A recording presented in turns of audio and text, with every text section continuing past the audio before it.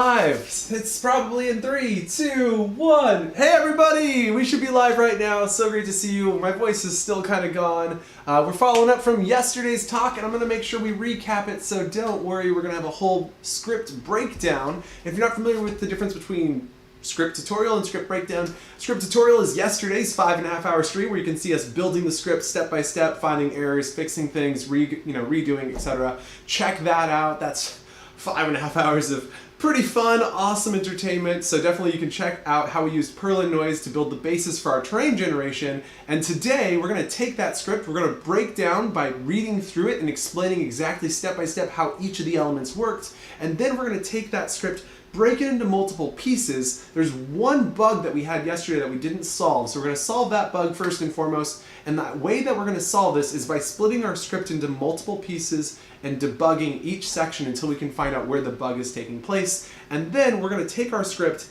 and right now we've just got a Perlin Noise function that's basically making clouds and ripples and waves like this, and we're using that and then color coding it. We've got a really cool terrain being generated, but what we want to do next is we want to create biomes so that you can have giant oceans and swathing like landscapes and plains and flat areas, and we want to also make giant sweeping peaks. Excuse me. And there's going to be lots of me coughing, and I apologize, but it's too much fun for me to stop. I had so much fun yesterday, and I hope you did too. So we're back at it again. We'll be going in and out of publish mode to show this off to some people, get their feedback. And if Dimster's watching right now, feel free to jump in. I'll probably we have room for 2 more people to join us in build mode. With that, it is something I'm very cautious with who we let in, just because it's not necessarily an educational space. It's not like I'm teaching it step by step.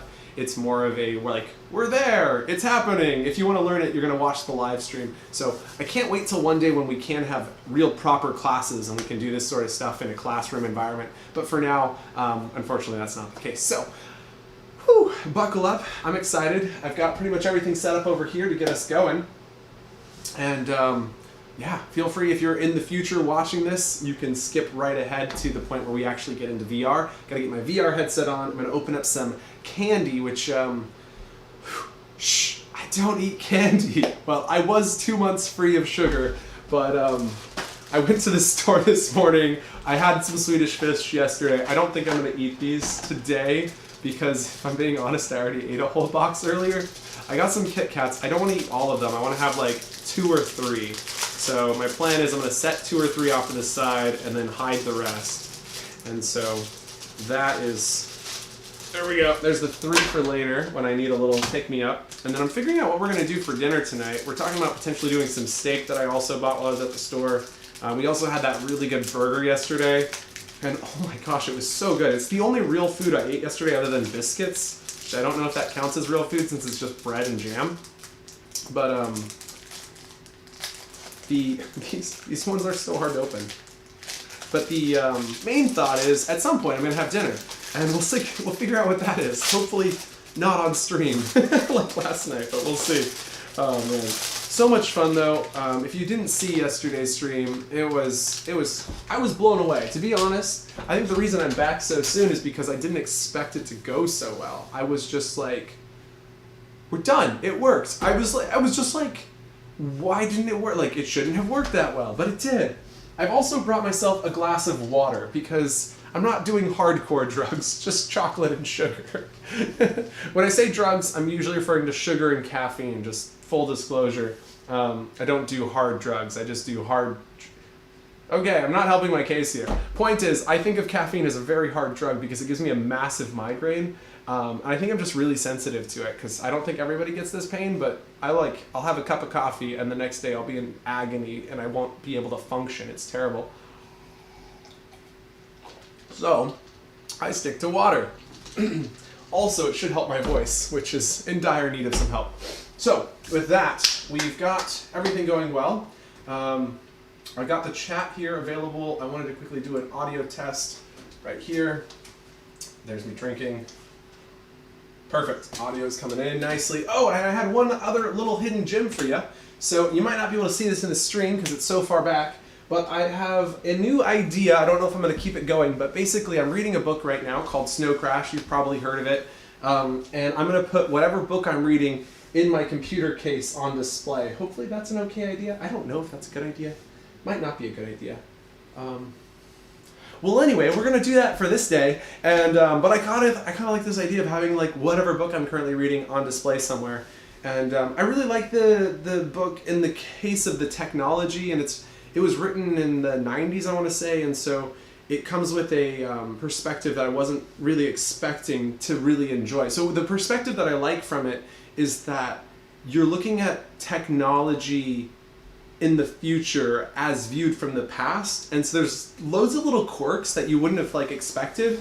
And so there's this scene where they're like, he's in the car and he's connected to the metaverse, so he's on his VR headset, and it's like really choppy connection. He's got this terrible connection because apparently the only way to get connected to the internet in the future is via hardline connection from your wall. Otherwise, it's just not fast enough. There's no way to get a fast enough signal out in the rest of the world. And I just thought that was so funny because we have 4G LTE and 5G theoretically at some point, and you've got these really fast speeds that you get on your cell phone that would totally enable you to do VR. And I've actually done VR from a mobile hotspot. So it's like, I was just laughing. I was like, no, you don't need to be hardline in. And so the entire premise of this metaverse is you have to be wired in. And what's really cool about it is it actually talks about like cloud gaming, and which is crazy because like that wasn't even a thing, right? It's like, I mean, gaming wasn't even really a thing. But you like, basically the way it works is when you plug in, you aren't visually seeing like the computation isn't happening on your headset. The computation is happening in the cloud, and they're just streaming you the visuals that you'd be seeing. It's kind of a neat idea, and it's actually something that's in development for Horizon Worlds, as we saw in some posts at some point in the last year. So anyway, I love tech. It's a cool book about tech. I don't know that I would recommend it though. I personally don't like the dystopian premise that it's under. There's so much gore, there's so much death. I'm about a third of the way through, and there's just like, people are getting killed left and right, and this is supposed to be based in California, and it's just like, it's not the future that I want to think of when I think of the metaverse and what I think of as like the technology being a bright and happy future. So if you're into dystopian like futures and novels, this might be a good book for you. If you're not, like I did not expect that. When I started reading, I literally stopped at the first 10 pages and I was just like, I can't go any further. This is so bad. Like the whole premise of like where it was based and how awful the world was. Like everything was run by the mafias and things like that. And I was just like, don't really like this. But I did keep reading it for the technology, and I'm enjoying it for that. So that is the book I'm currently reading, in case you wanted to know. So Snow Crash on display there. Now I'm going to go ahead and open up our VR headset here. Let's go and get our system set up on the computer as well. I'm so bad at this. Hit this button, double click that button, then hit this button again. That didn't work, but it should have. Okay, and then controllers. Also, let me know what you think. If you've read that book, if you like that book, if you like those type of novels, I'd love to see what you guys think in the comments. If you're seeing this in the future and actually interested. And if you've, like, there's definitely a part of me that thinks no one will ever watch this video and that this will never get a singular view. Although I'm sure there's somebody watching it. So, feel free to leave a comment. Let me know what you think. If you are interested, if that sounds interesting to you, what your thoughts are on kind of like technology and all of these kind of thoughts, honestly. Appreciate it. Seriously appreciate it. And so I guess this is a good time to call out if you wouldn't mind giving the video a like. And if you are new to the channel, we do live streams here exclusively. This is the Lakes05 personal streaming channel, and then we do sometimes take videos from this channel, put it on the main channel, which is the Vidyou channel. Link is in the description. I've got Horizon Worlds loading up right now, so it should pop up in the background behind us. And then I just need to port you guys over. So this is coming online. There we go. Go, and one more. There it is. Okay, so I got all the things open. That's good. And we do need to switch to our desktop capture close-up. There we go.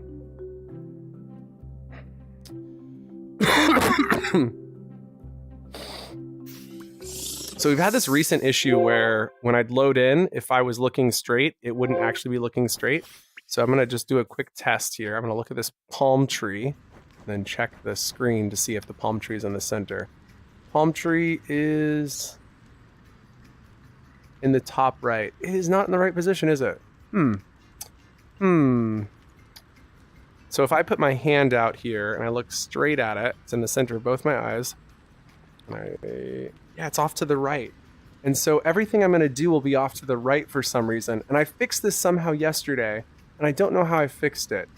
So I have this. I'm looking at the palm tree. It's still twisted. Try Alt-Enter, and that didn't do anything. I think I'm just going to close Horizon and reopen it. So quit app. What I think I did differently is when I opened up Horizon Worlds on desktop, I think I left it open. No one's seen this bug before. I'm the only person that I know of who has seen this issue happen. And so I think what I'm doing wrong is I'm closing this screen before it's loaded in. So I'm just going to stand still. I'm going to keep pointing straight forward. I'm going to hold my hands out, do all the things that you'd expect. Fingers crossed this works. Okay, I'm in Horizon. I'm going to go over here. I'm going to look at the palm tree. Palm tree's in the center of my vision. And it's still in the top right. Darn it. Oh, man. What am I going to do about that? Because now it's like it's centered, but I'm not looking at the palm tree now. I don't know what to do. I got one more theory. So I'm going to close Oculus, which is going to crash me out of Airlink, which is fine. And then I'm going to open up Horizon Worlds the old-fashioned way.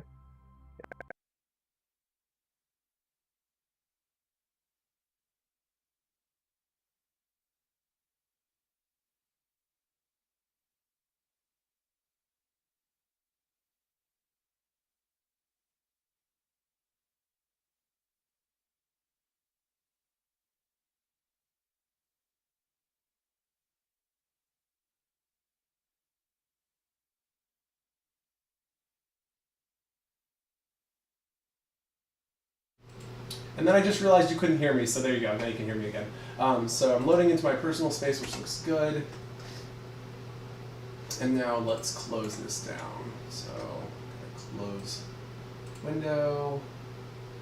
And let's try that one more time. Here we go. So I'm going to go open up Airlink, Quest Link, and click and launch. Okay, I'm not going to move my head. Although I don't think that has anything to do with it, but library, launch Horizon Worlds. Come on, let's get this. I'm so nervous. I really want this to work. We're recording this video series. I'm sure you saw the time-lapse Building 101. It was on the main channel, or on the main, it was on our Instagram, and it was also on our Facebook page. And the time-lapse looks so cool. The problem was we found out afterwards that my entire recording, my point of view where I was looking was now in the top right, so it had been shifted, which is what I'm trying to demonstrate here. Oh, I think we're good now. Let me, let's try the palm tree one more time. Okay, palm tree's in the center of my vision. It is kind of in the center, I think. It's in the center of the left and the right. I think it's better. I think it's better. I don't think it's perfect, but I think it's better. So if I look at this menu, and I hold my head on the menu, oh, it's not really though, is it? Is it? Wait, is it? I think it's good. You can see the whole menu. I can see the menu, you can see the menu. Okay, I think we're good. Whew, that was some nerves. And I'm gonna go ahead and get to traveling, and then I'll let you guys see the screen, so apologies for that, just one more second. Okay. Bum, bum, bum. Clicking Edit World. Edit World. Okay, on my way. Switching this over for you guys. Desktop capture close-up. Oh, that's weird. Oh, there it is. Okay. There you go. So you guys should be able to see now. And then I'm going to open up all of our screens over here. Not sure what that is. And last one, boom, there we go. Feel free to chat, by the way. I'll be able to see your chat messages here in VR. If you haven't seen our previous live stream on this from yesterday, I am excited to show you this because it's pretty cool. I'm really, really excited. So I'm bringing out the chat menu and sticking it right above the camera so I'll be able to talk to you guys directly. There we go. And pin to experience and resume Horizon Worlds. Double check that what I'm looking at is what I'm looking at. Looking at the blocks there. Yep, that looks perfect. Sweet. So you guys can see what I can see. All right. If there's any issues, please be sure to leave them in the comments since I can see that live and we can make adjustments. And welcome. Great to have you. Thank you for joining. So today what we're looking at is this really cool terrain generator. And so you can kind of see looks like we're on an island right now. And the way it works is wherever you walk, it's going to spawn blocks. So if I jump all the way down to like this guy here, it's going to spawn in all the blocks this way. And so it's going to take a second, but here you can see this is the rest of the terrain that we didn't get to see before. So you can see there's a little bit of water. We can splash in it, which is a lot of fun. And then, oh, apparently you can splash on this one too.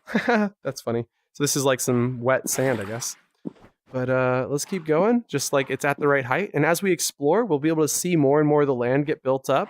And so then we can travel up the land. And it's really well done for what it is, just being such a small little like segmented piece. And so you can see we've got quite a bit of diversity here. So we've got like the grassy areas, the beachy small little piece, these kind of like stone pieces. The only thing we don't really see a lot of is the snowy areas. And so that's a wee bit of a problem. I also want to add some amplification to some of these biomes. So this should load in just a second. But basically this is the center and then it loads in a circle around you, all of the nearby pieces. So we can actually see a little bit of an ocean developing right here, which is kind of neat. So that's really cool. Look at that. Nice. Okay, not an ocean, more like a pond. And so that's the problem, right? Like that's just a pond. Why isn't that a nice little ocean? And so we really want to like extend these biomes so that it feels like there's a lot more to it. Like it's a fun little adventure. And we're going to make more and more adventurable areas that are more interesting to go through. And I love all the little textures we've got in here. But at this point, the biggest problem is that we're not seeing massive areas. So that's the goal for today, is to build biomes. That's why it's the name of the video. You can see we've actually already hit 500 objects spawned. So we've spawned 500 of these little tiles here. And so many things I want to do and so many things to do, but I guess we should really start by going through the script and talking about, how it was made. Here we can see that parts of the world are despawning because it despawns the oldest blocks while it spawns in the newest blocks. And so theoretically, it should be spawning in blocks right here. Should be. It doesn't seem to be. There seems to be some like bug, and we're working to figure that bug out, which is our goal as well for today. So let's go in script, stop the world. So it says there's 1,000 items in the list, which is weird because we have the list preventing itself from getting to 1,000. But we're going to talk about all that as we go through the script. You can see there's a giant ocean here. And here's our scripts up at the top. We've got a script for the respawn and teleport. We've also got a swimming script, which is where you've got your water layer. And so you can see the water is right here, and it's 5 layers of text. And then it's stretched out. We've got an artificial boundary for now, which is this walled off area just to kind of keep the players in the main space. So that's a thing. One thing I really did want to do was create this text object so that it would always face the player. And we might have to do that at some point.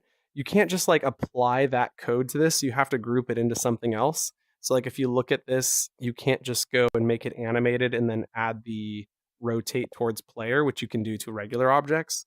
So we have to group it with something. I did do that yesterday, but because we were using the object, I didn't actually go in and keep that. So what you do is you basically make this non-visible, non-collidable, and then select this plus the text object, group it together, open up the properties panel, select animated, and then go into attributes and turn freeform on. And actually, now that I'm thinking about it, I'm pretty sure you can turn animation off so you don't have to pay for the capacity cost of the cube. And then it'll always look where you're looking. And so if we hit play, we should have a object above us that's constantly counting all of the objects that we've spawned in. And so we spawned in 81 objects. So we're on a 9x9 grid. And Oh, wow, look at this. This is what I love is so we have random seeds to start us off. So every time we load in, it's a different world. So it always feels like a whole new adventure. It's quite exciting, really. And you also get low gravity in the water here. So you'll see that when you're underneath the water, there's different layers to the water. And you can also jump a little bit higher. You can't move as fast, which is kind of nice. So just some like little niceties, I think. Just some easy little ads. And then when we look up, we can see from no matter what angle we're at, we can see that counter, which is more like a debug for our beta world here. Okay, going into head and click clear. Let's drink some water. And then we're going to go ahead and break down this script. My computer's giving me all sorts of bleeps all over the place, but I don't think I need to touch them. I think we're all in the clear. Okay. All right, so we'll start by breaking down an easy script. And this is the respawn script. And so what the respawn script is doing is it says when trigger is entered by player, respawn that player to the spawn point, which is, the spawn point up in the sky right there. So it respawns players that fall through the ocean to here. And then if the name of the player equals Lake05, so that's me, we reset the world state. So whenever I jump off the world, if I'm beta testing it, we can reset the world and try again. So if there's like an error that appears. So that's really pretty nice. Now in our swimming script, it's fairly similar. We're doing when trigger is entered by player. We then move visual effects and sound effects to the position of the foot of the player that was entering the trigger. We then play the visual effects and sound effects. And then we're using a random sound effect. So this one will choose a random splash sound every single time, which is really nice. So that's the paddle splash random. So you get a different one. And then we set the player's gravity to 4.81, so it's less than normal gravity when they're underwater. And we set the player's speed to 2.5, so they're quite a bit slower when they're underwater, or when they're walking or treading through water, right? So then when trigger is exited by player, we set the player's gravity to 9.81, and we set the player's speed to 4.5. So that is how we use our swimming script, which is a series of triggers, actually. So rather than doing just one, you'll see there's a layers of triggers. So that way there's multiple splashes. There's a splash for every layer of water and just a little bit more engaging and interactive. It's a lot of fun. Okay, so we're going to go into our terrain generator, which I believe I spelled terrain wrong. Congratulations, Lakes. Terrain, gen.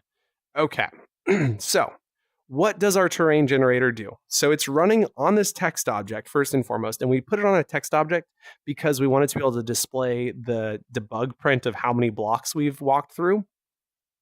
Then we said when world is started, we've added 3 different colored blocks to the ocean and to the beach and to the grass and to the dirt and to the stone and to the snow. So there's a bunch of lists over here. So if we come on to this, we have lists of biomes. If you scroll down, you'll see this is the list symbol and this is a biome.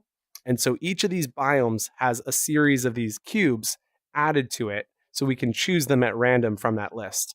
We also have this current biome, which we'll get to in a minute, but that allows us to have one that's set as our current biome.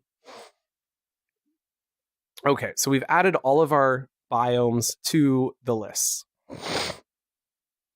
Excuse me, we've added all of our biome blocks to the snow and other biome lists. And if we go to our blocks tab under assets, you can see I've created an entire folder for terrain generation. And this has all of the cubes, and they're just perfect 1 meter cubes with different colors on it. And this allows us to stretch them, which you'll see in a minute. So then we set the seed to be a random number between negative 100,000 and positive 100,000. We do that on both the X and the Z axis, and you'll see how those are used in a minute. But this seed value is a vector, which allows us to start at a random position and basically create a different display no matter where you're at. Okay, so then we send display to self, which you'll see is going to update the text display. So if we go down to the display, you'll see, oops, undo. I'm not sure what I did. I don't know if I caused a major issue. Did I? What did I undo?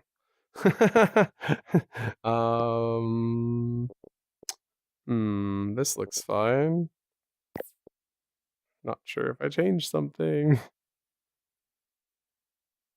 I don't know if I press redo what it'll do. I can't see anything changing in here. I don't know. Okay, hopefully we didn't make any mistakes and everything functions fine. We should check it afterwards. Okay, so we send display to self, and then I was scrolling down to the display event, which is right here. And so when display is received, we display the length of the current asset list as a string on self. And so that gives us the current list. We actually want to change this up a little bit because we're not getting enough information in here. And so I'm going to go grab just very quickly a couple plus symbols, and you'll see why. And so I'm actually going to grab one more plus symbol right there. And then over on our values tab, we're going to grab the string input, and we're going to define what these are. So the first one is assets spawned. So this tells us the number of spawned assets, and then we put a colon, a space, and then we can drag the length of current assets as string into the A slot. And then we can actually delete this now. And then what we want to do in the next one is add an additional string. We actually only need one of these now that I think about it. So this one, we're going to add a break. So the BR symbol, which is going to break our text. And then we're going to add an additional line, which is going to say coordinates, because I think this is where our bugs are appearing. So coordinates. Because we have coordinates in a list, and those coordinates are, it's a vector list, so we should just type vector list, vector list length. Okay. So there's our vector list length, and then put another colon and a space. And then what we do is we grab this one that we just previously made with string and thumbstick to the right to duplicate that. And then instead of checking current assets as the variable, we're actually going to check the current vector list, current placed. Here it is. Okay, so then we can thumbstick to the right to put that here.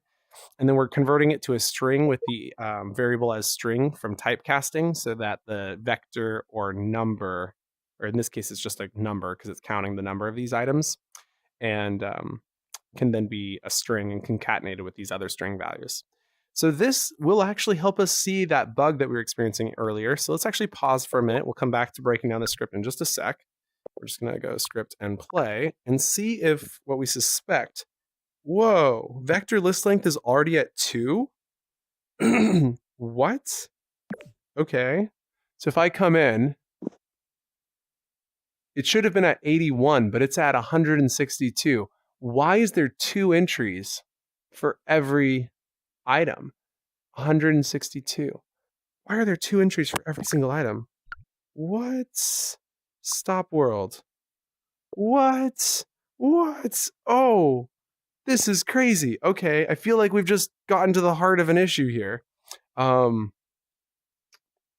keep walking through the script and see if we can't find this as we're going through. And so that's why we debug print, or we display information like that so we can see surprising information. So we set seed to the new vector. We've done that. We sent display to self, which displays that information you just saw. Then we add 000 to the current placed list. So this is the first time we've added an item to the list. We then send spawn asset to self with 000 and scale override. Okay, so send spawn asset to self with 000. And so scale override was this variable we made, which allows us to determine the scale of each cube. And so we're making them 4 meters wide, 8 meters tall, and 4 meters wide on the other axes. And so that is what the scale override is. So then spawn asset should be received down here. So let's go down to spawn asset. And when spawn asset is received with a position and a scale, here it's adding position to the current place list. It's not supposed to do that. I thought I deleted that, but for some reason it didn't seem to delete this. That could be the reason our whole thing was breaking. Okay, so anyway, we now set Perlin vector to be the seed. Okay, so let's talk about what this is. So Perlin vector is the vector we created. Oh no, it's a vector we're currently creating. So it's a vector that's in motion. So we're constantly changing this. So we set Perlin vector to be the seed value that we set at the beginning of the world plus the current position, which is currently 0, 0, 0. And then we set the height value to be based off this Perlin noise. And so really all we're trying to determine with our Perlin noise is how tall should this object be placed. And so we set the current height to be the 2D Perlin noise of the x of the Perlin vector. So we get the x of this value. You'll remember that we only set for the seed, the x and the z value. We ignored the middle value, the y. And so we're getting the x of it. And then we're dividing that by terrain smoothing, which changes how high and low the troughs are. And so we take that, and then we take z of Perlin vector and divide it by terrain smoothing, which I believe is currently set to 30. We can quickly find that at the top, I believe. There it is. Terrain smoothing is set to 30, so that's what we are dividing by. I had this extra Boolean, which I thought was a good idea. I understand where I was going with it, but I'm actually going to go ahead and delete it because it's not being used, and it was just causing a mess in the script. So then we're setting current height to be the absolute value of current height times the scale multiplier. So we take the current height and we take the absolute value of it because Perlin noise is between -1 and +1. So it then gives it upward value if it's a negative value. And then we take the absolute value of that current height times the scale multiplier, which we've currently set to 20. And so that means our terrain ranges from 0 meters at the lowest that it can go and 20 meters at the highest. Problem is it's very rare to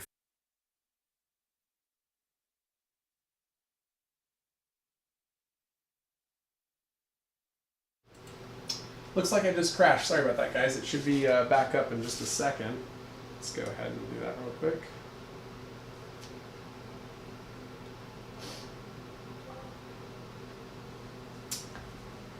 Okay, moving right back up.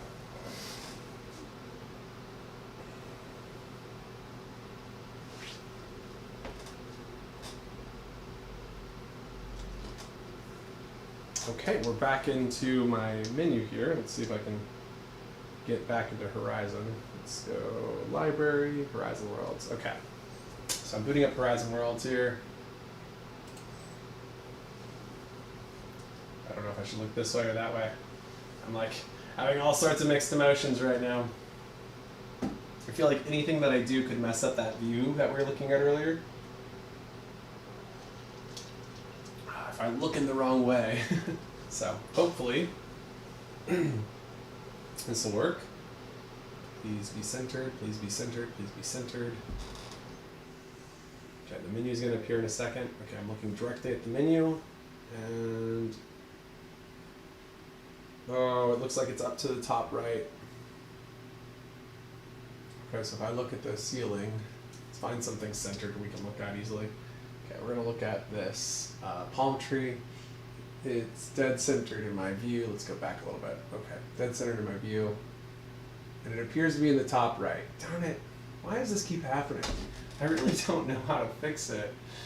Oh, close window. I'm going to have to restart Horizon. I'm sorry, guys. It's pretty bonkers to me. I just don't understand why that's happening. Okay. So what does seem to fix it, though, is if I open up the exe file and then I reopen Horizon via AirLink. So we'll do that real quick. I feel like it's not called AirLink anymore because it says, no, it says AirLink right there. So it's called QuestLink via AirLink. I'm like, I don't even know. Okay, so I'm in Horizon. Everything's moving. Tab, boom, boom, boom. Everything looks good. Now we're going to go close out of Horizon desktop mode. Okay, and now we're going to reboot up from here on QuestLink. So in this case, what we're going to try and do, I wonder if I'm on the wrong network. What if I'm just on the wrong Wi-Fi? So I'm on Unit A 5G here, and if I go down to here and check my internet, am I on the same internet? I am. Okay, should be good. Connected, no internet. You guys can hear me, right? Like, post a comment if you can hear me, because this is telling me I'm not connected to the internet, but I'm obviously connected to the internet, right? Like, I have to be. Connected, no internet. It says there's 3 people here. You guys have to be, you exist, right? Like, am I going crazy? Let's go back. Also, can't wait to show you what we're doing right now because it's super duper cool. So bonkers. Let's try this one more time. Okay, so loading up. Selecting library, opening Horizon Worlds. I'm not going to rotate my head in case that's what's causing this weird issue. I'm just going to look straight. I'm not going to move. Not going to move. Although I really want to move.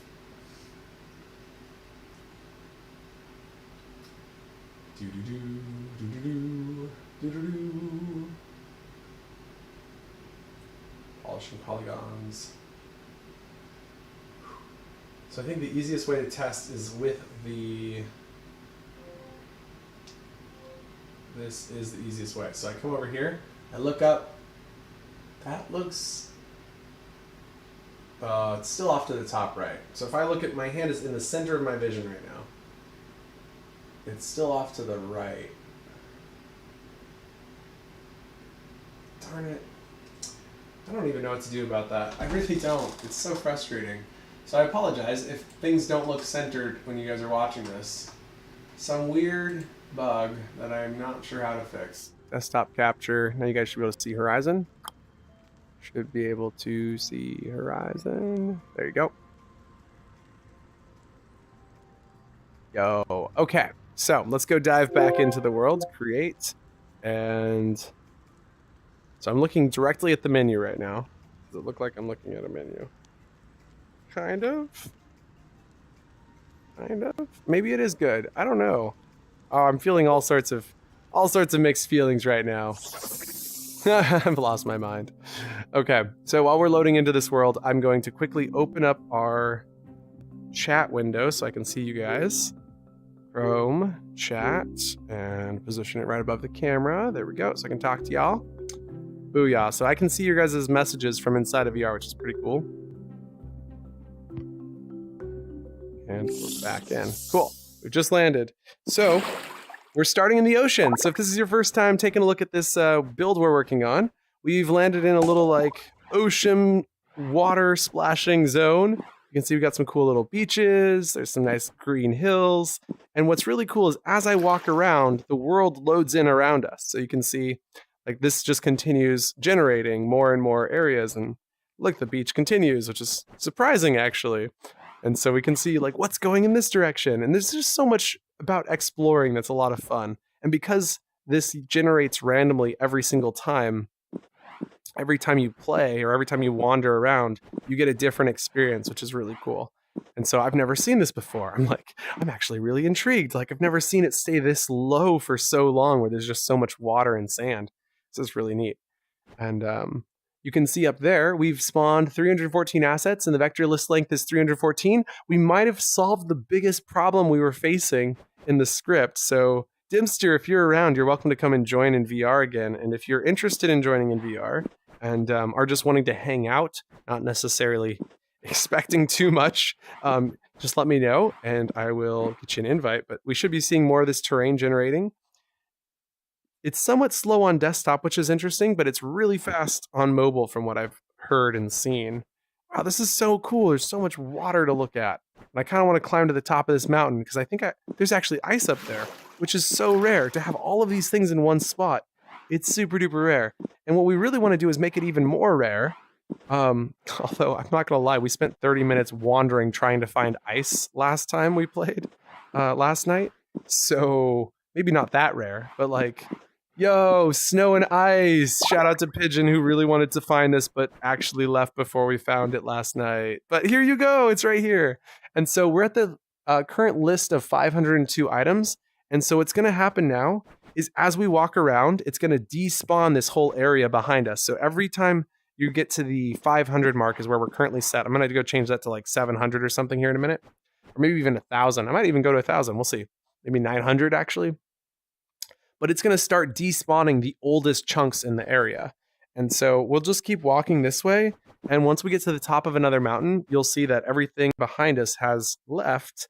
And the thing I'm most excited about is it was previously bugged, but the last thing we did before the stream crashed was that we fixed a bug. We found a bug and fixed it. It was super good. So yeah, you can actually see parts of it are despawning over there. Look at that. And it's kind of crazy because it despawns from where we started. And since we walked in a circle, you can kind of see it's despawning not exactly how you might expect. Just kind of fun to watch. I'm just kind of curious to see this. I really want to watch it. And what's not been able to be possible in the past, but should be possible now, is if we walk back to spawn, it should actually respawn, because we found a bug where it was double adding for some reason. Like I had deleted that code, but apparently I didn't. And yeah, as we walk back this way, we should see the rest of that get despawned. And oh, this is so cool. So it just like kind of leaves a path. We'll look in build mode to see it again. But this is quite a lot of fun to actually watch as you see the pieces despawning out and new pieces spawning in. Let's go. So now this whole section that we were just at previously is about to start disappearing. And so what I'm curious about is we should be able to walk back through this area and respawn these blocks. So these blocks that are despawning, we can actually respawn by just walking into this area. I'm not 100% confident it's going to be the best experience. Like that was dangerous, but it should be spawning them back in pretty quickly as we're coming back. Oh man, this is so good. So good. But what's also interesting is because the colors are chosen at random, you'll remember this was previously an ice and a snow. We now have two different or two snow blocks here. And so it's kind of interesting to see how it chooses randomly and recolors the terrain as you come back through. So I almost feel like you could get lost in this if you didn't know where you were going, because it's like, wait, that's not the same color. And so I almost want to figure out a way that we can seed generate the randomness here so that these colors are actually not randomly selected, but actually stay the same. I think that would be a really fun thing to add here. Oh, there's so much I want to do. I'm so excited, you guys. This is one of my favorite things I've ever built. So thanks for sticking around and checking it out and listening in. We're going to go ahead into build mode. And here you can see the most recent path that we walked down. And we've got... I see. So it's... Got it. That is so cool. I love this so much. This works way too well. I mean, it works way too well. I just love this so much. Okay, so let's go and change the list length maximum. And so right now, I don't think there's a variable for it. I got to walk you through the rest of the script too, so we'll get to that as well. Where is the check? I think it's right here. So here's where we're saying if the length of current assets is greater than 500, despawn those assets. So we're going to go and create a new variable for this so that we can like edit it from the properties panel a lot easier. And so this is going to be called max cubes. And so max cubes we're going to set to 900 because you can have maximum of 1,000 items in a list. And by setting it to 900, it should never theoretically go over that 1,000 limit. If it does go over the 1,000 limit, we reach some massive bugs. But this should be the answer. Cool beans. So now we can generate a lot more terrain, which is also exciting. The question is, of course, like, what if we didn't want to delete spawned assets? What if we did a secondary version of this? So I've stopped the world, right? So I am crazy. I'm so crazy. But it's just crazy enough it might work. Honestly, it's just crazy enough it might work. Oh, I really want to do this. Because, like, why wouldn't you want to do this? Okay, so if we create another vector list, we call this old vex. Okay. And then we create another object list. Oh, I forgot to make it a list. Let's try that again. Delete variable vector list. I wish you could smell what I'm smelling. Kay was making brownies downstairs and they smell so good. Old vex. Okay, and that's a list of old vectors, confirm, and then we create another one, which will be objects list, and we'll call this old assets. Old assets. Okay, and click confirm. And so what I'm thinking we do here is instead of, we duplicate this here. So we've duplicated this while loop, and then we say while the length of old assets is greater than max cubes, then we use the old assets here and there. And because we know that these will always be at the same position, now we're going to do it with the math just in case something goes wrong. I think it's better to be mathematical. And I'll explain what this does in a minute when we walk through the script. And so then we need to go to old vex is the one we're removing from, get position of item, and then remove item at position 0 from old assets. Okay, so this is how we're going to get rid of our older assets. And then instead of deleting these spawned assets, what we're going to do is actually add them to the list and remove them from the other list. Oh my gosh, I literally was just talking about how good those smelled, and now I have one. I am so excited to try that. Thank you. So we're going to go grab this add to list and drop these here, and then we're going to add to the old vector list, and we're also going to add to the old asset list, and then we're going to remove these items from the previous list, which is easy because it's right here. So then what we can do is get item 0 from the current asset list, drop that there. We're no longer despawning it, so we can delete that. And this item is going to get removed, but it's going to be a position. I don't want this script to break, so what I'm going to do to save some scripting space is create another vector variable, which will be called current position I for iterator, because we're using it in a while loop. Okay, so then set the current position I to be get item position of. Okay, so we get the position of this, and then we can, oh, and I forgot to multiply it, so we gotta grab that multiplication. There it is. Okay, so now we got current position I, which we can add and remove from these lists. Perfect. And voila, we're done. We've done it. We should now be able to have up to 1,800 spawning in cubes, which is exciting. So we've just gone from 500 to now theoretically going up to 1,800. So let's go spawn this in, see what that looks like. I'm going to eat a brownie and get rid of whatever this is. Hide user on this channel. Report for bad stuff reported. Press OK. And we should be good now. Should be good. Cool. Okay, brownie time. Ah, I wonder how good this is. Oh, it's so hot. But it tastes. Mmm. Oh. Mmm.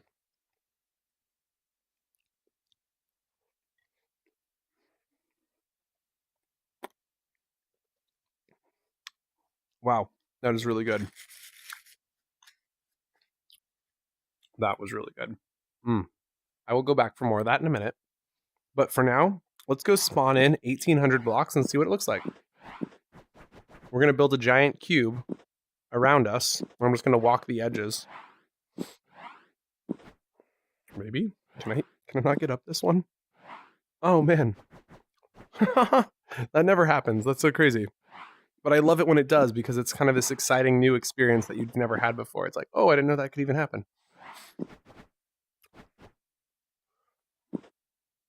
Okay, and then we're going to walk out to this edge.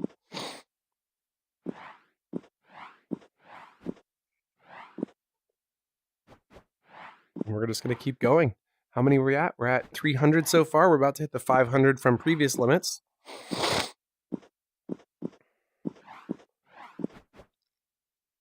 Let's go. This is so exciting. So this is where we got stuck before. And I think we're going to walk this way and just try to find a new way up. Oh, yeah, that was totally the right decision. Wow, there's a whole new area over here.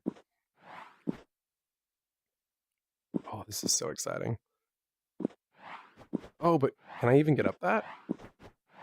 I love this so much. Like, you know, when I set out to build this yesterday, I really wanted to build something that I could enjoy. Like, and I was like, you know, the thing I love most about these sort of adventure maps that are endless is there's just, you never know what you're going to expect to find. So we're at 615. I've just realized that when we get to 900, it's not counting the total of both lists. It's only counting the total of one list. So it's actually not going to be accurate to show us when we get to 1800. But let's see what 900 looks like. And then we can recognize that 1,000, or excuse me, a 900 more would look like basically double. So we can imagine what 900.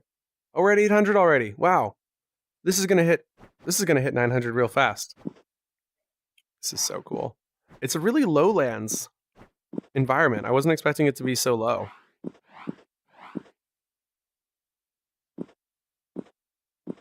And we're splashing. Splish splash. Jumping. Jumping. Woo. Oh, we got something here. How tall can we go? Oh, we're going to the top of this. I don't even know what this is, but we're going to the top of this. So I know we've hit that 900 limit, so it's now pushing into that other category. Oh, there's snow! Oh, no way! This was a snow mountain. Oh, I was not expecting a snow mountain. Oh, I love snow mountains. This is the best. This is like alpha version 0.001, and I'm just like so ecstatic with it. Oh my gosh, this is so good. This is like, oh, just, it's so weird too. It just doesn't feel like what I was expecting. You know, like if you look at Perlin Noise, it's kind of bland, but like this feels way more alive than what I think of when I think of Perlin Noise. So I'm like really, really impressed with it. At some point, we will be despawning previous objects, so I do need to find a stopping point here. So I think I'm going to just follow this ocean out, make a little center around it, and then we'll take a look in build mode. Because we should be getting pretty close to that 1800 limit. Oh, what is up there? You know I like tall things. You know I like tall things. Tall things. Sorry. Couldn't help myself. Tall things. Let's go. Oh, that's not good. That's not good. We got a double spawn right. Oh, I found an error. Stop world. Take a look. That was it. It's gone. Oh gosh. I found a massive error and I'm like so embarrassed, but I have to fix it. Okay, first of all, go to display and it's the length of this plus the length of another one. So we just got to go do some addition. So delete this and add a plus symbol. Okay, so we take the length of current assets plus the length of the old assets.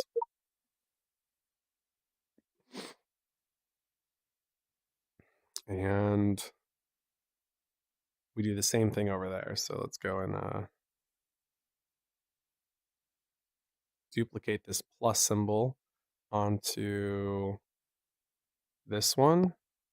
And then grab current placed there and then scroll over and do old vex here. Here we go. Okay, so I fixed that so it'll count correctly by adding to it. And then the other thing we needed to do was, what was it? It was only checking. So this check position says if not in this list. And so what it needs to say, if not in this list or not in this list. And I want to make sure that that math makes sense. So let's grab an if function. And so what we're trying to say is that if it is not in this list, we can then add it. If it is not in this list and it's not in this list, then we can add it. So I think we need an and function, not an or function. So and.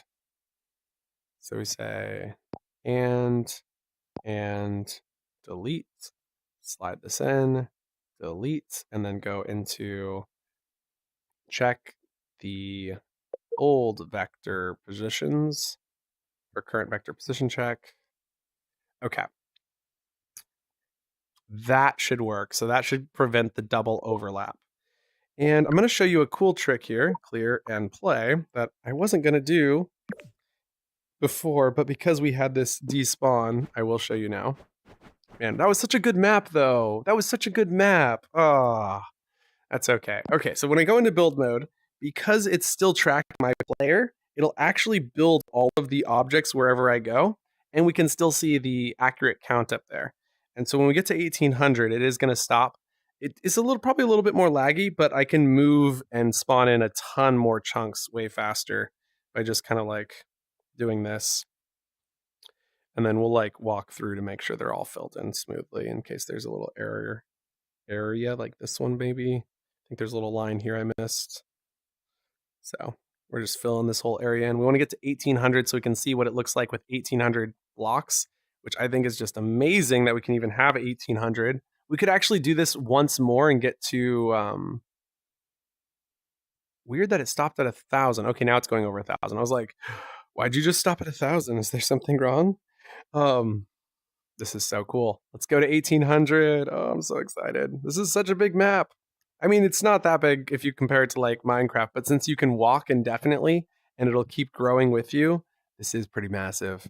Okay, I think it's just time to walk in and fill some of these gaps as we walk. Oh, we got flickering here. That's not good. Why do we have flickering? We're at 1400. Hmm.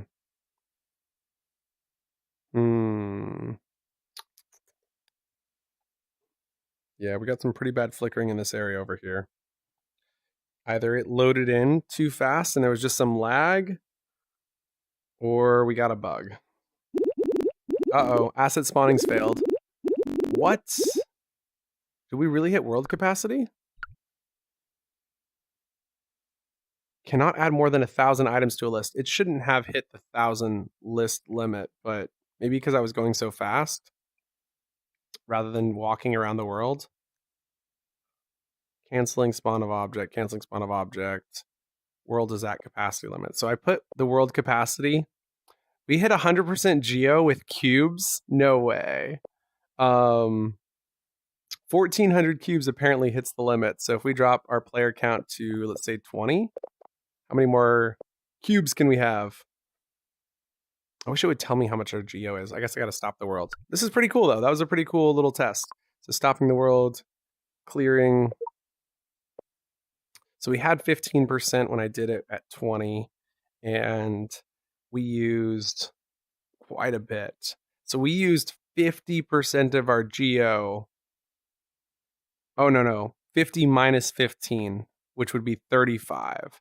So we use 35, which means we need 70%. So I've got to drop our players down to like 16 if we want to have 3,000. Thing is, we don't want to have 3,000 at this point, like in the future for sure, but it's going to have to drop the players later. So let's go to 20, I think is okay for now. And that should be fine. Custom player movement. We do want to do custom player movement because someone had a really good suggestion yesterday. Can hands collide with static objects? Not at this time. So what they had suggested we do was go over to our water script and have the player float upwards when they are below the water level. So when trigger is entered by player, and then we'll say if player is below. So we know that the position of the trigger, so we want to check the position of the torso. So we grab the Y of two things, and then we're going to go grab position of player's torso. And we want to make sure the player's torso is, actually we're checking the torso to see if it's below the Y of the position of self. So we grab position of self. And so theoretically, what we're trying to do here is determine, and I guess it really isn't position of self. Let's actually just use a regular number because we know that the top of the water is stagnant at this point. And Hopefully we never change it, but I believe it's at 7 or something like that. So if I look at the attributes, the y of this is at 7. So 7, I think we go up 8, 9. I think maybe it was like 8.5. Well, let's just try saying if it's below 8. So if your torso is below 8, what are we going to do? We're going to apply some upward velocity. So add player physical velocity of 0, 3, 0. And so this will send the player upwards. I kind of want to try this out because I'm curious what that would look like. Was there another bug I needed to solve? I think we solved all the bugs. I think maybe not. We'll see. Play. Okay, coming into play world. World should be spawning in. We want to go to the ocean. There's the ocean. Let's get into the water. Come on, water. Please be water. It could go right up from here. Like this could be the only sand. Ooh, nope, there's some water. So I'm in the water. I'm not getting thrown upwards yet. I'm still not getting thrown upwards yet. Nope. I'll go down a little bit. Nope. Oh. Almost. Like, I think it needs to happen sooner. This will be happening right here.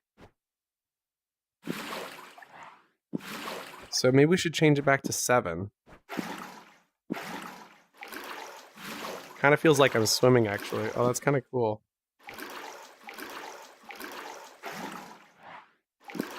Okay, that's actually kind of cool. Okay, that was a really good suggestion by the person who suggested that. Don't remember who they are, but thank you. And let's go and quickly finish it off by making this if you're below 9. So it happens a lot more frequently. So script and play. Okay, let the world generate. Eat some brownie.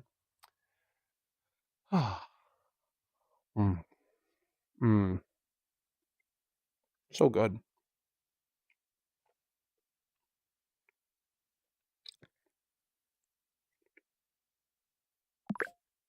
Oh no.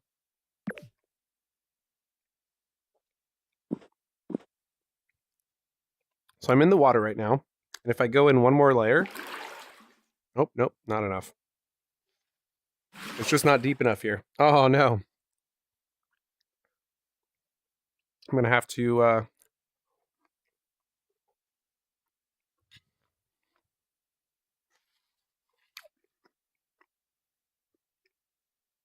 to be fair, that makes sense. This isn't that deep of water. Like, I'm still out of water.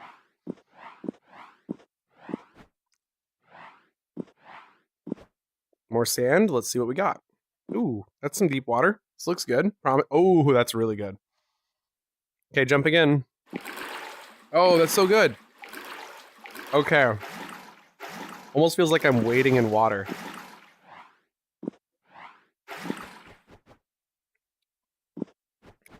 But I can get lower, so it's interesting. It's just like, if you jump in, you can fall lower. Maybe we use the distance from that to determine how much upward momentum we apply.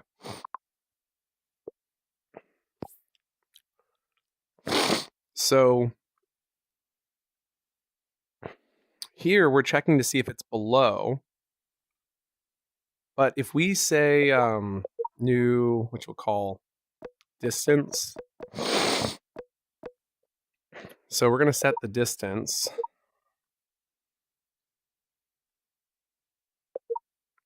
So we set distance every single time the player comes in. And the distance is the Y position of the torso below. We want to know if it's below 9. So if you take 9 and subtract this, it'll be a positive number if it's less than 9. So we take 9 minus the Y of, and if it's positive, then we do this. So we say 9 minus Y of torso, and then if the distance is greater than, so we'll go grab the greater than symbol. So we'll say if the distance is greater than 0, meaning they are below that value, then we're going to add physical velocity to the player, and we can use distance to modify this number 3. And so what I think we'll do is go grab from vector math, new vector from XYZ, throw a 0 into the X and the Z slots, and then the Y, we're going to make a plus symbol, which we're going to take the distance, add 3 to whatever the distance is. So maybe 3 plus distance. So it's like, but then I feel like we should multiply distance so that it's amplified. So the further down you are, it's like more dramatic. So let's actually take 3 as the base and then take the distance and multiply that by additional 3. And that should give us some really nice swimming effect, I hope. we'll go try it out. Or reread the script just to make sure I did it right. Distance greater than 0, add physical velocity. Got it. Okay, here we go. Ooh, we've already got a deep ocean. I'm going for it. Not sure why that didn't load in, but I'm jumping. Okay, I'm not swimming yet because I'm not deep enough. But I do like that I can splash in these zones, which is good. Let's go. There it is. Nice. But I fell. Oh no, that didn't give me enough. Oh, that one kind of did. It's like almost there. It's like if you're really falling, it doesn't actually... Although, did I just like fly out of the water? Like I just flew out. Oh yeah, totally flew out of the water. Okay, honestly, I feel like that's kind of a fun... Okay, that is actually genuinely fun. The throwing my hands up is a just me having fun, but oh, that is great. I can't get out though. So I think it needs to be multiplied even higher, to be honest. Which I know sounds crazy, but I think it needs to go even higher. So swimming script and go to 9.5. And then we're going to take this multiplier and multiply it by 5. And we'll start it at default of 4. Okay. And I can actually just go into the world again because we're not affecting this main script. We're only affecting the swimming script. So here we go. Back in the water. This is such a good place to swim. Okay, so I'm not touching my jump button, and I'm getting... I would be very motion sick if this was me, but it feels like I'm hopping like a bunny. Maybe it's a little too intense, but I kind of like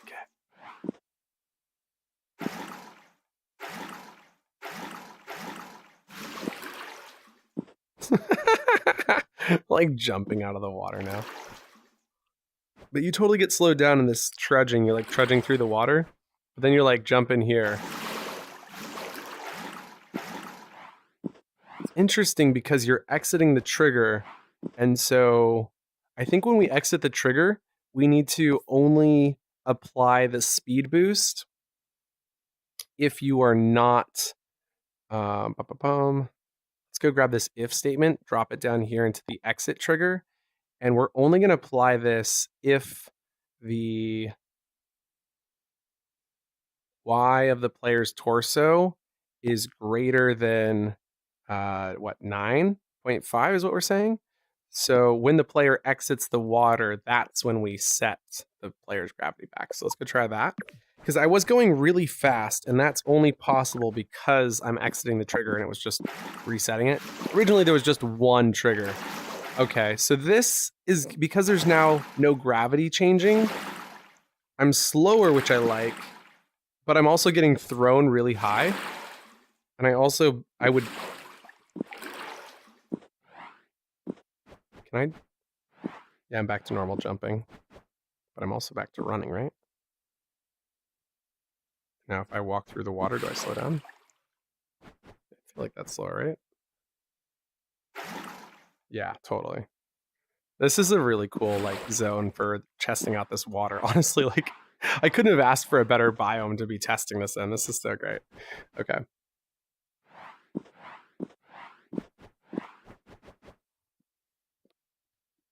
Okay, so with that, we're going to go quickly adjust our parameters to reflect the fact that it is more intense now because of that. So we're going to go change this back to 3 and then change this one back to 3 because I believe with the low gravity now as a permanent function, should work really well. Let's give it a go.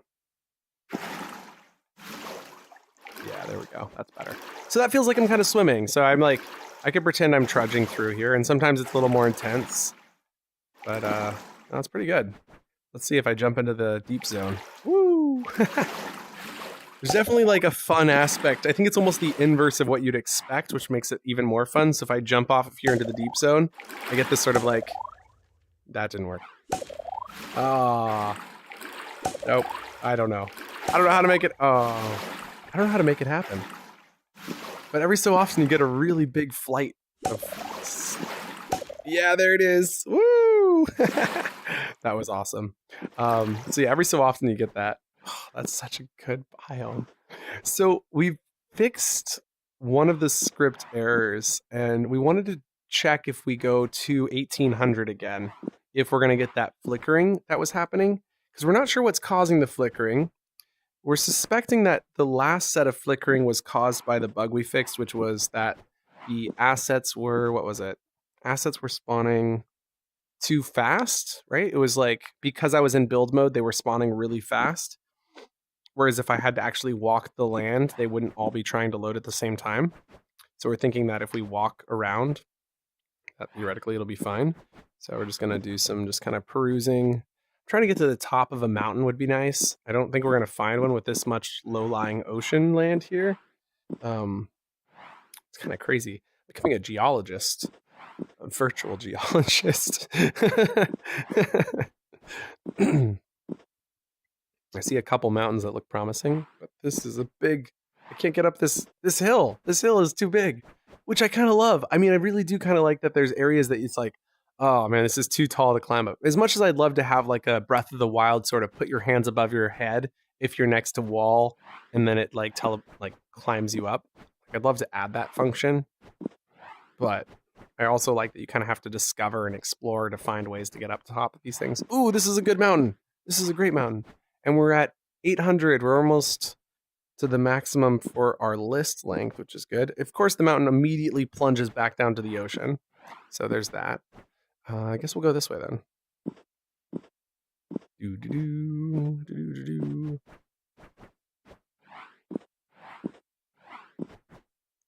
Let's go. Come on, more land. This isn't going to go up because you can see it's already going down. There's kind of like these telltale signs that you've reached the top. And so it's like, oh, this is like, it had to have been a slope upwards. And so I'd love to like also make it so that's not necessarily the case, where you can get these sort of non-normal sizes. So that's something I'd like to adjust with our current rendering world generating chunk loading thing. And the other thing I was thinking about doing today was also potentially starting in a brand new world. Oh, this is a nice tall one. Although this is definitely the top. So I was thinking about starting in a new world because there's a if you use the template for Arena Clash, I heard it comes with more than 3 boards, and it would be really nice to have more than 3 leaderboards in here so that people could see different stats for different things, right? So there might be a stat for like highest block climbed, and there might be a stat for like number of meters walked, and all sorts of things like that kind of hard to predict. Also, this is a massive space. Oh no, it's not. Here, it looks massive. You're like, oh my gosh, I'm on an island all of a sudden, and then what's this? It's going really tall. Like, this is really tall. Okay, I gotta see this for myself. And then it totally levels up at the top, and it's like, haha, joke's on you. That's too good. It's too good. Okay, so we're at 1,091. Still no issues. I don't see any Z-ripping out here, so I think we've solved that issue we were experiencing. I'm gonna load some more of the terrain this way. Let's go.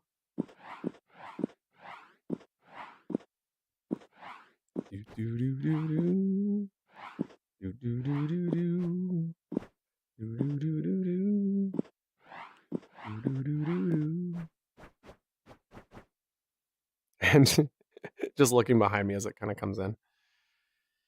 I wish I could make that faster. I think honestly we're at the whims of Horizon when it comes to asset loading and speed of asset loading. We could like make the circle around you bigger, but it's already really big. I mean, it goes out 9 by 9. It's a 9 by 9 cube that it spawns around you. So that's 4 out in every direction.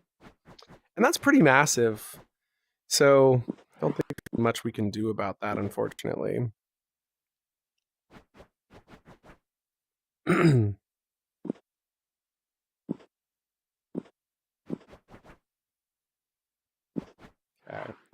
Gonna have to go into build mode soon. So good news is we're not seeing any errors. I do want to see us hit 1800 and keep it going back. So it's at 1400 right now. Ooh, another ocean. Let's go jumping. We're jumping. Yeah, I don't know how that happened, but I love it. So glad that that worked. I have no idea. It must just be like a little bit of lag as blocks are loading. It's just like, wee. And there's this definite part of me that wants to jump off the edge and just go swimming in this endless ocean.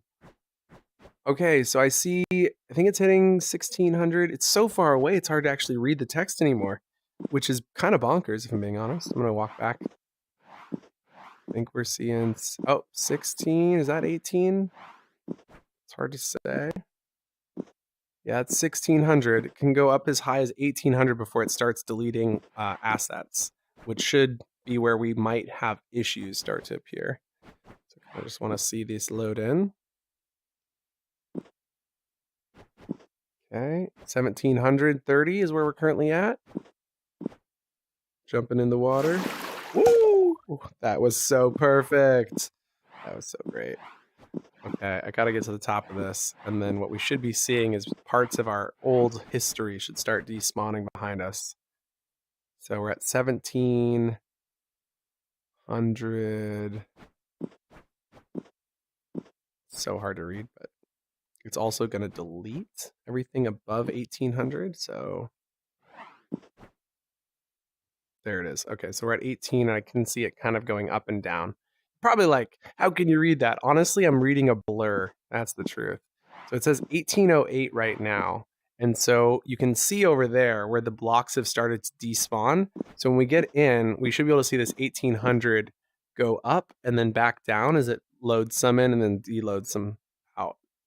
So, oh, including the ones I'm standing on, of course. Oh, did I just get locked into this place? Ah! Okay, and so this is where we're starting to see a little bit of flickering, a little bit of issues. So it's trying to load these in, but it's also like, oh, but the flickering's gone. Okay, so I did get trapped in the ground, which is super duper weird. Like, super duper weird. So I think the only way to get out of this when this happens is settings, movement style, teleport, and then forward, and then back to slide. Oh no, what? Oh no, what the heck? Did teleport just teleport me? Oh, I know what happened. That's so funny though. That is so funny though. So the world reset because the block I was standing on got despawned, which teleported me below the world, but I was so far below the world and I'd entered the trigger that the distance was massive, so it sent me flying upwards because of our new swimming script, which I kind of loved. So I'm going to go ahead and leave that because that was amazing. Okay, really cool stuff. We got lots of work to do, but I'm going to take a quick sip of water and think about our script because we got the 1800. It is working. I didn't see really any issues with it other than like people getting trapped when they walk back where they came from. But if you don't head back right at 1800, so nobody's going to do that, right? Like nobody's going to be sitting there thinking, I'm exactly at the very edge of the number count. Let's go back. They're going to be like, I have no idea how many blocks I've walked. And then they're going to determine to go back. And when they go back, it's going to have already despawned, and therefore it'll only spawn in like it would normally for people walking around. So the only people this really affects negatively is if you're a backtracker where you're like, you walk in a straight line and then you walk immediately back. That's the person it affects in a negative way. Because when you hit that one area, it'll literally be one area. If you're backtracking, it's going to take a second to load. You might get stuck in the ground. It's possible you could get teleported through the ground, but that's not going to kill you. It's just going to teleport you back to spawn, which is something we'd like to solve today, actually. Speaking of, yeah, let's solve that. Because this is an easy thing to change. So right now, the spawn point is up here. And so what we're going to do is create an attachable object that the player wears that's in charge. And that person... Why is that so small? There we go. Make sure there's nothing just lying around here. Okay, good. This is the, I guess, cone. It's the cone of stuff. Should we glow it red? Should we make it a Christmas tree, maybe? It is the Christmas season, I suppose. And then we'll duplicate up a array of 3.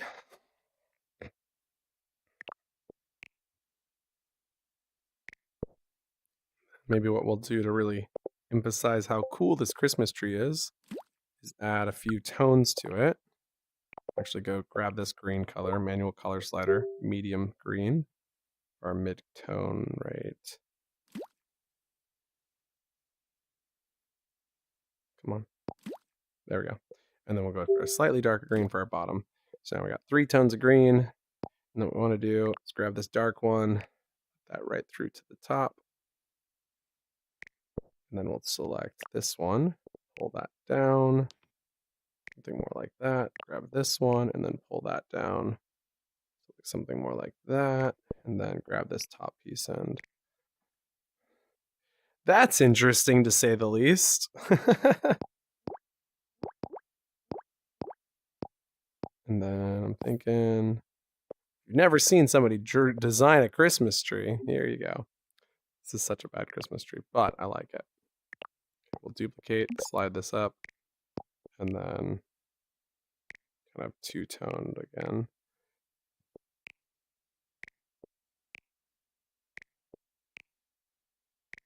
And then what we'll do is grab a slightly lighter tone of green. Be even more like snow-covered.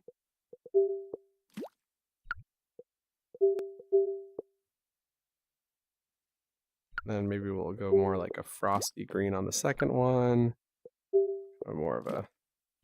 And then more of a... That's kind of neat. Okay, and then we put that on somebody's head. Okay, I don't like this. Delete. Okay, it was a funny idea, but I don't really like it. Let's go to the asset library and see if we can't find something that's actually gonna make us feel proud to call this our home. I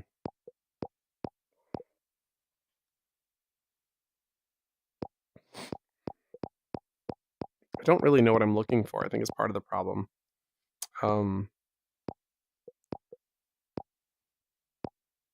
There's like some cool shapes in here, but I'm worried about them being too high capacity cost for Geo, especially since that's the thing we're running out of already.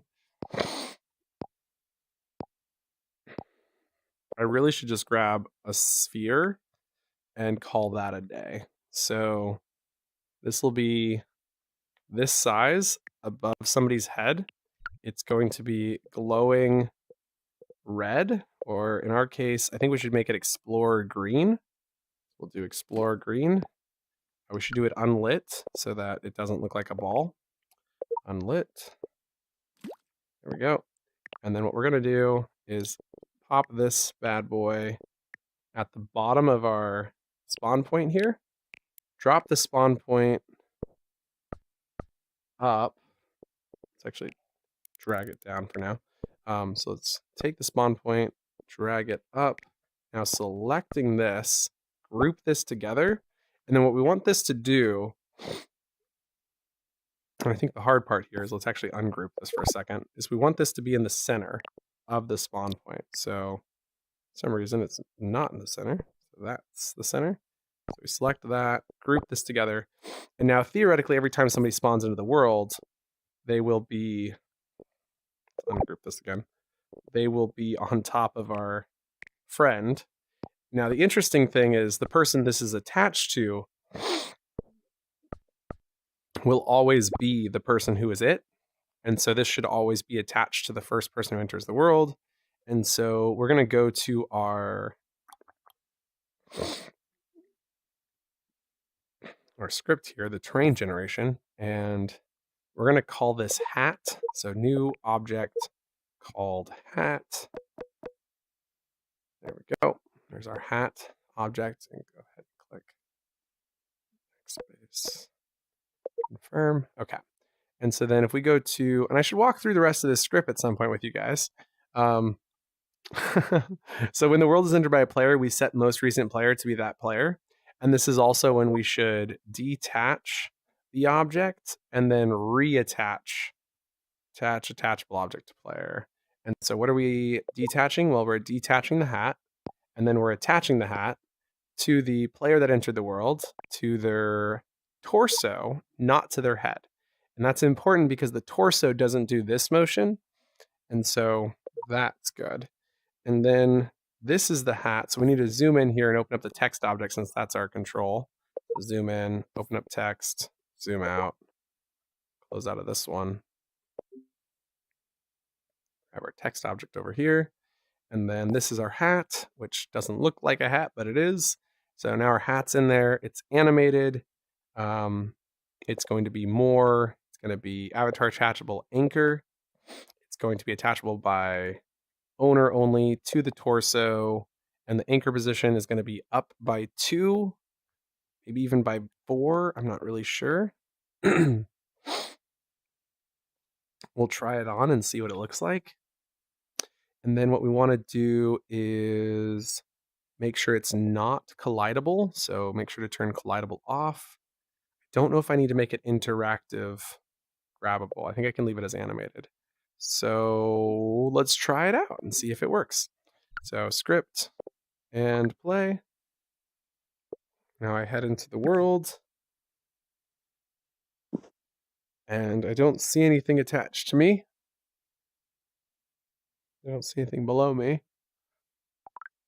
Grab my camera just in case. Oh, I do. What? Is it impossible to look straight up? What the heck? Shouldn't it be right above me no matter what? What? How am I tripping? Okay, so if I look straight down, I'm very confused by this. Huh. Maybe the torso does have some more upward momentum than I was thinking it would. Oh, I can see it, but it is going backwards with my torso. Weird. My eyes hurt. That wasn't painful. Okay. But it's there. That's the good news. And so people should spawn in there. And then, haha. Yeah. Now, when I exit the world, it's still attached to me because somebody hasn't entered the world to take it over.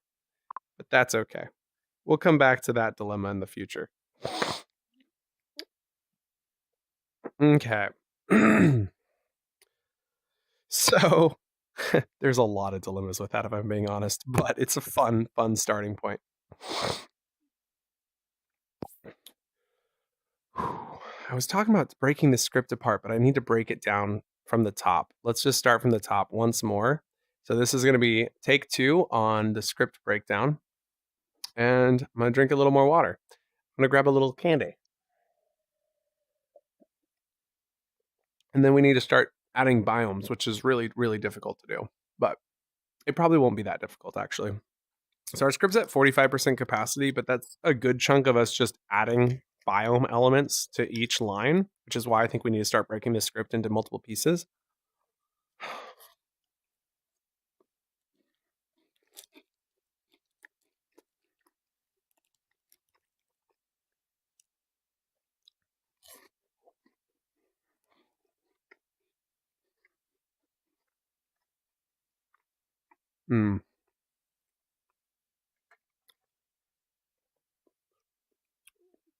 And so, yeah, let's start with that again. The first thing we do is we add individual blocks to a biome list. So these are assets that you can find that I've made in my own personal asset library. They're 1 meter cubes that I've put in a terrain gen folder that are just specific colors and variations of snow and ice and all of that.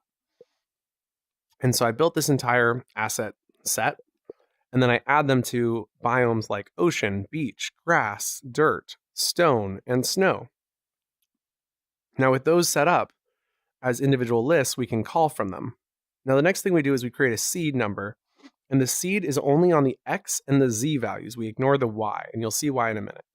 And then we use a random number between negative 100,000 and positive 100,000 for our seed. We do that on both the X and the Z. We then send a display to self, which is what updates that number value with the current value, counting the number of assets spawned. We add 000 to the current placed. And so we can actually send display last to make this make more sense. So we add 000 to the current place list, and that's what's actually going to be displayed, is how many of there are in that list. And then we send spawn asset to self with 000 because we're telling it to spawn this asset at this position. And then we send scale override, which is actually just telling it what the scale is. And currently we have the scale set to 4 by 8 by 4. So it's 8 tall and it's 4 and 4 wide. And those are in meters. Now, when the world is entered by a player, we set the most recent player to be the player who had just entered the world. And so, as we just talked about, we then detach the hat, attach the hat to the player's torso, so that way that person is, people who spawn into the world are always spawning in with their party. And if you fall out of the world, you always teleport back to the party. So it's like you're staying together, which is important. You then cancel sending loop to self, send loop to self after 1 second. And I'm kind of wanting to do one additional thing here, which is we're going to create a new player list. And this is going to be called current plids. And so the way current plids is going to work is we're going to add and remove players as they enter and exit the world. So over here under player exits world, you'll see why we're going to do this in a second, because remember how the player exiting was kind of problematic. We want to go to our add to list function right here. So we're going to add players as they enter the world to the current list. And we only want to do this if they're not in the list. So we are going to use an if. Then we're going to say not in the list. So if the, we go down to list functions again, where we can get contains, list contains item. And so we're going to check the list, which is the current player ID list. Make sure these are in the right order, otherwise it won't work correctly. So if not in the current list, then we add that player to the current list.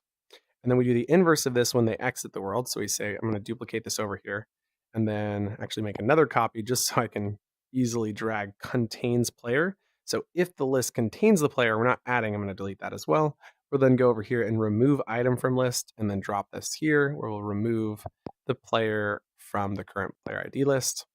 And so this is important because it allows us to keep an updated list, but it also allows us to do one additional if statement, which says, I'm just going to grab another if from the if tab since that didn't duplicate. So if, so this allows us to do one additional if statement where we say if the current player exiting the world equals my player. So right here we have the variable for most recent player.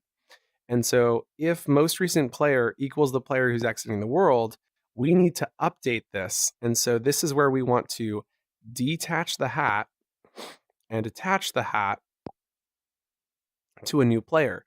But we can only attach the hat if there's somebody online. So then we want to do one additional thing, which is to say, if the length of this list, so we say back on our list function here, we get length of list. So if the length of the current player ID list is greater than 0, meaning there are players in the world. So no matter what, we're going to detach the hat.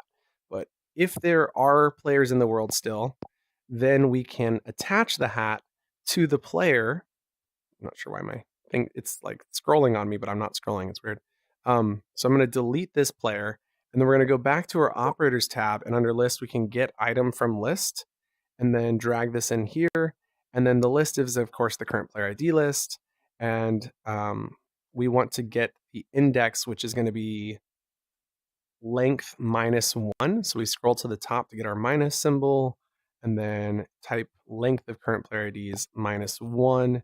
And the reason we subtract 1 is because indexes are 1 less than the count. And so think of a list that has 1 item in it. That length is 1, but the index of item 1 is actually at index 0, so we subtract 1 to get 0. So now we can attach hat to the last person in the list. And we also need to set the most recent player to be that same player. So we'll do that as well. So I'm going to duplicate this into here and then get item and duplicate into the player slot. So now we've updated the most recent player to be that person. We've attached the hat to them. And now our script will update when a player exits the world, which is really helpful because that wasn't happening in the past. So this is super useful. Okay. And just for making this as clean as possible, we'll also cancel sending the current loop and then send the loop. So that way we get this in the next update. Okay. That should do. Okay, so we've just walked through what's happening in world enter. We've walked through what's happening in world is exited by player. And now we're in the loop. So the loop is what's spawning all of the assets. And so what we do is we start by setting the current position to be the current position of the player, but we need it to be the center of the tile. So what we have to do is a bunch of fancy math. And so we take the torso position of the most recent player first and foremost. That's the first thing we're doing. We're then taking the X of that position and we're getting the floor of it. What the floor does is it removes the decimals. So by removing the decimals, you get a nice even number. We then add 2 to it and divide by 4 to get the center position on a tile. So this makes it relative to its own grid. So our grid is 4 meters wide. So think of each tile being 4 meters, which is why we're adding 2. So we're adding 50% of 4. And then we're going to go and divide by 4 because we need it to be in the center. So once we've divided by 4, we can then get the floor of that value, which removes any remaining decimals after adding 2 and the current position. We can then take that new whole number and multiply it by 4 to get the very center of the tile the player is standing on. And once we have that, we also need to do that to the Z. So we do the exact same thing, but with the Z of the player's torso. And now we've got the X and the Z values, and we don't care about the height, so we clear this out by putting a 0 in it. And then we can set I to be -4. And the reason we do that is because we're going to while loop through. And while I is not equal to 5, so when it equals 5, we stop the while loop. And this means it's going to run from -4 to +4. It sends check position to self with -16 through +16 with the I value and the current position. And what this is going to do is every time it loops through this until it gets to 4, and you'll see at the bottom, it adds I plus 1. So it does get to 5. It's going to send this updated list of positions. And so each of these represents a grid position. So you think of this as being -16 through +16 on one set of the grid. And then you think we need to go out by another 32 actually. And we do that by sending this -4 to +4 times, which gives us the I value of -4 to +4. And then we are sending check position, which will be in the next event. So we cancel sending loop and then send loop to self every 1.5 seconds. So this is happening every 1.5 seconds. This is insane how much is happening here. And that's also that we can generate that 9x9 grid of tiles constantly as the player roams around the world. So then when check position is received, what we're doing is we're receiving that X position, we're receiving the I position, and receiving the current position. And so we set current vector position to be the current position plus X position is already calculated because we put the -16 in there. And then we 0 because we're not using anything in the Y. And then I position is multiplied by 4 because it needs to be between -16 and +16. So remember, I starts as -4 and ends as +4. So multiplying by 4 gives us the actual grid position. We then check if that position is in our current vector list or in our old vector list. And if it is not in either of those lists, we can then add that list to the current placed list. We can then send spawn asset to self with that current vector position and our scale value that we want it to be, which is 4, 8, 4. So you remember that one from before. That's the 4x4 cube. That's 8 tall. And then when spawn asset is received with that position and scale, we then have to calculate the height of it, which we use the Perlin vector. So we set Perlin vector to be the seed position that we calculate at the beginning of the world to plus the current position. So that way we're calculating a different Perlin. And then we set the current height to be the 2D Perlin noise, which just gives us a, quote, random number. It's not very random, though, which is why we have to use a seed. because Perlin Noise actually does not change. That's the benefit of Perlin Noise, is it's this beautifully, quote, random, but it's also, if you don't provide a random starting value, it's not actually random, which is where the seed comes into play. So we set current height to be the 2D Perlin noise of x of the Perlin vector. So we're getting the x of this vector we just calculated. We divide that by 30, which is our terrain smoothing, which is how smooth is the terrain. We then take the z of our Perlin noise. Remember, we ignored y, and then we divide that also by terrain smoothing. Now that current height, we then have to absolute value because Perlin noise is between -1 and +1. So we take the absolute value to make it between 0 and 1. And then we take that current height and multiply it by a scale multiplier of 20, which means the height of our world ranges between 0 and 20. So you're going to see values at heights between 0 and 20. So that's how our current height works. Then we set the current position, we add in that new height value that we've calculated. So we take the position and we add to it the new vector of 0, current height 0. And then we say if the current height is less than sea level, and so we take sea level and multiply it by a scale multiplier, which you'll remember scale multiplier is 20. So it's actually multiplying by 1 because 20 divided by 20 is 1. This is only different if we decided to mess with our scale multiplier. We could actually adjust these heights later. So then that would be the ocean biomes. That's where our oceans are. Then we do the same thing or a similar thing for the beach where we take the sea level plus 2. So it's 2 higher than the sea level. And then we do mountain level and we subtract 2 for our grasslands. And then we take mountain level for the mountains. And then for our dirt level, or excuse me, that's for our mountain level. Up until the mountain level, we have dirt. So that's between the grasslands and the mountain. And then from that beyond, we have the mountain level plus 3, which is where we're going to have all of our stone. And then anything beyond the stone mountain level is snow. And that's how we get our different biomes. And so in each of these, we're setting the current biome to be the respective biome for that biome. We can then spawn an asset by getting an item at a random integer between 0 and the length of the current biome from the current biome list. We then spawn it at the current position that we calculated. We rotate. It's nothing. It's just, it doesn't get rotated. We then scale it by the scale that we've put in. And then we send the event cube spawn to self with the, which is how we'll receive the value of the item that was spawned, which you'll see in a minute. And then we say, while the length of the current assets is greater than max cubes, so if we get higher than 900, we get the item at index 0 and add that to our old asset list. We also do that for our vectors by adding it to the old vector list. And then we remove that from the current asset list, which allows us to have 2 lists, which lists max out at 1,000. So by having this with each having, quote, up to 900, it does go over 900 quite often. But up to 900 means we can have up to 1,800 of these blocks spawning. And so then while the length of the old assets is greater than max cubes, this is when we need to start despawning objects. So once the length of our old assets is greater, we then start deleting old assets and removing those from both of their respective old vector and old asset lists.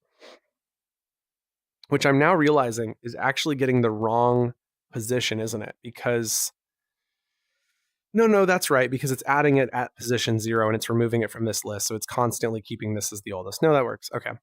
So then when cube spawn is received with the new asset, we then add that new asset to the current asset list. We send display to self to update our text with our correct number of assets spawned, and we add those values together. So we take the length of current assets plus the length of old assets, make that a string, and display that with a concatenation with the vector length list. So we have both being displayed so we can see if there's any bugs. That's displayed on self since we're running it on self. And if an asset spawn fails, we then display a pop-up telling us that the asset spawn has failed. And that is the entire script for terrain generation. Pretty freaking neat. There's so much more to do, but I need to take a quick water break. So hopefully that was insightful, and I'm glad we were able to walk through that. So very cool.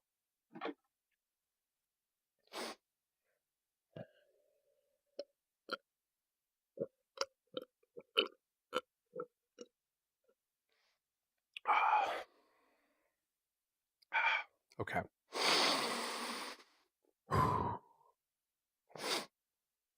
My goodness.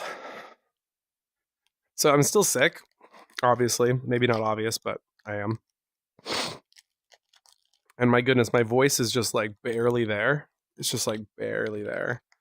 And so like that was a lot of talking. I really enjoyed it though. And I'm really hoping that helps unlock some of you guys. And I'd love to hear your feedback in the comments. And I know there's like really only a handful of you that's going to watch this video. So you guys are like the, I don't know, the students. I don't know how to put that in the right way, but I make these live streams for you. So whoever is watching this right now, I make this live stream for you, and would love to hear your feedback and thoughts and kind of like what you're thinking you might use it for, and the other things. So like this is really just a starting point for so much. Like there's so much power here, and I'm really excited to see how we can continue evolving the community. I mean, by the time someone's watching this video in the future, like we're thinking maybe 10 years, not 10 years, like 2 years from now.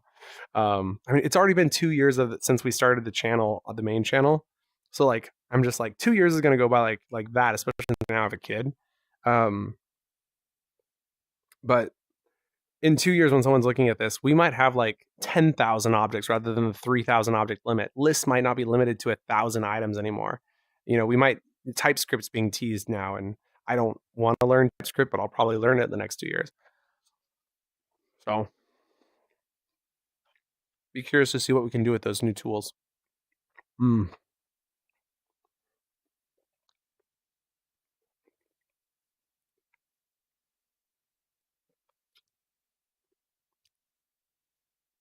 Okay, here we go. A little bit more water.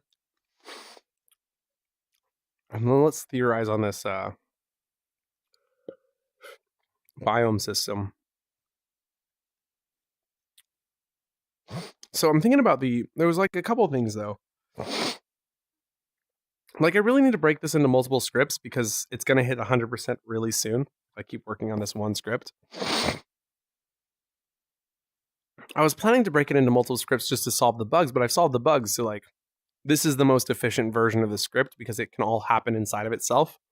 It doesn't have to send anything to other scripts, which is a benefit. So the question is, how do we get some biomath in here? We're at 50% left, so like I can do quite a bit. But imagine if I wanted to add more biomes, I couldn't do that. So like the way I would add more biomes in the future is I would duplicate this script, and then I would send the ocean, beach, grass, dirt, stone, and snow biomes from a separate script to this script so that I don't have to add them from here. So that's one way we could break this into multiple scripts. I'm also thinking, how can we use this seed value to determine if we are making those colors, those positions, the specific color? And so I'm wondering if we take the seed. So here's what I'm thinking we do. So down here, where we were doing random items, so let's go back to spawning asset. We were choosing a random integer between 0 and the length of the current biome. World stopped, right? Of course it is. Good job. Okay, so we're going to duplicate spawn asset. And then I'm going to delete this random integer. And instead, we want to get a number. And this number is going to be using modulus. And so we're going to throw modulus in here. And what modulus does is it returns a value between 0 and 1 less than whatever is in the B slot. So the length of current biome can go into here because remember, we want it to be 1 less than the length of biome. So that works.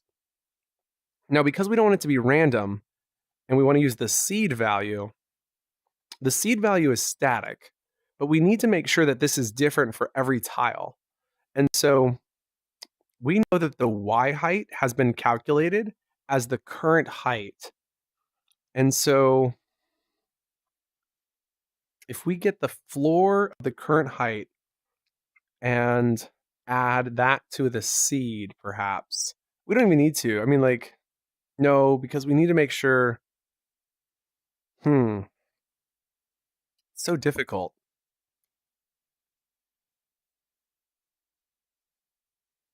Because then it's going to slowly fade through the colors, and we don't really want it to do that. We want it to be random. So I guess what we could do is use another Perlin Noise map. So 2D Perlin Noise. And I guess we only need to plug in one slot. No, we need to plug in 2 slots. Do we though? So if we slowly walk through this, is it going to be dramatic enough? Oh, and we gotta make sure it's the floor of whatever we're getting from this Perlin noise function. And if we multiply it by a large enough number, it could be pretty random.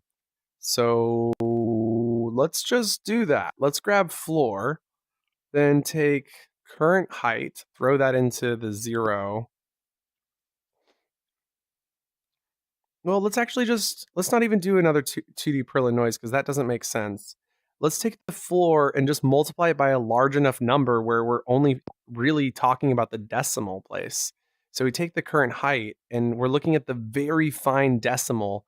So we multiply it by like 100, maybe even 1,000. Should we try 1,000? Sure, why the heck not, right? So we take a spawn asset, get item, floor of current height times 100. It's going to modulus this, and it's a computer, so it's going to calculate that really fast. I think. And then that's going to be the biome. But the nice thing about this is every single time that block spawns, it will be the same block. So when we get to the end of this, let's go and quickly change the current max cubes to 90 rather than... That way I can demo this really quick. So let's go ahead and click play and we'll spawn into the world. And now it's going to spawn an 81 right off the bat. So that's our first 81. And now it's going to start filling out the second one as soon as we start walking. So I like to go high, so let's go high. And so very soon it's going to be despawning assets right here. And so the question that we wanted to solve was, when we got to that 180, what was I doing? I totally forgot. I lost my train of thought. I'm sorry. Let's see. What was I saying? I was saying when it gets back there, we despawn. Oh, the color should be the same. Duh. Sorry, guys. Brain's sometimes slow and sick. So we wanted to look at these initial spawned assets, which we should be getting to the top of like any second now. It's going to start despawning. 164, 20 more left to spawn in. So this might be it. 173. So just kind of remember those greens and yellows there. 190. So it should be despawning now. Okay, so it's down to 181. So you can see it despawned that guy there. And I can't tell what else it's despawned, but it's definitely despawned a few objects somewhere in there. So let's go back a few more layers and despawn this whole zone. And if we look back, okay, good, we can start seeing it despawn. So we can see there's two dark green there, 2 light green to the left, 1 light green there, and 1 right green there. So let's try to remember that pattern right there. So 2 light, 1 light, 1 light. So there's 4 light greens around those 2 dark greens. So we're going to run backwards a few just to get that to despawn. And then now we want to get it to respawn. So now that it's despawned, we're going to walk towards it. Okay. And theoretically, we should be seeing... No!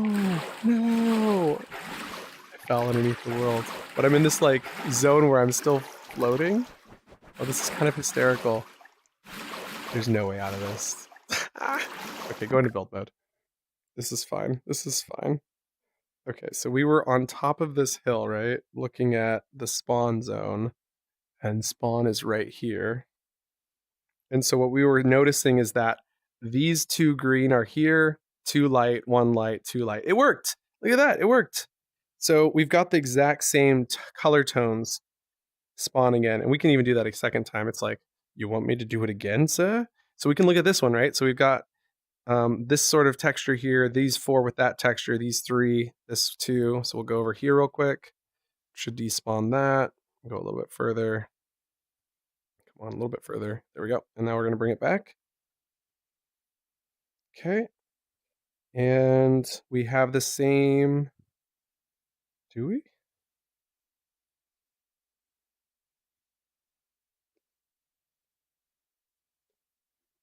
I think I'm in the wrong spot, right?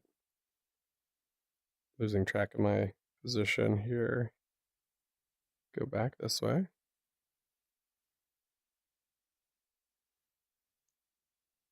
Interesting. These three are the same, I think. This feels different though, doesn't it? Oh, there it is. I guess that's a visual bug of the scaling. Okay, so yeah, these colors were all the same. These colors are the same. Got it. No, everything looks good. Yep, so there you have it. Let's go and stop the world because this thing is freaking out. I got a cat that wants to come in here and claw me. Pippi, please don't tear up the carpet. Baby girl. Oh, okay. So I'm going to go change this to max cubes 900 again. And that is fantastic. So we've now made it so that the color is still random, but it will always look the same. So that was an awesome change. Pippi, I literally don't know what to do because I know if I let you in here, you're going to jump on my lap and you don't know how to use your claws. So you're just going to stab me. I don't really want to be stabbed right now. Okay.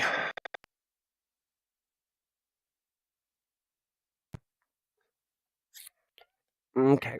I know. What you want? What? Yeah? Want to say hi to the camera? Oh,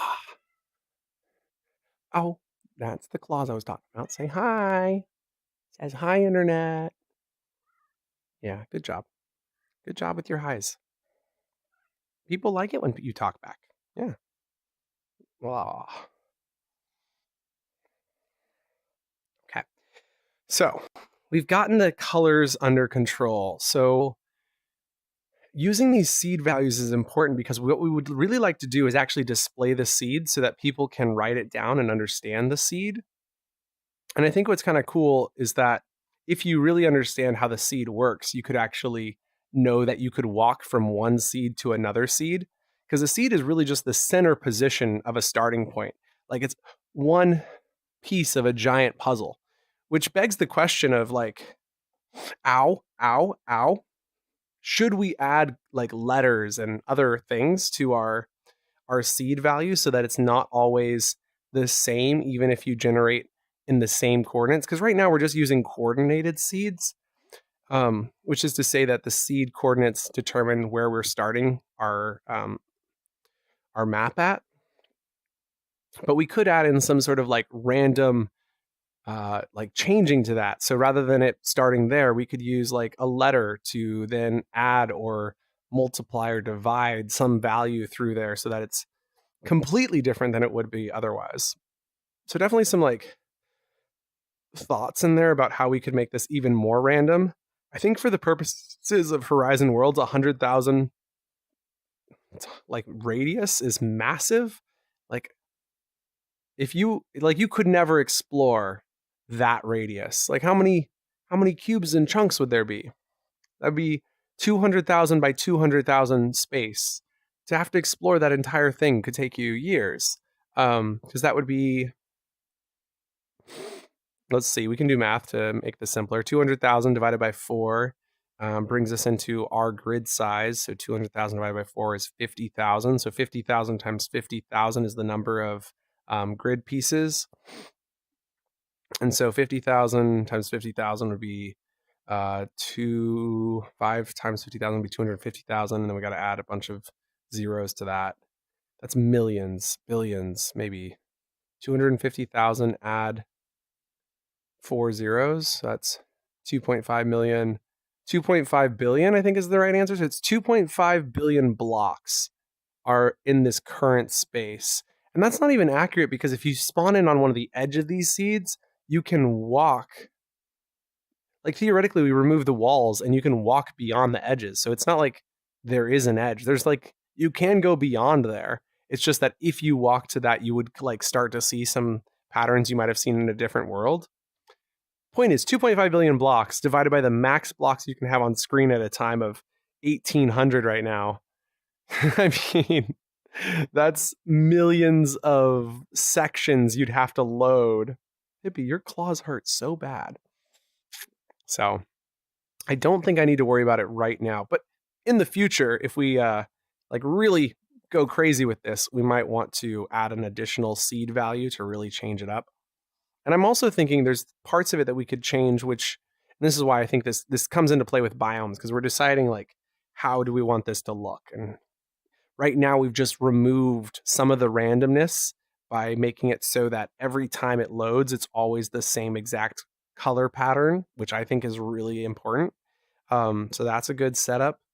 And then the next thing we want to look at is potentially like for where are the highs and the lows of this world? And can we use the same seed values so somebody can come in and type in a seed and that's where they go to? That's the piece of the world they're starting in. Oh, she's such a sweet little kitty. So let's see. And then the nice thing is because it's such a small number, you really only have to type in what is that? It's a small number, he says. It's 12 digits. It's a 12-digit seed value. Although it has decimal places in it. So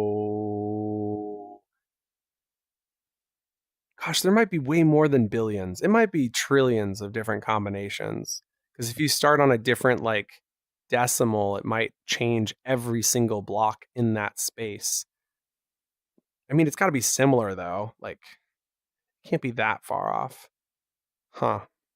Like maybe it's the similar pattern, but it's different because of the seed. So you might even be able to type in your own custom seed and see what it looks like with like an even number rather than a decimal. Or maybe you try a half decimal or a quarter decimal.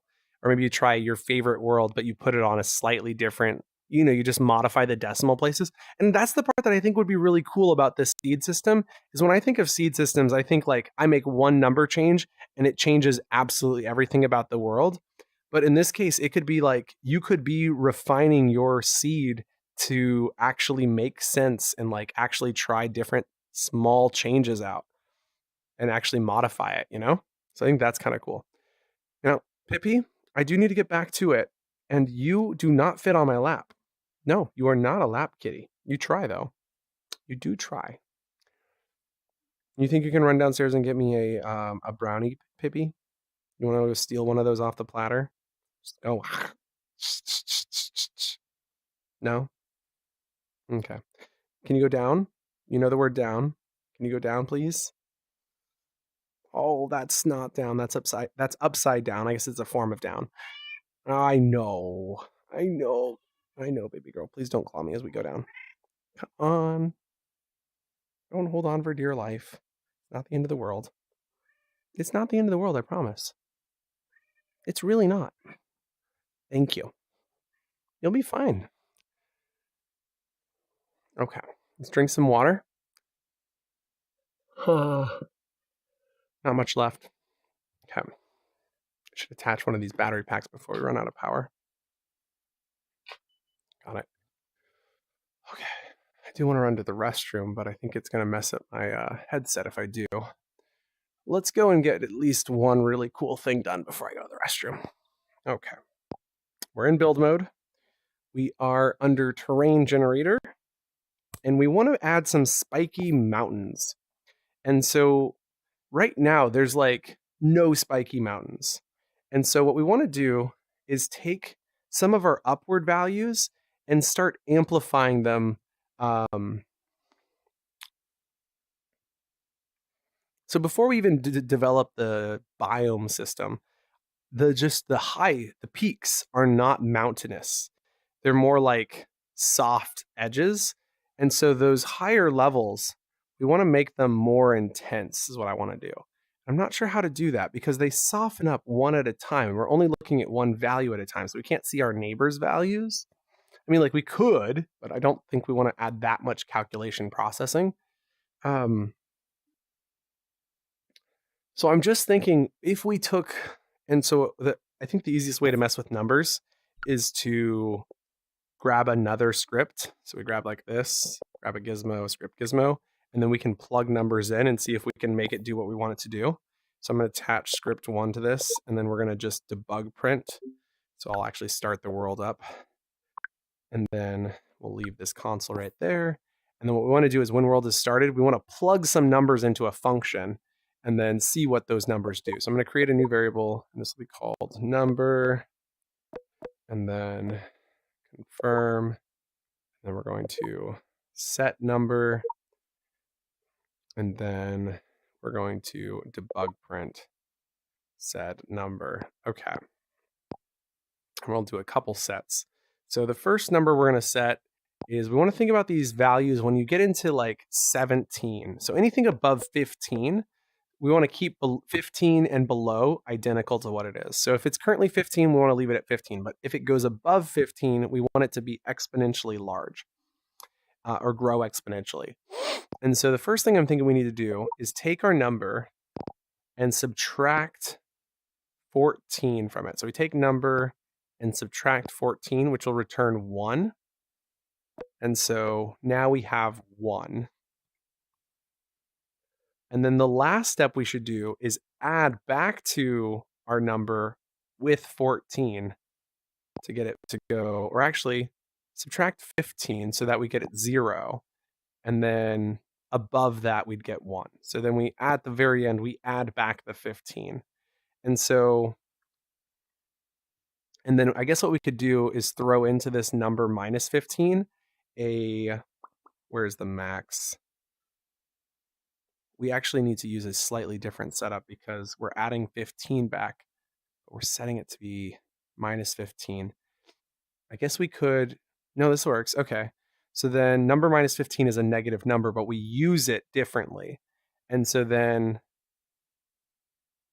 the value we want to create for number is going to be a,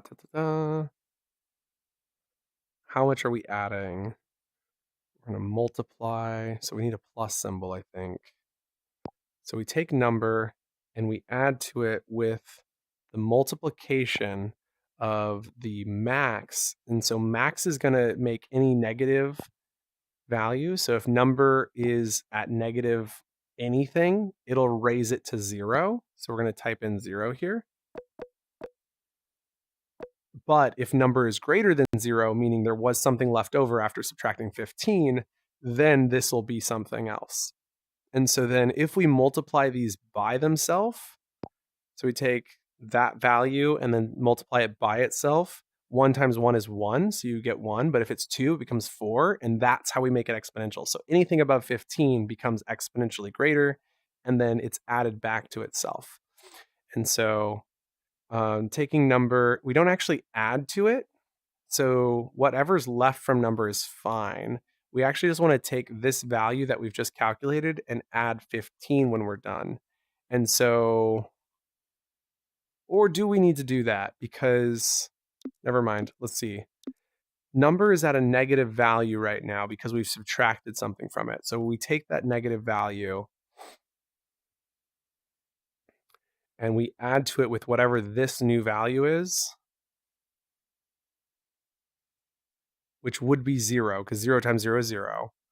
And then adding 15 brings it back to whatever it was previously. Okay, so I think we've found the entire equation. This is what we need to add in. And so if we're debug printing over here, let's clear, stop, and play. You'll see that we receive 15 in. So if we put in 16, it should also come out as 16. Or it comes out as 17. Why is that? So we take 16 minus 15, we get 1.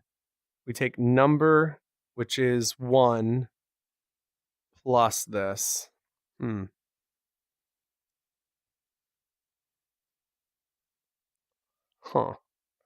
We actually need this to be another one of these max values, except for we want it to actually be minimum. So we're going to plug minimum into this number slot. So we take number plus the minimum of 15, which actually is 0, right? So whatever is smaller, it's going to choose. So it's going to choose whichever one of these is smaller. So if it's negative, it'll be negative. And so now if I clear this out and hit stop, it should return 16, which it does. Okay, so that works. And now if we plug in 17, we should get 20, right? 19, that's fine. Because it goes up by, it multiplies it by itself. So it's now 4 higher, or it's 2 higher. And then this one should be 3 higher. So we go to 18, should go to what, 21? 24. So let's take 18 minus 15 is 3. 3 times 3 is 9. Excuse me. It's not 3 higher. It's 6 higher. Yeah, exactly. So that's exponential, which is what we wanted to go for. And the highest you can get is 20. And so at 20, you start getting 40. It's like, it becomes really crazy. And this is great because those higher values are super duper rare in this current system. So we've got a system set up here that's going to allow us to, we just need to plug this into our terrain generator, and you'll see how this works. So under terrain generator, oh, and I can't see my math. I hate when that happens. So what we're going to do is over here where we were determining, before we determine the current height, we need to actually adjust the current height. So we set the current height here, and then we're going to stop the world, which we already have done. Good. And so now we need to remember all those set twos that we've done. So I'm going to duplicate a few of them in here because some of them are easy. So we set current height to be current height minus 15. So we're going to go grab current height minus 15. And then the next thing we need to do is at the very end, add 15. So we're going to go grab the plus symbol, go current height plus 15. Okay, and then these are all current height. And so the next step underneath our first minus 15 is we only have one more step. That's good. So we do minimum number 0. So minimum. So this is an addition. So we'll delete this and then delete this side, delete that side. And now we're going to grab the min function, but like we did before. Where's min? There it is. Okay. And then we say whichever one is smaller, the current height or 0. So if 0 is smaller, ta-da. And then we're going to take a multiply symbol and do the max. And we're actually just squaring them, which I believe we have a square, not square root, but the power. There it is, power. So let's actually put the power function in here, which will allow us to modify this power. Actually, like, I think we just type 2 in here. Is how that works? And so then I should have tested it over there. We'll go test it in a second. And so then the thing we put in is the max, which is the inverse of what we did with min. So we do max with current height and 0. Okay, and then let's go and try this over here real quick. So we're going to delete, actually we'll duplicate this for just a second so we can have it accessible. We're going to grab our power function and then grab our max, putting this in here, and then put a number 2 right here because we're multiplying it by itself. Okay, now we can delete this. And then if we go and add a debug print to the end and run it, we should get the same values as before, which I think it was 40. So let's go script and play. And we do get 40. Okay, perfect. So it works just like I thought it did. Cool. Power functions. Yay. Super good. Okay, so it's got this to the power of 2. And now we have, this should amplify the land. Oh man, I'm a little nervous, you guys. This could be really crazy. It might require some adjustments to some of our stuff. I'm not sure. Clear. Oh, I don't need the debug print on this. I'm gonna go remove that real quick so it doesn't show up. Okay, and then we're loading in. Okay, so far things are pretty good. We just want to try getting to the top. Like this looks just like before, which is what we wanted to do. We didn't want to mess up with the lower stuff because the lower stuff was good. We just wanted to make the taller stuff taller. What I should have done was debug print what the current heights are so I could see what heights we're actually currently at. These sort of like hilltops are kind of nice. I feel like these brown spots on the top of hills would be really good for, oh wow, this goes higher. Oh, look, we got snow. Oh, but it's not tall enough to, was it really not tall enough to amplify? Oh man. Well, I think that's our first problem. If wherever the current snow peak isn't tall enough to amplify, we need to adjust what it means to get amplified. So let's go and adjust this a little bit and stop. So where does snow start is the question. Snow starts at anything higher than mountain level +3. So mountain level +3 is 15. It should have been amplified there then and therefore. The current height is less than mountain level plus. Well, no, because else we run snow, so it has to be higher than 18. Oh,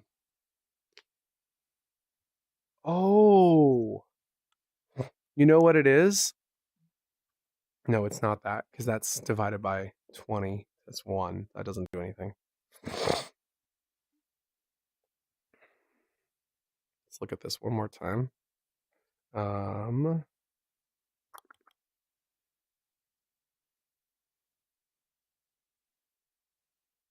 Current height plus 15. Huh. Well, it's not super intense on the low one, so let's go and just make it more intense. So we were doing 15, but let's change this to 12. This should really be a dramatic change because we're entering the regular territory at that point. So this could be crazy. Script and play. Here goes nothing. I'm somewhat scared. So that, I think we can clearly see these are getting taller faster than before. Yeah, this is definitely nearly impossible. Maybe impossible to get up. And we've even got like lots of ice biomes appearing. This is quite nice. And we've actually got snowy fields up here. What's interesting is we still have these kind of sloped at the top. I expected with our, I guess because Perlin Noise is so already sloped, it's not giving us the peaks I was expecting to happen with the, that must be what it is. Like Perlin Noise is already so subdued, it's hard to make it actually like,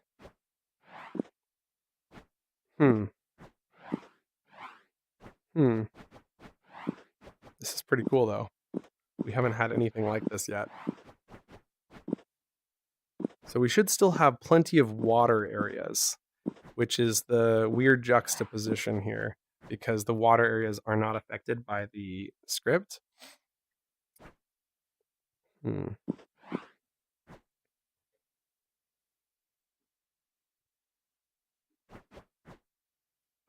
Okay. Let's continue around this whole area. So yeah, it's kind of funny. Kind of explains why there's so much water though. I mean, there's that much snow, you'd have pools of water everywhere, so I guess it kind of makes sense. Oh, look, another mountain. Okay, I gotta go to the top of that one. Since these now have like way more. I also just want to see like this actually seems like the biggest piece of water I've ever seen. Yeah, that was a fun jump. Oh, it looks like we're getting to the end of the water, that zone there. It looks like it's reaching the top of this peak area. Oh, maybe not. It was taller. Nope, that's the end of that. That was cool though. That was cool. I've only loaded 1/3 of the world, so that's also fun. Okay, let's load up the rest of this snowy mountain here.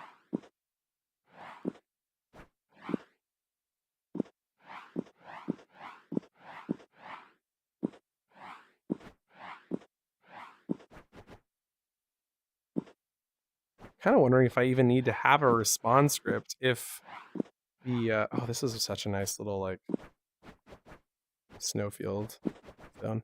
I was just kind of wondering like, do we even need to have a oh, it's kind of interesting how there's not a lot of dirt areas anymore because of the amplification.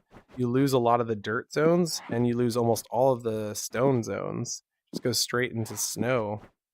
Like there's definitely areas where you're gonna get some, but huh.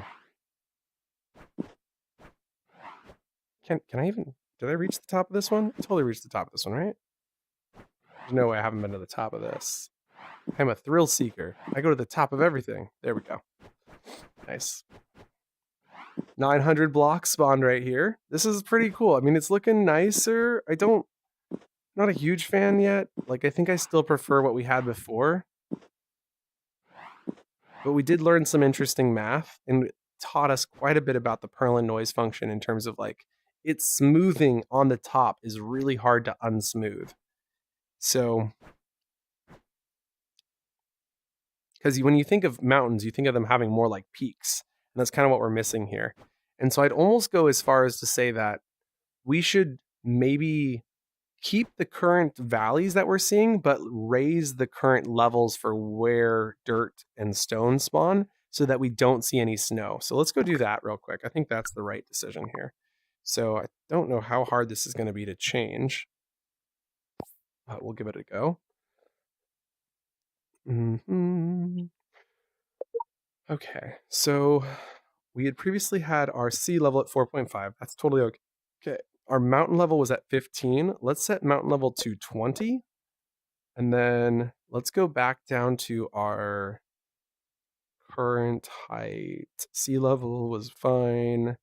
And then mountain level -2 is what we were using for our grass zone. Let's do mountain level -5. And then mountain level is where we have our dirt. So that gives us a good zone for dirt. And then after that, we +3 where we're going to put the stone. Let's actually do +5 for stone. Maybe even +7, so we get a pretty big area. And then the snow zone is like really high, very rare, sort of. We'll see. Okay, I've hit play, so we can go check this out and see what it looks like. Oh, and we've already got snow on our first go. What are the actual chances of that? That's like, I just was like, it's gonna be so rare. We're never gonna see snow ever. And then boom, there it is. Something tells me my math's a little bit off, although it's not nearly as much snow as we were seeing before, right? So this is just the very tippy top. We definitely need more dirt, so I don't feel like enough dirt spawned here. Like this area's got plenty of dirt, but then it's stone immediately. It's like you only get just that thin layer of dirt. So let's go solve the dirt issue. And the stone should have gone really high too. What happened there? Okay, let's go figure that out. And stop. Terrain generator. Okay, so we set mountain level to be 20. And then we did stone is true if it's mountain level +7. Let's do mountain level plus, I don't know, 15. Let's go crazy. So stone will be 15 blocks of stone. And then mountain level for dirt, let's change this to 10. So 10 blocks of that, and then we change this to 25 so that it's the same height that we just typed. Okay. But then what we can do now is that gives more room for the dirt. Now mountain level -5 is what we were previously doing for our grass. But let's do mountain level -10 for grass. And that should have given us more of everything except for snow. So go ahead and hit play. There's some good beaches. We're on a nice little slope already. Nice green slope here. It's looking good. Not seeing any dirt, which is interesting. Seems like we might have something working in our favor here. Go jump in the ocean for some funsies. Nope. Yeah, a little bit. Oh, there it is. Nice. Okay. Ah, there we go. Now we got some nice dirt zones. This is looking good. We haven't gotten to any stone, so this is kind of feeling nice. Oh, there's stone over there. Let's go take a look at that. Okay. Doo-doo-doo.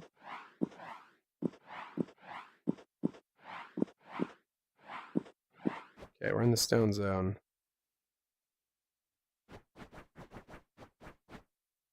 Oh! And it goes straight to snow. Why is there so much snow already? It's like the math isn't working the way I thought it would work. That's what's blowing me away here, is like, I know math, and that's not right.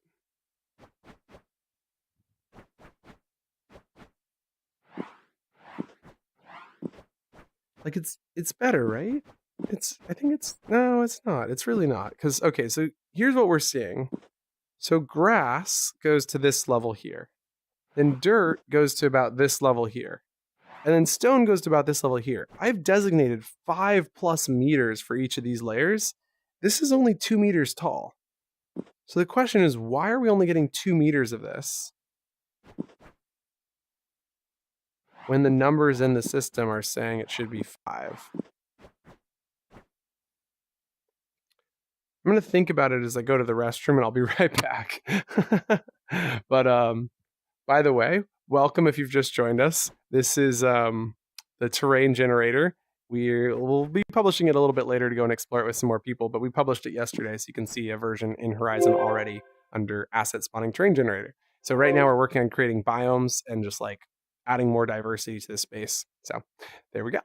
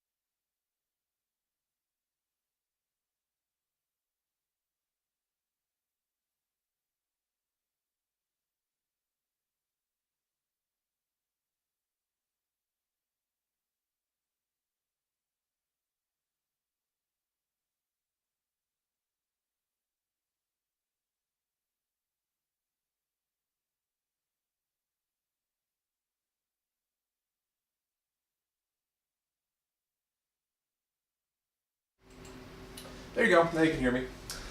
We're back. Got a brownie. I'm sure it's just a small bug, like something really easy. But I think I'm just going to start debug printing things and see what's happening there, because it just seems so strange. Because it really doesn't seem to be doing the right thing. Oh.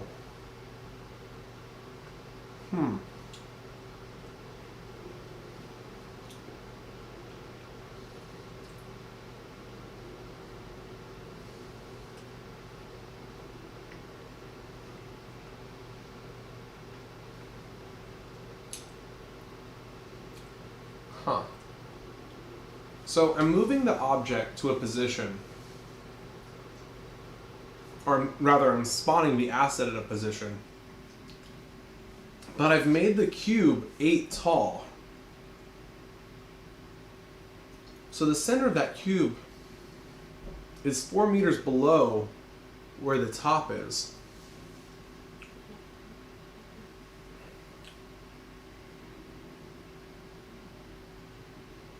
And that's not exactly an issue, but it does mean that there's a 50% height reduction, because the height up is only affected by half. So it might be right. It might be 5 meters, but it looks like 2.5 meters. Maybe the numbers are right. Huh. We could add an additional exponent then, take it from power of 2 to power of 3, which should make it go like really fast. We'll save candy for later.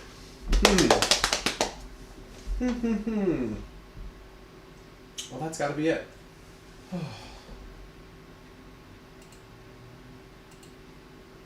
Don't want to see this on my screen anymore.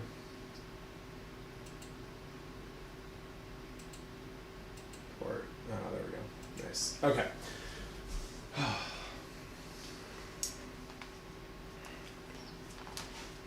I will say, I'm a little sad lakes today because while we've had quite a few visitors to the live stream, nobody has actually left a comment, which is sad boy vibes. So if you do end up on the live stream, please leave a comment. Or if it's later on, please do those things. Really appreciate it. Let's go. Why is my headset still black screening? It's gone for so long, it's like you're not alive anymore. Not in my eyes. Okay.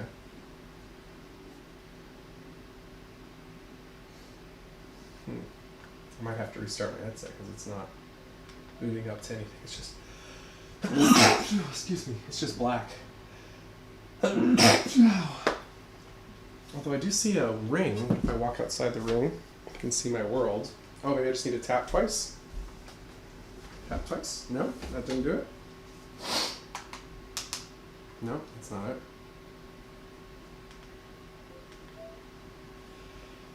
Oh, excuse me. Oh my goodness. Okay, we're gonna restart the headset, that's fine. Only takes a second. Oh man.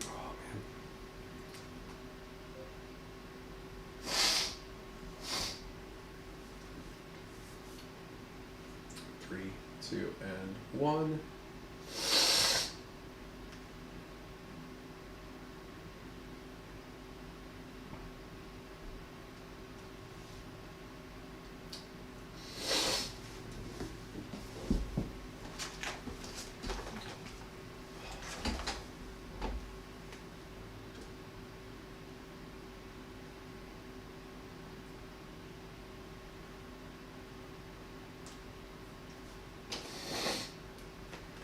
I really thought I'd wait on these, but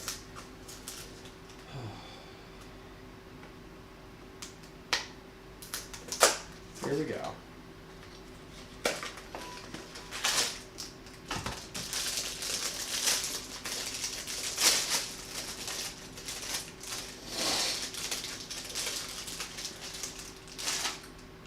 Oh.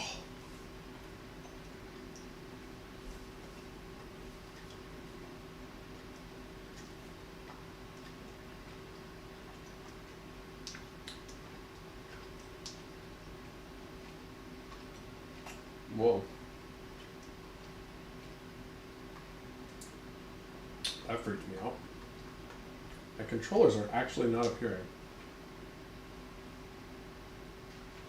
It's like all the things. There they go. Okay. We happy again? Can we be friends? Are you guys gonna work today? I have to use my fingers.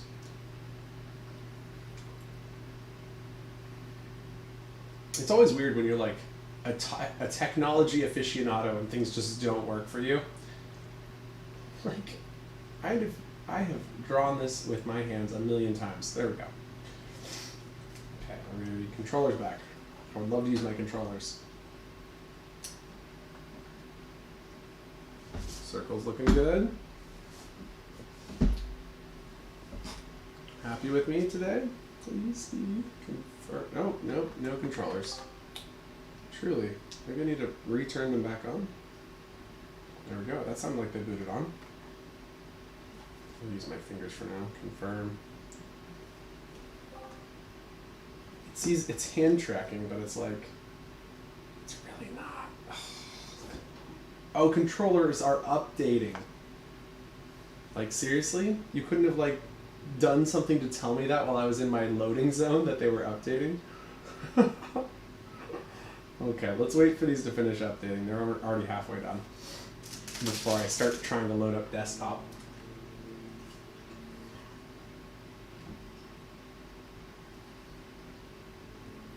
I think I should also close down Horizon over here.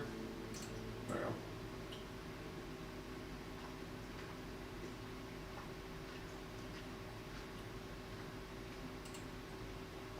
Okay, that works. Something went wrong with your PC. It'll be fine, don't worry about it.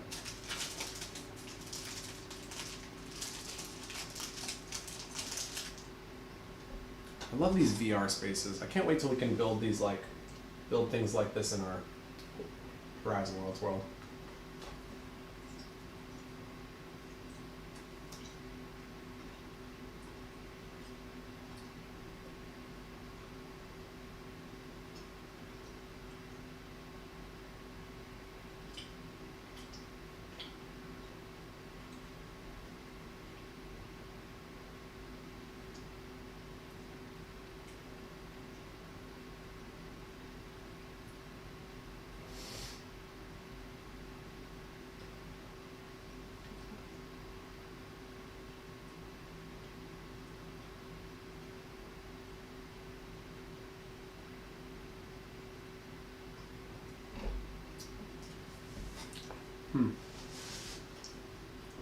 One done. Second one's only almost there, 85%.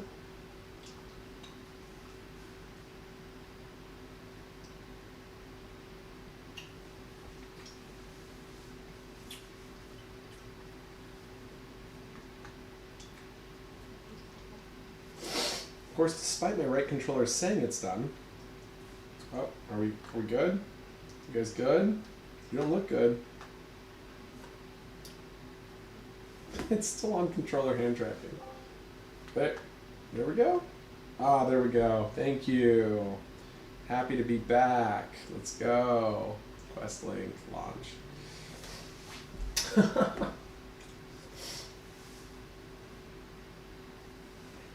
Okay, so we found that if I stayed put while we loaded this stuff up, everything seemed to work well. Of course, my left controller is still not back. I should have been more patient. Not one of my strong suits, unfortunately. Presumably my left controller will come back when we get into Horizon.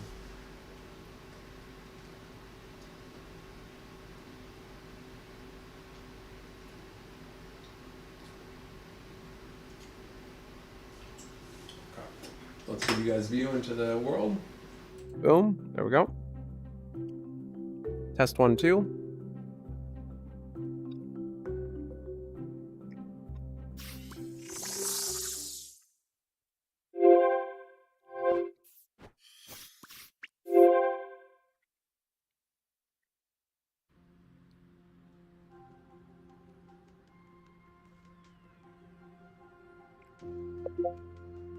Okay, create tab.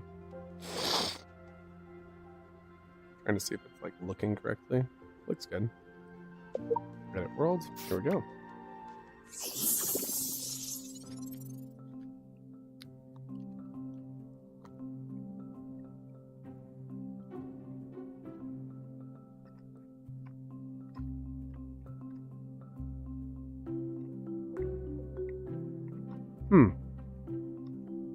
You see that hole up there?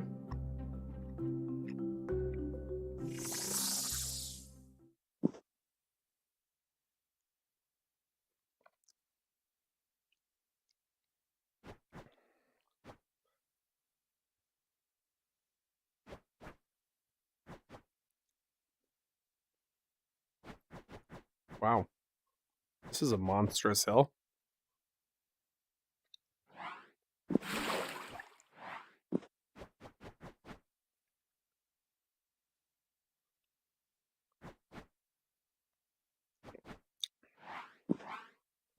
Can I get up this?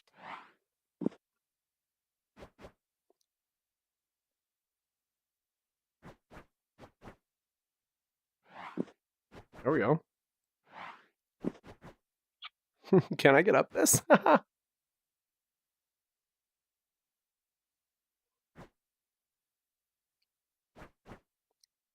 I'd assume at some point I could.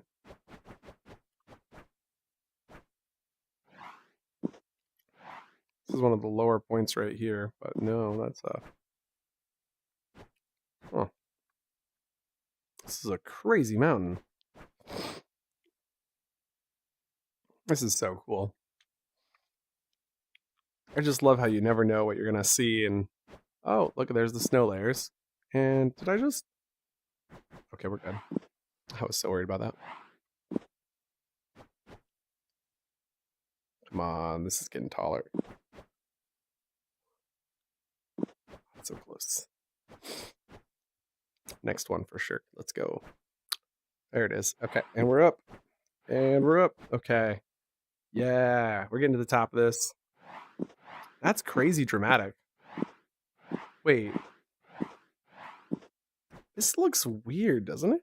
Like, what are the chances of it looking like a line like that?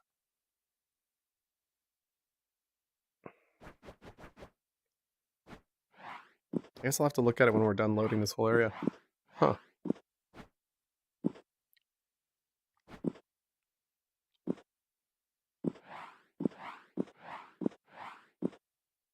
This is too good. This is too good. Too good. I mean, seriously, it's so good.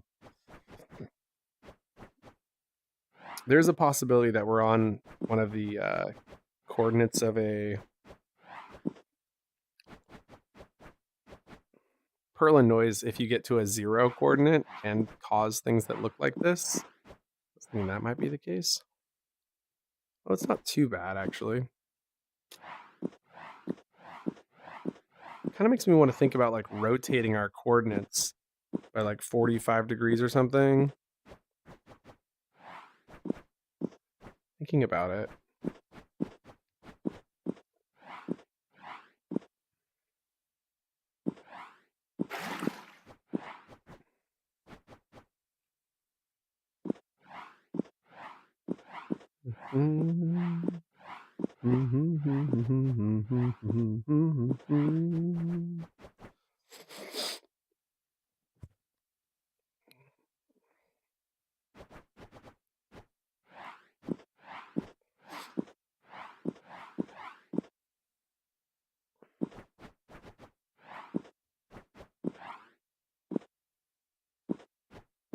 Okay, build mode.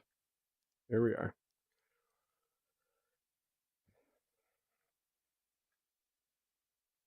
I wonder what it would do if I assigned it to server player.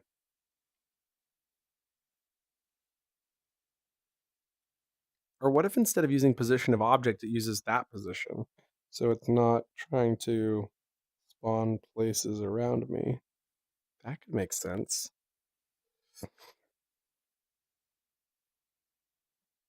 That makes a lot of sense. Okay. I don't know that that's a bug, but it could solve some like build mode errors.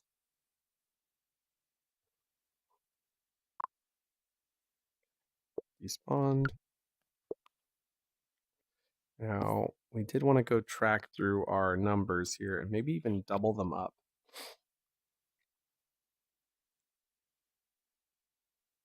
Let's go to when we're getting the position of player right here in our loop. We're getting the torso position of most recent player. We're clearing out the Y value, so that's not important. So we can just get position of object and use the position of the hat, X position of hat object, and then duplicate that into here. And we should test it real quick because there's a good chance that having it attached, really, that's too many levels deep.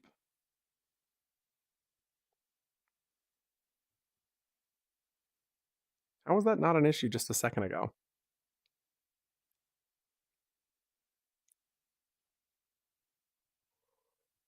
Okay, we're gonna set hat position as a vector so that we can remove at least a couple layers. So hat position, confirm.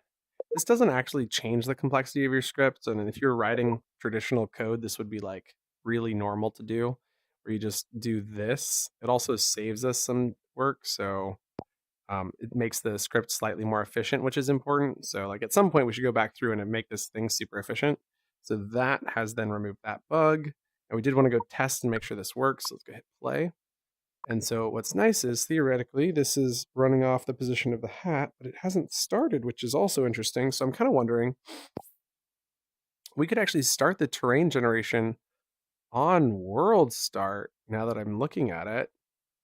So rather than what we did in world start where we were sending spawn asset to self right off the bat, well, let's do that right off the bat anyway because we want to get this to get started. But let's send loop to self as well. So right here, we'll send loop to self, which should get that going. We should stop the world though, because that's going to cause all sorts of issues. Because we're now using the hat as our basis, then we can also do is I really want to change the speed of our loop because I feel like it's going too fast, maybe 2.5 seconds. It's totally gonna slow down the speed at which players can run through the world, but I think it could speed it up at the same time. So, okay, here we go. Because there's less calculations being run every second. So before you even load into the world, it's actually spawned in that whole set of 81. And then when I come into the world, I walk 9 blocks, should be added now. So that should be 90. Apparently I got 18 somehow. 99. Oh, I guess because of the way my head's rotating. But now it's working, so that's the good news, which I'm actually a little bit surprised by. That's good. The speed isn't terrible. You know, you're just like 1, 2, and it should be starting right here. 1, 2. It goes.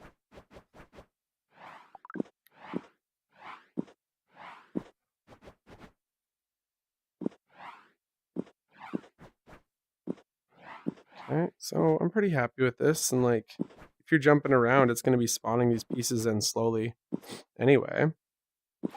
Not to mention if you're like talking to people, or if we actually add activities that you can do throughout this, it's going to become a lot more than just explore. It's going to become like do thing, find thing, interact with thing, jump on thing, whatever the things are that you can do. Like, we'll get there. Okay, that was cool. So I'm going to also note that now that I'm in build mode, it's not trying to spawn around me, which is another bug solved, so that's good. And if I go back into play mode, it should pick up right on me, which it does, so that's good. If you saw the little green dot flicker there for a second, you really have to break your neck to get it to work. Okay, 402 is going up, 420, standing here, 429, and so on. Very nice.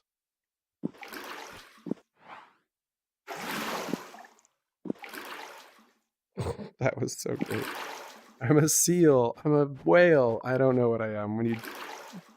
So this is what swimming is supposed to feel like. You're just kind of like up, bobbing up and down a little bit. But every so often you get a massive one, which is weird. Okay, that works well. And stop world. Okay, very happy with that. Okay, so we did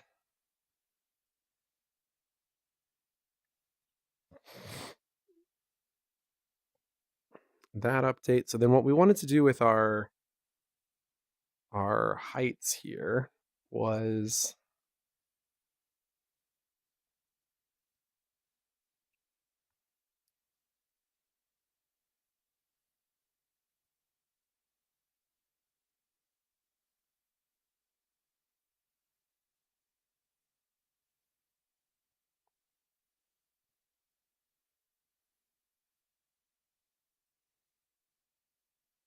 we were using power function. Where was that? Right here by 2. And I want to just double that to 4, which should be like way more exponential than it should be.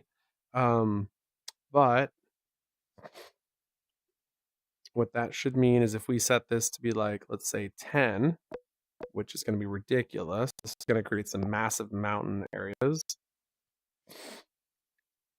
And then what we should also be able to see is under our biomes, we'll recognize that 10 times 10 times 10, it's going to go ridiculous. So it's so ridiculous. This is just like, this is bad. Okay, so the mountain level will set to be like 50.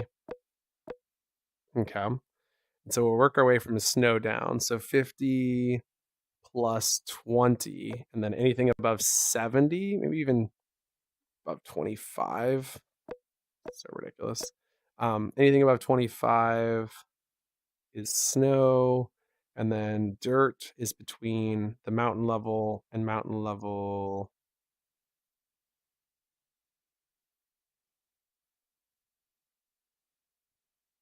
Mountain level minus 10. So we want to make this mountain level minus. So we set mountain level to 50. So mountain level minus 20.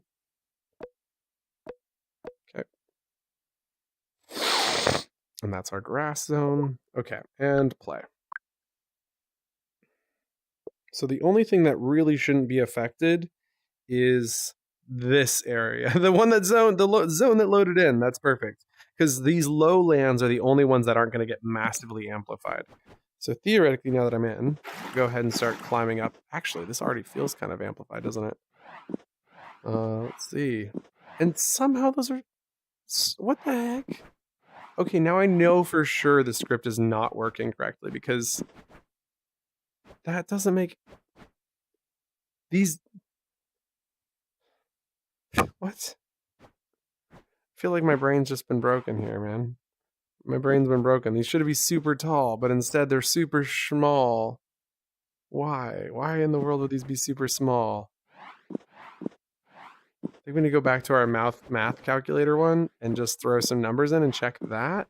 I also said it could be a small like error somewhere, so let's just run around in a circle real quick just to double check there isn't some super massive pieces somewhere. Like these should have been super duper tall. Like super duper duper tall. Like the most massive of all massiveness. And yet they're super duper small. I'm like that looks better.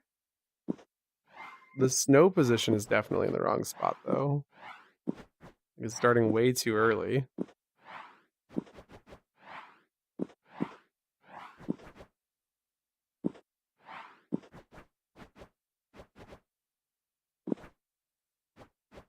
It's gonna be really sad when we lose sprinting. You're sprinting all the time to make jumps that you just can't barely make.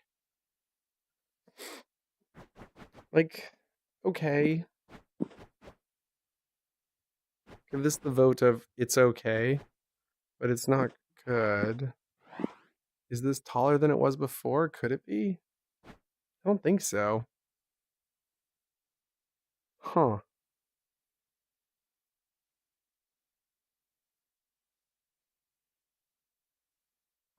Build mode. World. Stop. Terrain.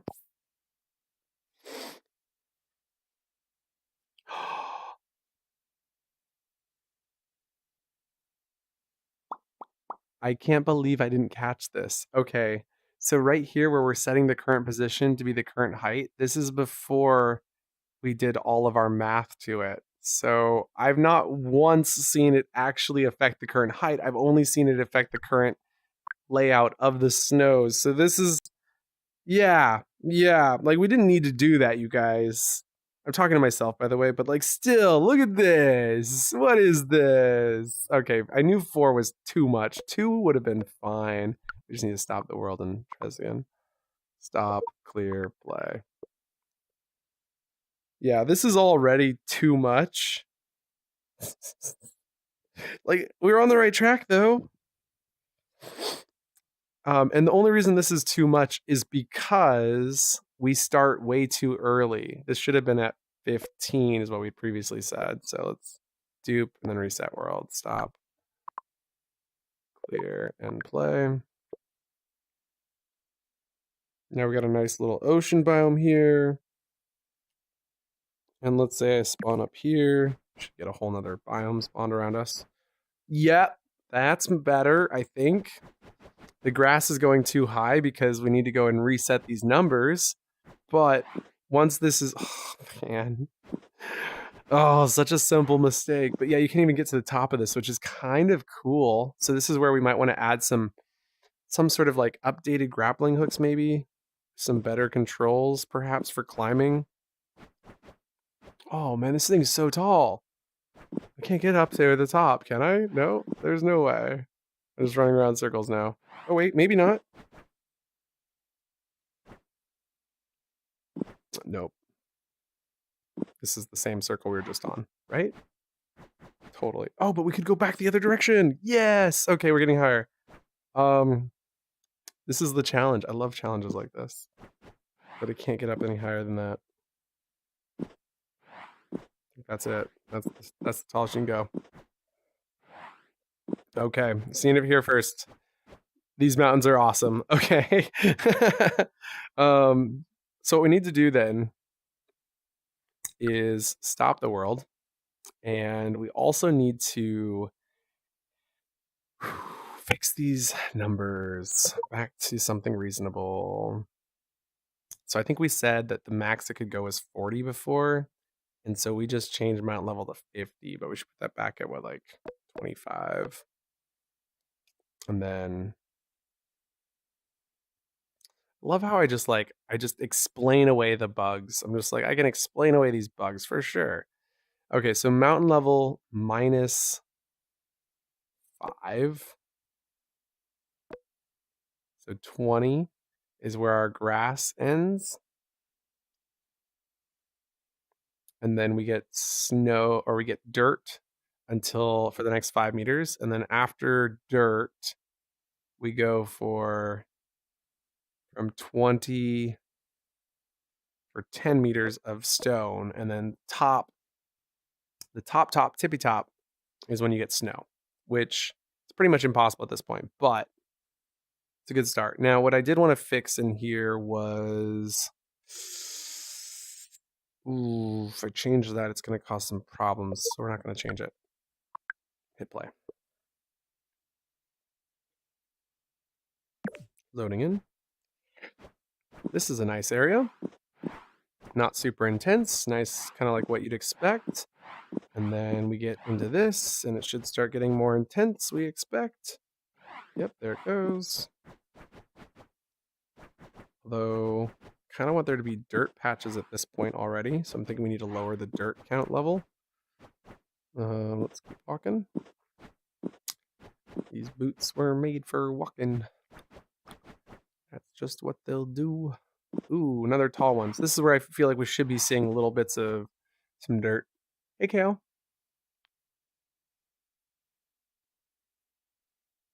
Yes, I took care of the thing. I texted them. Kale will be like, did you take care of everything? Yes, I did. Thumbs up. Bye. Okay. Hoping to find another tall mountain. It's kind of crazy that we haven't seen anything taller than this.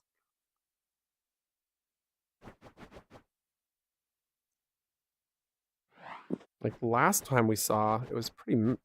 Oh, there we go. Now we're getting taller. We going big? Going home? Like, look at this jump. So this is what that does. That 2 is just, there we go. Now we got some dirt. So the dirt definitely needs to come down a little bit. That should be stone. It's looking good though. It's definitely looking really good. The fact that you can't get to the top of it is something I'm quite enjoying, despite that being also annoying because I want to get to the top. I need to find some more cliff faces.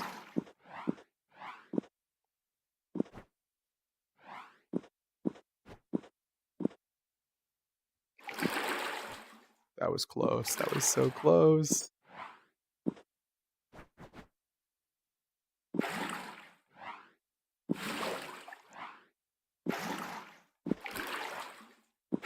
can't get out of this little water pond, can I? Huh. Again, I kind of like it when that happens. 603. Why are blocks not counting? Oh, there it goes. Just a little lag. Oh, is that another mountain area we can climb? About that mountains.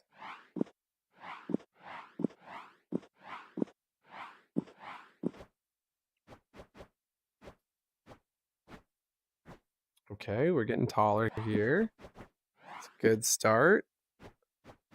But this little downhill has got me disappointed because I'm expecting this is like the toppy top. A little bit higher, but I don't, yeah, that's it. I'll keep walking this way. Some potential here, I think.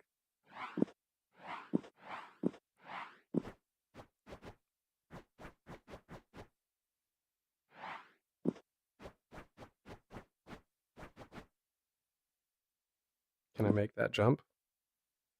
Yup. Oh, because there's actually something there. I'm bumping into it. I can feel it. 799. It's just like there's this weird lag with asset spawning. And it's weird because I've seen asset spawning where it's like immaculate. And so I'm kind of just hoping it just gets better in the future.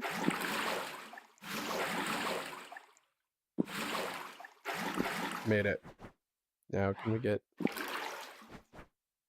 Oh, there's a block there I can jump on. Like, what?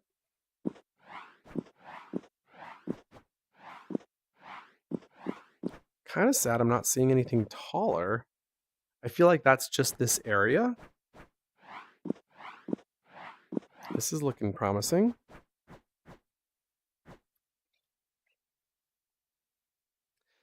Oh, this was the thing. This is the this is the thing I'd like to solve today, is how do we make it look less monogamous? Because it does start to look just like this, where it's one after another after another. And that's my goal today, is to remove the monogamous look. Monotonous? Maybe I'm using the wrong word. Somebody tell me in the chat.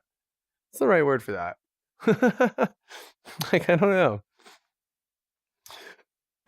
Okay. I can't go any higher this direction. Just like, I probably went the wrong direction at the beginning, and that's my issue. Okay, this looks promising, actually. This has a really interesting sort of pattern up. Come on, one more. Let's go tall. Big. Big. Massive. Oh yeah, that's what I was asking for. Thank you. I appreciate you listening to my request. Ooh, we've even got some dirt starting to appear over there. So we're trying to beat that one. That's the tallest we've been to so far. And this one, not much. It's like pretty much the same. Oh, that was such a close jump. Almost made that. It'd be kind of cool if you could like find chests and stuff. I'm like, I know I'm thinking ahead, but I'm like, what if you could find chests with like jumpy boots that allow you to jump higher? That would make this so much better. But it would also explain like how you can jump higher, because it doesn't make sense to jump any higher than what you can regularly jump, right? Like, okay, we're gonna walk that way. We've currently spawned 1,200 blocks. We can spawn up to 1,800 total. And so we can spawn quite a few more areas of terrain before it starts despawning the old chunks.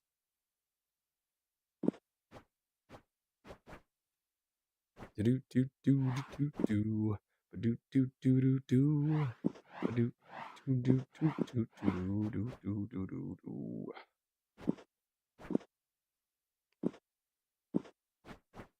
This is so cool. Like, it's such a surreal feeling, but it's so cool. And I actually really love the way it blends off on the edges. Like, that was an accident, but I just love the way that turned out. Okay, come on, one more. Big. Big. Yeah, there we go. Any bigger? No? No, you're going down? Wow.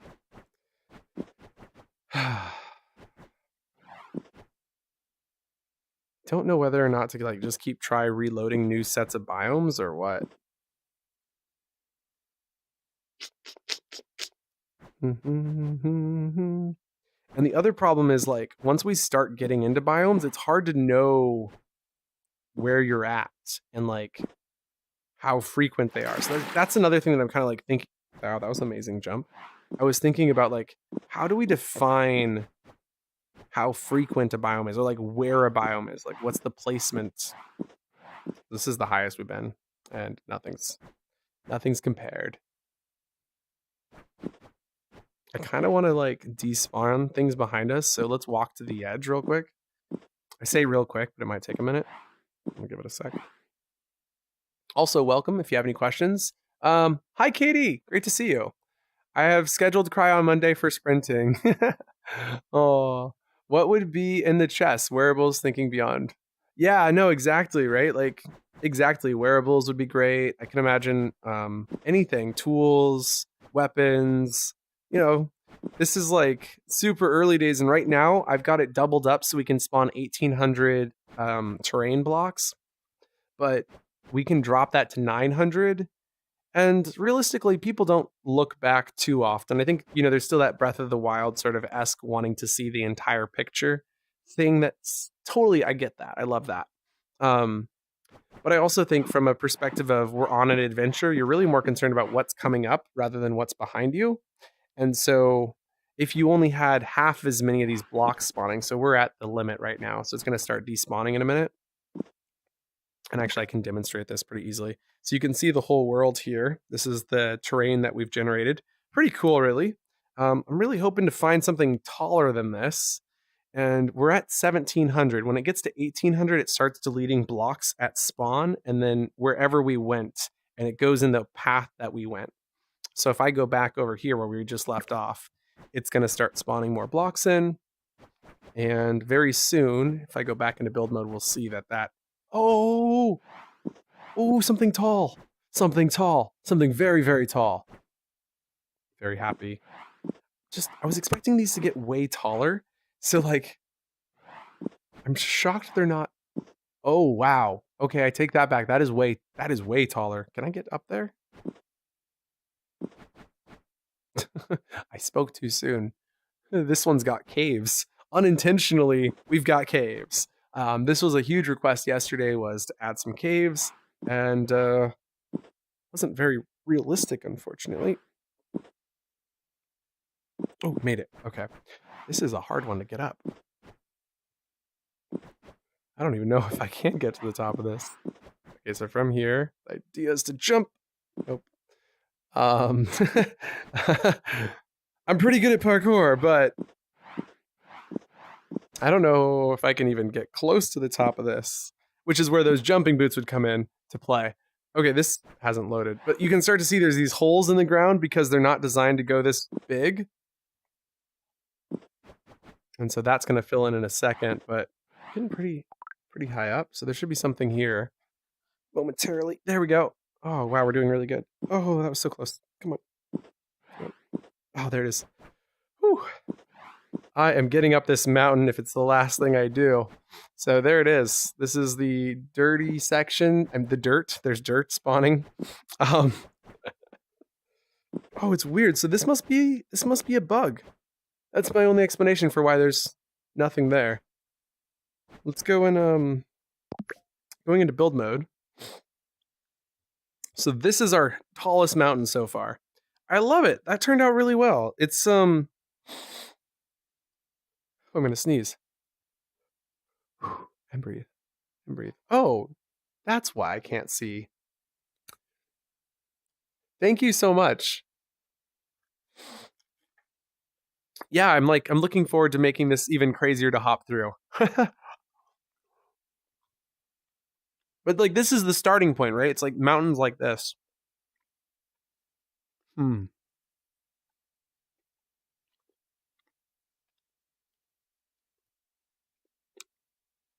There's some math in my terrain generator I need to adjust, and I've been not really wanting to do it. I've been dreading it, but it'll fill in these holes. At some point, I'd love to build in a cave generator. I love caves. I really do. I think caves are some of the best things of all time. But this math is also going to solve some other issues in the future. So the problem is it's currently only 8 blocks tall. If I just make it taller, it also makes it deeper. And so what I need to do is calculate where is the top of this and where's the bottom, and then move it to the center point of that.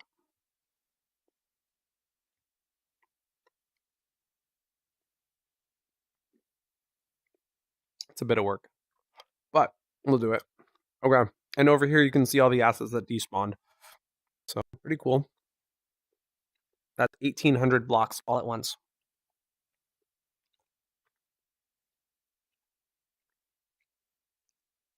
Still very curious why this one didn't spawn in. For funsies? Yeah! The new swimming function, Katie, does this thing where you, oh, and it crashed me. Oh my gosh, it totally crashed me out. That's hysterical. I never would have guessed that would happen. Oh my gosh, that's so funny. But basically, when you jump into the water, it sends you upward with momentum. And so when you have enough gravity going down, you get a ton of momentum going up. And so I think it'll actually be really fun to jump off the world when you have multiple players, because you theoretically get thrown back into the air. It should be a lot of fun, actually. Oh man, I'm so excited.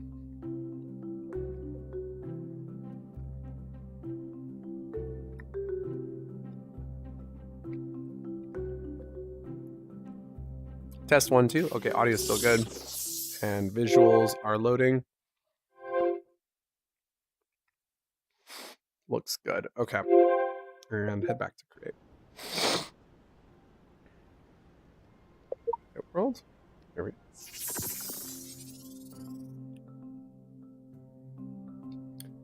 And I did want to get back to. There we go. Yeah, I think when you get into VR and try it out, you're gonna absolutely adore it even more. Like, so good. Wait, what? That's so fun. Oh, this is part of the future of this. Oh, I'm so excited. I'm so excited. Is that block filled in? No, there it is. I don't think I should jump off, but I'm gonna do it one more time because that was too much fun not to show again. That's way too powerful. Look at this. I'm at the top of the world. That's so funny. But yeah, so yeah, the new feature that's been added though is that when you spawn in, there's a thing on my head. If you can see that green dot there, that represents the person who's the leader, and players spawn where that dot is. So when you load into the world, you actually spawn on the leader, which is kind of fun. Although you become the leader immediately. So I guess that's also a good thing. Anyway, it's lots of fun. Lots of fun no matter which way you look at it. So we're going to go fix some math. Let's go stop this world. Although I think I should fix the visuals first, maybe. There's so many things to fix. They're small things, but they're things. Because the snow isn't showing up on the top, and the grass is a little too grassy. So we want to go to biomes, and the grass height is going to mountain level -5. Let's make it mountain level -10. Mountain level -10 for the grass height, and then for the mountain level, that should be okay. That just gives us so much dirt. So let's actually take mountain level down to 20. Okay, so mountain level goes down by a little bit. And then the grass level actually goes back to 5. Okay, and then dirt is a good, and then stone is good, and then snow would be at the top of the stone. So then the issue is that we're currently spawning assets based off this scale that was provided. We should actually be spawning it based off of the Y height. And so let's consider that we want the position, we want this to scale to 0, or excuse me, we want the bricks to go to 0. And so the scale of the brick, so the current height is a value, but it's not the position. So right now we're using the current height as the position, but the current height is the top of it. And so the position is current height divided by 2, and current height is actually the scale. So right here, when we send set current position to position plus current height, we should actually be taking current height and dividing it by 2. So grab this division symbol, drag current height here, delete the 0, so it's divided by 2. Move this 0 into here as well. And so now the position is half of what the current height is, but the scale is on the Y. Whoa, whoa, whoa, whoa, whoa, whoa. Hands up. What's happening? Why are my hands freaking out? Don't freak out, hands. We're humans. Okay. So then the scale is a passed in value. And so we need to actually set new vector variable called current scale 2, which is just a way to say it somewhat matches what we're seeing here. So it matches this current position, and I'm putting it in the same place so that in the future I'll remember that this is what it's doing. So we set current scale 2 to be the current scale plus, so we're gonna do the exact same thing. And then over here where we'd set our default scale to be a height of 8, right here is where we'd set scale to be a height of 8. We're actually going to change that to 0. And then what we're going to do is take this scale and drop current height as the value for the Y. And that should give us exactly what we're looking for. It's going to mess up the ocean biome right now, but it should look identical, and then we shouldn't have gaps. Let's give it a play and see what it looks like. Okay, 81 blocks have loaded in, and I don't see them. Oh, because they're all below the ocean and they're all absolutely flat. So there's an issue that needs to be solved.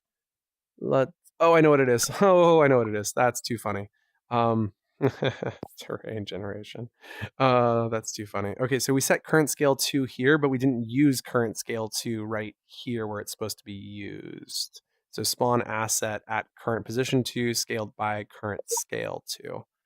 But that didn't seem like it was setting it in the right position anyway. So I don't think it's set correctly, but we'll give it a go and see what it looks like. Okay. Oh, it's not terrible. I said the ocean would be wrong, so I'd say that looks right, and they're all flat on the floor, so that's good. I'd say this turned out pretty well. We just need to lower the ocean or raise the entire thing. I would much rather raise the entire thing. Can I come up with the math to figure out how much to raise it by? +4? Because we had it originally at 8. So +4. So if I just add 4 to the value for position. So right here, when we set current position 2, do we just add 4? Where is it setting current position? We need to set current position a second time. No, yep, we'll do set current position 2 to be current position 2 plus new vector from XYZ, where this value is set to 4. And that should adjust us back to where we were before all my modifications, but give us all the benefits of the math. So stop world, clear, play. Here it goes. First chunk's loading in, and the ocean looks exactly like it's supposed to be. So that's good. Let's go ahead and walk up a couple of these hills here and see if we can't get something nice. Let's see, this is good. The dirt's coming in at a good level, so I'm pretty happy with that. It's also still pretty difficult to get up these, which is where I'm really thinking about that Zelda climbing function I'd like to add. Oh, nope, here we found a way up. There we go.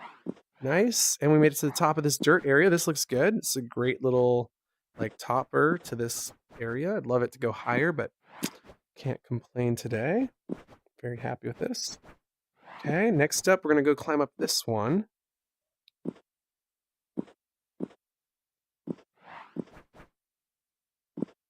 Go, let's go. Come on.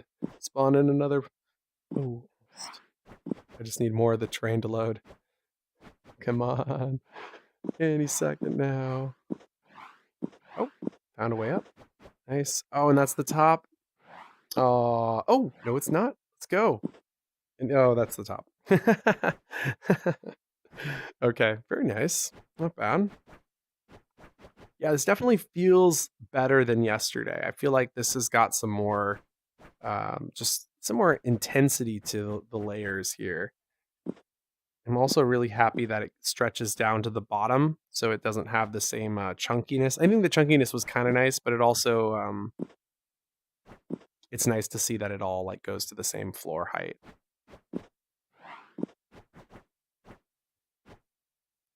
Let's go up this hill. I guess it would be really cool if there were chests, like you could find a broomstick and then fly the broomstick around. Like that would be really cool. Although the loading time might have to go to somebody else because we found that that's breaking the world if you load the chunks too fast. So, ooh, that's looking good. Another tall one.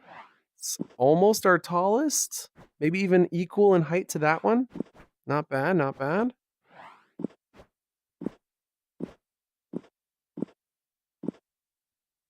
Okay, jumping in the water.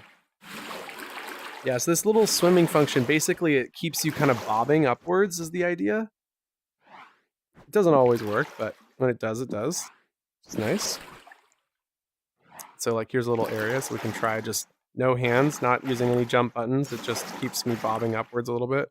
That's the idea of how the swimming function is supposed to work, is it's like a no hands swimming feature.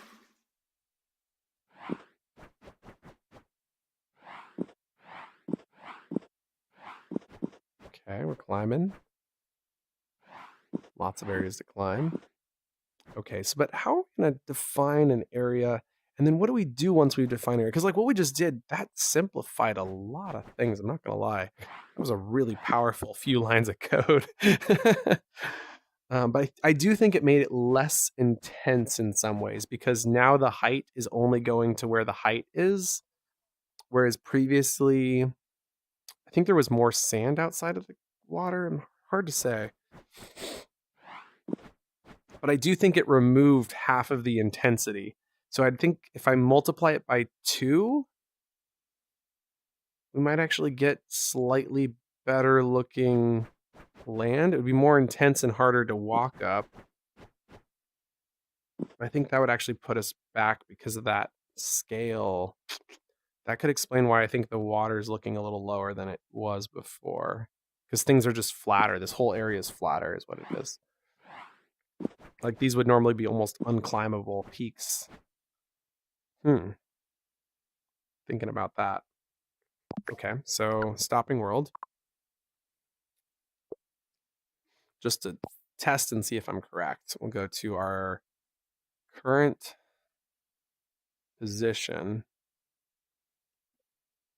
is based off our current height. So our current height is actually a little bit off. So we just pushed it up by 4 to get it into the right position. But then the problem is it was twice as tall before. Compensate. So no, I'm pretty happy with how it is. Okay, let's just try to focus on actually creating biomes and sort of understanding what that looks like to do. So let's build just a model here just to kind of understand what we're trying to do. I know this isn't going to be perfect, but it's an idea that we want to sketch, and I think this will be a good way to sketch it. So we go 1, 2, 3, 4. And we're going to duplicate and rotate like that. Okay, so let's say we have a grid of 9 biomes. Let's like assume that when you load in, it sets this as your current biome and it chooses one at random. So we're going to have to create a string list of biome names because right now we have biome kind of like color codes, but those are really just the height maps. And so what we need to do now is determine some additional, so these are biomes. This is a script. I wanted a string. That's okay. We'll use the script for now.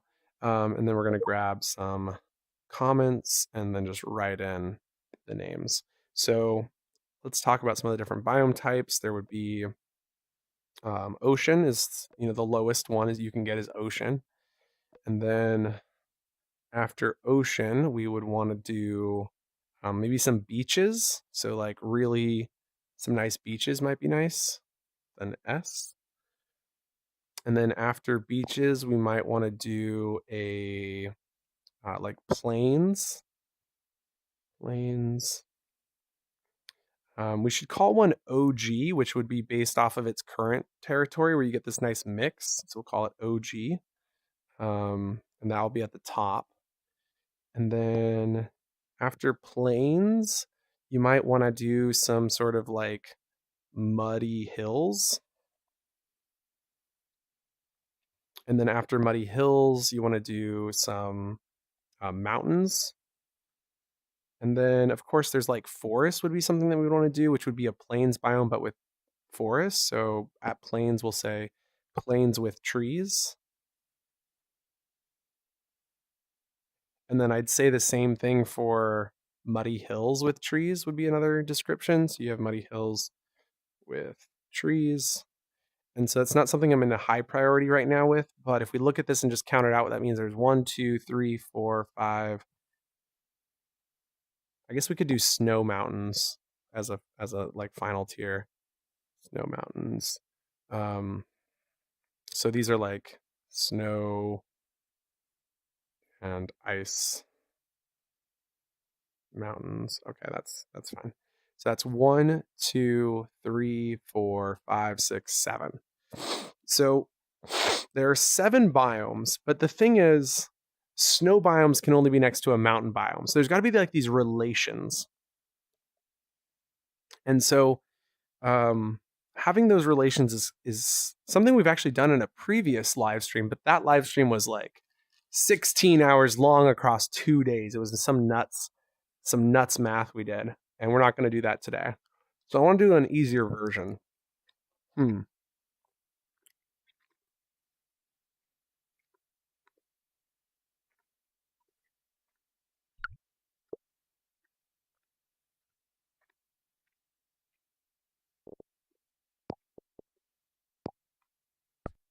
Let's try this. Just for visualizing purposes. We'll duplicate this.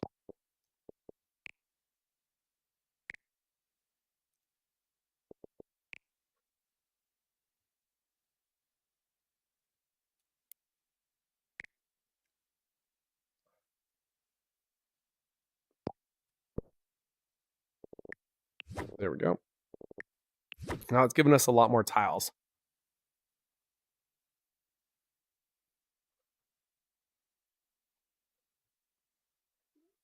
So what I'm thinking about doing is basically putting them into this like cuboid array to visually show how they connect to each other.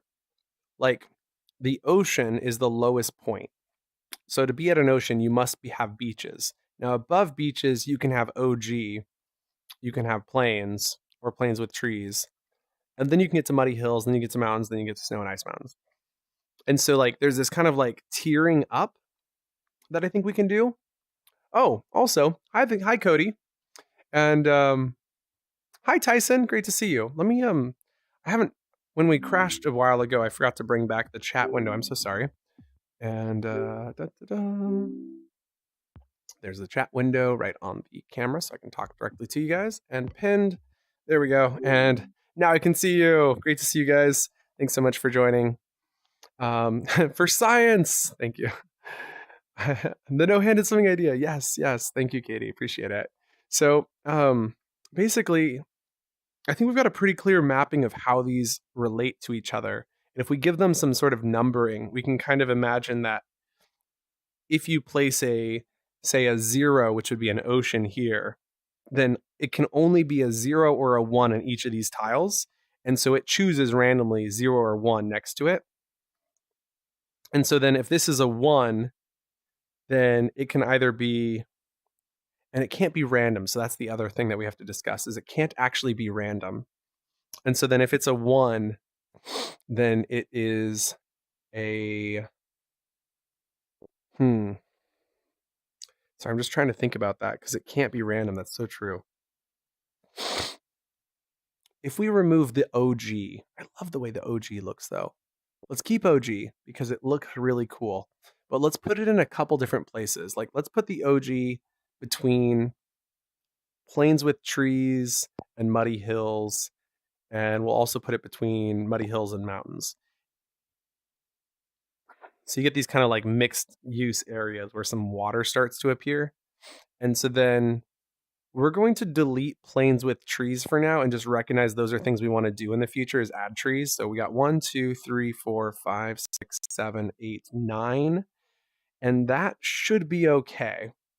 And so the way this is going to work is we're going to take a Perlin Noise map, which is similar to what we're currently creating, and then we're going to stretch it out really wide.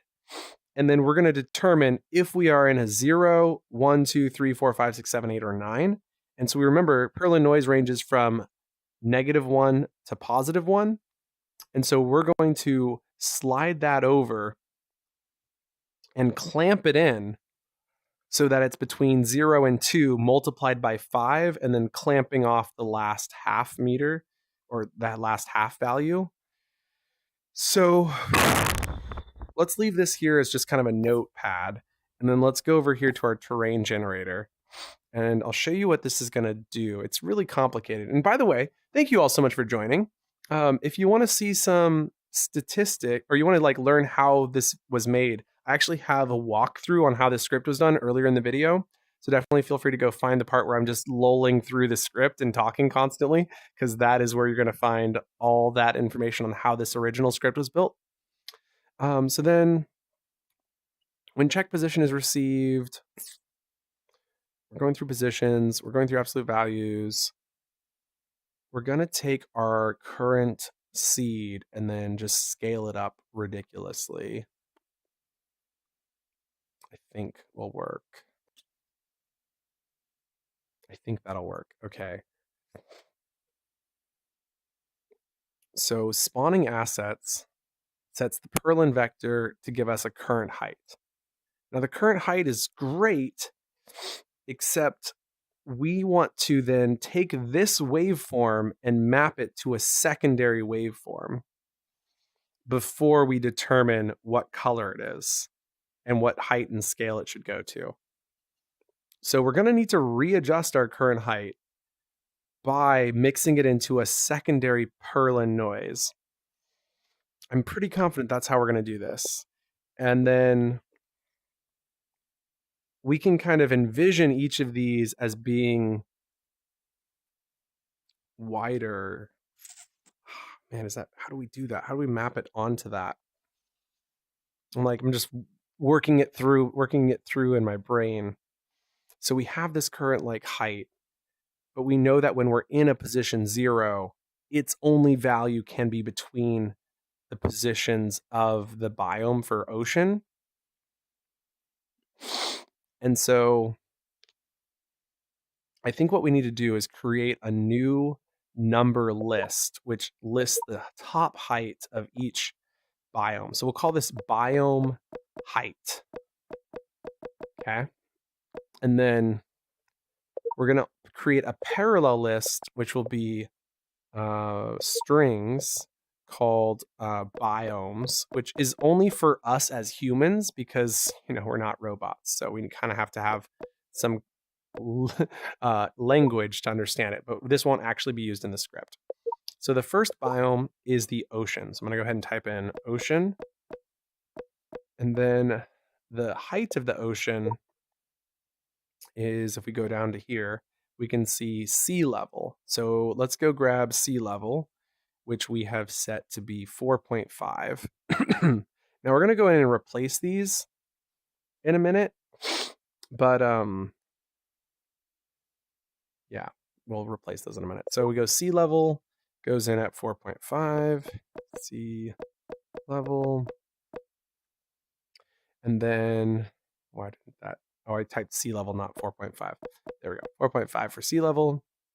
And then after sea level, we go to 6.5, which is our beach level. So 6.5. So if we want to have a beach, it has to be between 4.5 and 6.5, which won't really look like a beach. It'll look more like a, it's going to look more like, it's really just going to look more like a desert, but you know, we'll maybe adjust that later. Okay, so we got our 4.5 to 6.5. And then after that, we go to mountain level -5, which is our grasslands. And so mountain level is 20. So 20 minus 5 is 15. So this is our grass. And then after our 15, we go to 20, because that's where the dirt ends. And then the stone ends at 30. And then the snow ends at 40. That's the height for snow. So that is without the OGs being added. So that's the ocean, followed by beach. And then after beach, I think we wanted to do OG actually. So if we look at our lists here, ocean, beach, OG, plains. Yep, that makes sense. So OG, then plains, then OG, and then it's curious because we can't really. Oh, we wanted muddy hills. Oh, that's the dirt. Okay, that makes sense. So ocean, beaches, plains, muddy hills, mountains, snow, and mountains. Let's write these in first and then figure out how we're going to differentiate between those two. Ocean, beach, plains, ocean, beach, plains, snow. No, it goes muddy hills, muddy hills, and beach, plains, muddy hills, then mountains, and the last one is snowy mountains.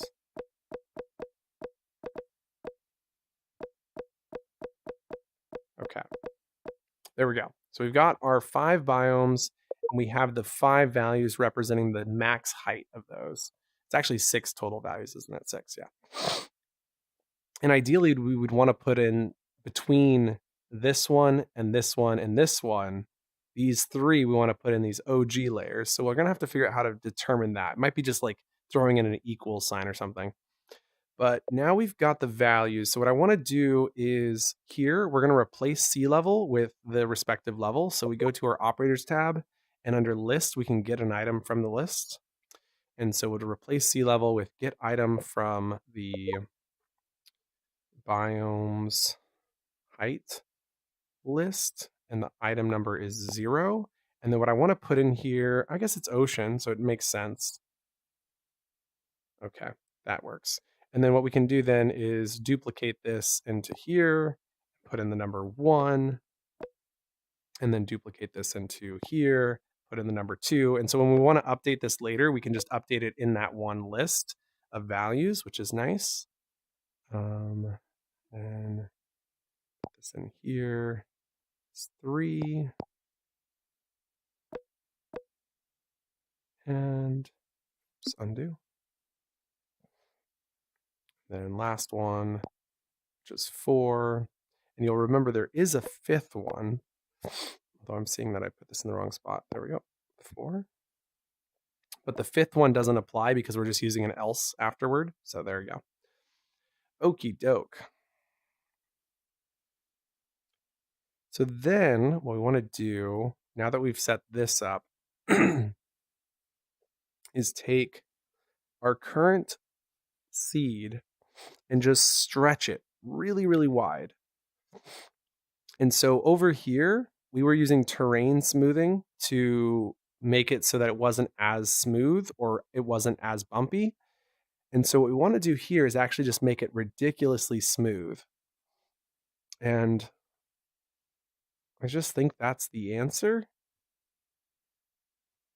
It's a pretty simple answer, but I think it's the answer. So we take the exact same thing, and then what we use the current height for is we use current height to determine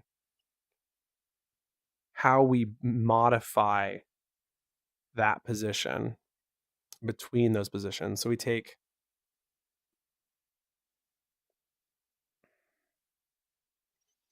my brain is not fast enough. It's like I need to see it written down on paper, you know?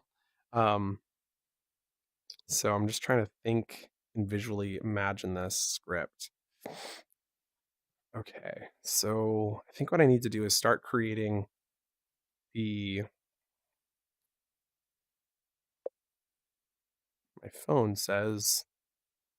Oh, nothing important. Okay. Set. I want to create a new... Oh, sorry. I wanted to also delete these old variables for mountain level and sea level since we're not using them anymore. Since we created a whole like thing for that. Keep our script nice and clean. Okay, so new variable, which we're going to create, is going to be called current biome. Now, current biome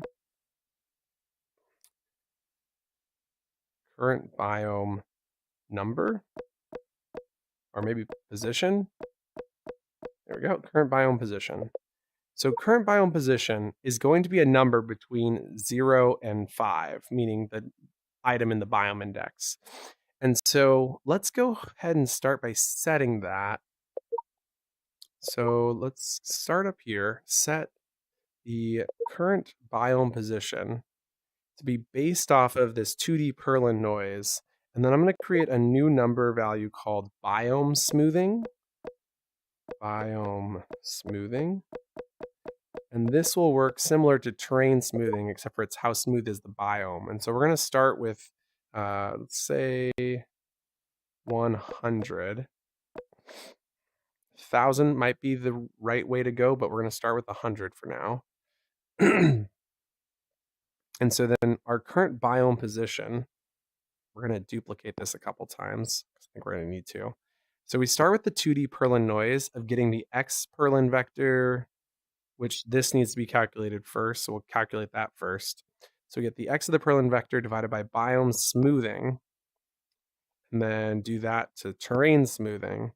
And then once we've done that, we've gotten a relative position based off of the current biome smoothing. And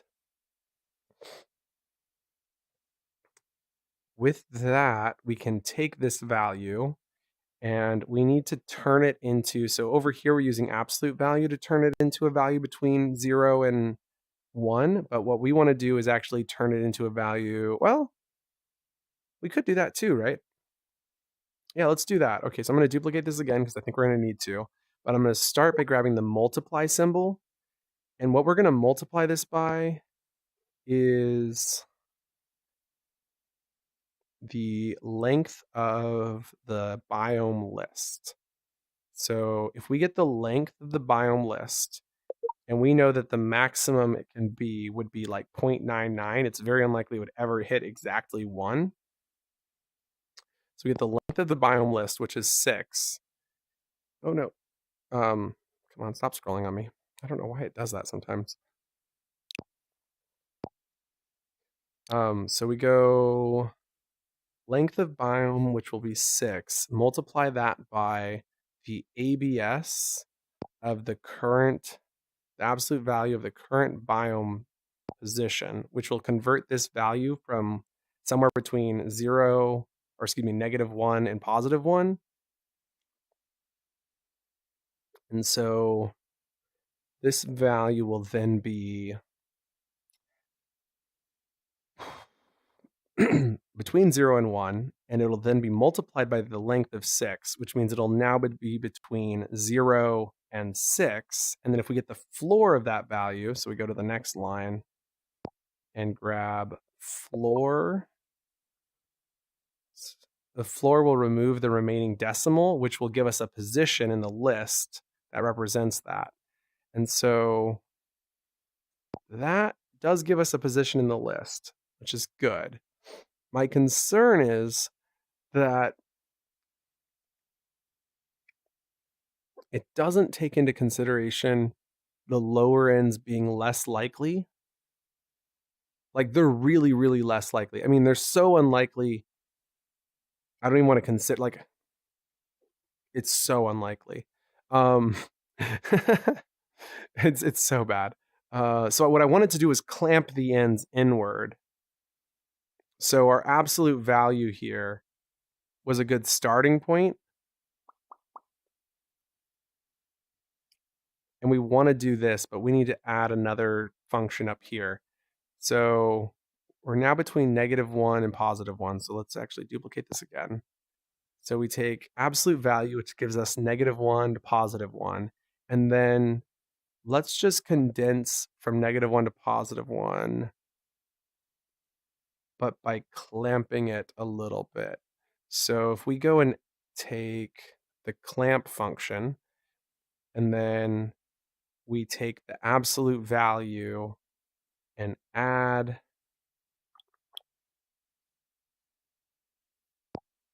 so we're going to take the absolute value of this, which will now be between 0 and 1.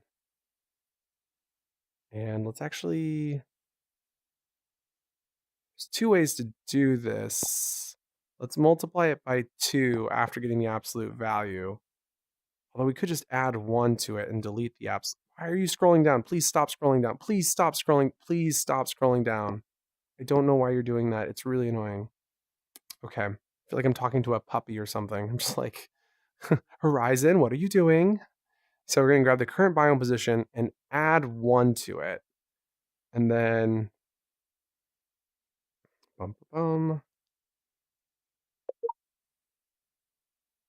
so add 1.5.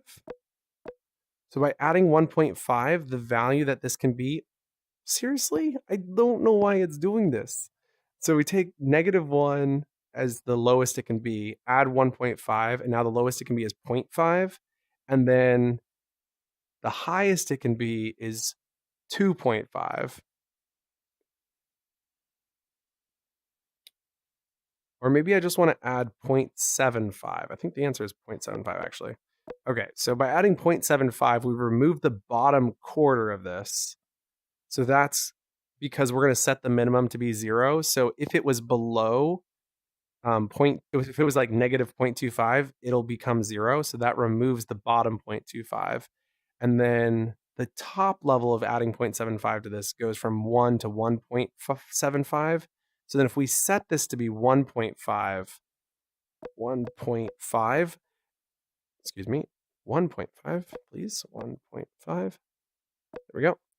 Now we've cut off the top 0.25 because this is where we want to put our snowy mountains. And then what we want to do in this, I don't know why it's, oh my goodness gracious, I want to scream. Oh, the dang thing is, it's just like auto scrolling on every page. Okay, so we need to divide. So I'm losing track of my thoughts, but because it's now between 0 and 1.5, if we divide it by 1.5, it will take a number that was at 1.5 and make it 1, and anything less becomes a percentage between 0 and 1. So we're basically converting the current biome position. So we're clamping off a quarter from the bottom, a quarter from the top, and then we're dividing it in so that it's somewhere between 0 and 1. So that way when we multiply by the length of biomes, the problem is this does have a problem where when it multiplies by this, let's clamp this to 1.45 because 1.45 divided by 1.5 will be 0.9, and that will make sure when we floor it that we remove the I'm actually going to delete this and just drag this into the floor function so that when we floor it, we are definitely not getting 6. The maximum value we can get is 5. Okay. So now we got a good opportunity for oceans. We got a good opportunity for snowy mountain caps. So we've got some really good opportunities for each of the biomes. So we're not like limited by Perlin Noise's rarity of these top and low values. We could come back in here and adjust these numbers later if we need to. So that's good too. So now that we've set the current biome position for that specific location, it's theoretically not changing very much from location to location. And so what we want to do is use this current biome position to determine what the current height can be. And so after we've calculated the default current height, we then want to say that the current biome position is the starting height, and then we want to add. So here we've set the current height even with some crazy amplitudes. And so then what we want to do is say, set. So we're going to go grab a couple set 2s. We're going to drop current height in here. And so we're going to recognize that the current biome position is the maximum height that it can be. So it should be a range between 0 or the previous one and 0. And so it's kind of a sadness that I can't actually go to 0 here, but we'll recognize that and write it in our script. Okay. So current biome position needs to be taking this height, dividing it by that, and multiplying by the difference between the min and the max. So we need to maybe set the minimum and max. So let's actually do that real quick. So we'll create a number called min y, and then we'll create another number called max y. And so having these broken out makes it a little bit easier to read the script later. It makes it easier to understand it now. And so we're just going to go grab another couple set 2s, and then setting the min y and the max y. And so with the min y and the max y here, we know that the max y is easy. That one is simply getting the item from the list. That is our item. So we go get item from list, and the list that we're getting the item from is our biomes height list, and the position is our biome position. And so now that we've got the current biome position from the biome height list, that's our max, we need to get the min y, and this has an if else statement, because if we're in the ocean biome, it's going to be set to 0. So we set min y. Please don't. Why would you? Sorry, this thing's scrolling on me by default. I feel like I'm getting controller drift or something, but it's weird. I wouldn't expect that on the, these are really expensive controllers. Somebody facepalm me. Anyway, so we set, if we're in the ocean biome, we need to set it to 0. And so what we're going to say here for our if statement is if the current position, so if this current biome position equals 0, we set min y to 0. Else, we set min y to be the get item from current biome position, but -1. So we got to grab the minus symbol and say current biome position -1. And that will give us the previous height, which is our min height. Okay. So now that we've set a min and a max, we now need to set the current height to be at the base height. So we're going to go grab this plus. And so we say take the minimum y, and we need to add to it with the current height divided by 40 multiplied by the difference between min and max. So we're going to grab a multiplication symbol, and we're going to get the difference. That's a minus symbol. And the difference between min y subtracted from max y. But we actually want to do max minus min, right? So that it's large, because it's always, this value should always be positive. So max minus min. And then we're multiplying that by the current height divided by the maximum height that it could have possibly been. So we take the current height and we divide that by the maximum height, which we know is 40. And unfortunately, we don't have an easy way to script this in. So this is one of those numbers that we just got to know. And we know it's this number because of the math we did earlier with the power function. And so unfortunately, this one's a little silly. We're going to want to fix that one day. Okay, so current height divided by 40. Problem is, it really only ever gets to 20 and never really gets to 40. So what we should do is actually drag this divide symbol down here and then come up to our operators tab and grab a a min function. And so where did that go? Let's do that again. Grab the min, drop that in the A slot. And so what we're going to do is actually take current height and divide it by 20. Now we know that dividing it by 20 is going to give us more realistic numbers. So we can drop this in here, but we also know that the current height is often, I think my power just said it's low, so I better swap this out real quick. So we know that this current height is very rarely at the bottom level either. So what we should do is delete this, grab the plus symbol, and say current height plus 10 divided by 30. And this will remove the top 10 and the bottom 10 from our calculation, which should be good. So then we drag this into the A slot and then delete this last one here. And then what we want to say is this should be maximum 1, because when we're multiplying by the max height difference, then it shouldn't ever go higher than that. So that's how we want to do that. And that is how we create this sort of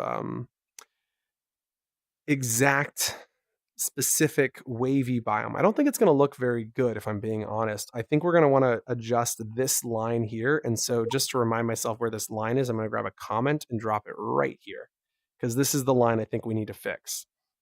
But I do believe this has taken into account the biomes and applies it. So let's go see what a singular biome looks like.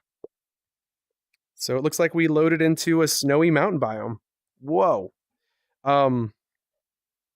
Yeah, you can see this is the next biome. So there's this like really harsh contrast, unfortunately, which is interesting. I wasn't expecting it to be such a hard contrast on these edges, but that is the thing we'll have to solve next, is how to blend those together better. But it's kind of nice to see some biomes, honestly. It's kind of fun. So what I think we need to do next is make it so that these blend together more naturally. Absolutely. I mean, look, it looks like a freaking glacier. It really does look like a glacier coming out of nowhere. It's like, welcome to the wavy mountains. But you can start to see that we've got these like, this is nothing like what we saw before. So we finally created biomes, which I'm really proud of. So pat myself on the back. Thank you. Wow, this is special. This is truly special. This is what I wanted to create more of, though. These sort of like, as it's getting closer to the other biome, we start to get some of this. And it looks like we got another ice biome here.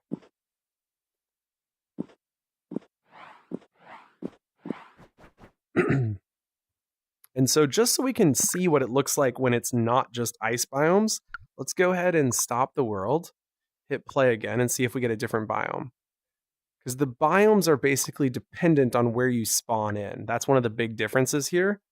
So here you can see we've spawned in a muddy plains, muddy plains. And it's actually interesting because there's 3 biomes. You can see that the grass biome is right here on this edge. And so we just really need to blend these together better. But there's a couple things I really wanted to do as well. So let's do the couple things that really need to be done to make this a little bit more organic, and not just wavy hills with large stopping points. So this is where this line was. And so what I was trying to show here was that when we did this minimum and we started clamping it, that's what makes it perfect. But nature isn't perfect. Nature has these sort of like things you wouldn't have expected, right? And so we should actually not use the minimum function. So I'm going to duplicate this, make sure the world is stopped. It is. Good job. Delete the min function and just plug this in here. And because we know it's not really going to hit 0, this is okay. But let's actually just plus 5. And we're only going to divide by 25. And so what I think this is going to, in fact, let's actually just divide by 20. And so what this should do is give us some more kind of like crunchiness and the ability for things to get potentially higher inside of a biome. So let's go ahead and hit play and see what this looks like. So we're inside of a snow biome is where we've loaded in. And we've got some nice little like height. Like the height is a little bit more varied. I think it's not as smooth, which is nice. Here you can see we're jumping down into sort of a stone biome. Definitely is building up towards, but we don't have the connection. So I got to figure out what the math is to solve that. Let's see. What I'm hoping to see is that we see bits of snow inside of this area. That's what I'm hoping for. The new like math, I'm hoping kind of adds more amplitude to these. Yeah, that's what I was looking for. So that you'd be walking around through this kind of stony field and then you'd see like some snow appear. And so I'm kind of curious, is there more snow here? And if there's not, that's okay. But I just kind of want to, yes, this is exactly what I was hoping for. Is something to this effect where it's like, oh, look, there's like, oh, that's so good. Look at this. And then it like, oh, look at that. Oh, I wasn't expecting that. That's so good.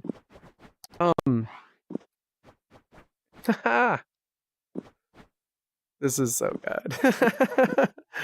Oh, you can't get up there because it's just not blended well, but it's on the right track. It's on the right track, man. So the problem is it starts too high. It always starts too high.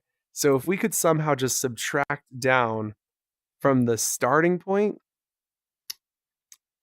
I wonder if that would help. Okay, so let's go stop the world.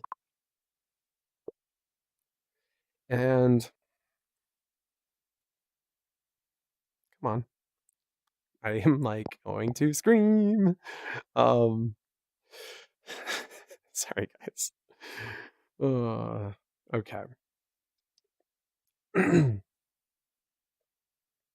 Set max y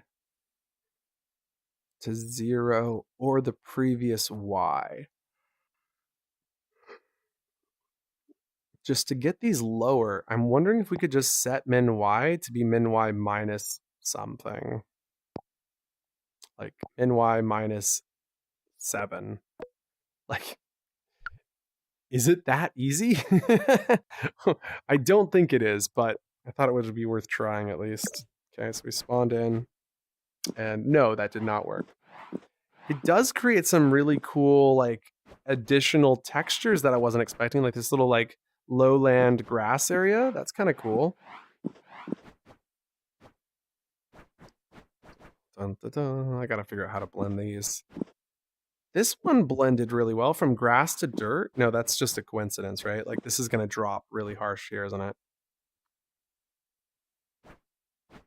Waiting for it to load. Also worried that I might be doing too much math. And so the more math I do, the more it's like, I can't keep up. But this does look really good. This is a more interesting experience, to say the least. Ooh, now that was something I wasn't expecting. Wow. That is really neat. I was not expecting that. So maybe in some cases this is working. But I mean, we're really close to being like stuck in a circle here. Like, assuming this doesn't like, yeah, this is gonna be a hard circle. There's no doubt. I'm just trapped in this space, which is problematic, obviously.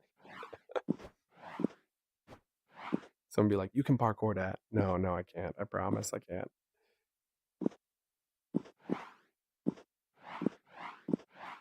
Okay. Go into build mode. Take a look.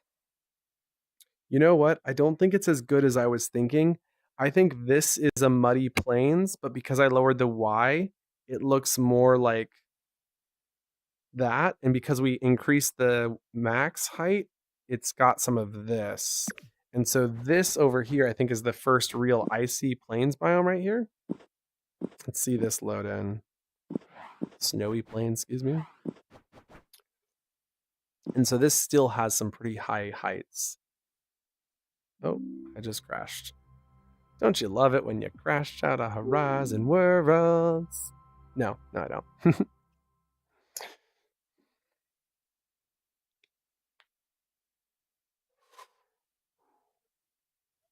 Oh, man.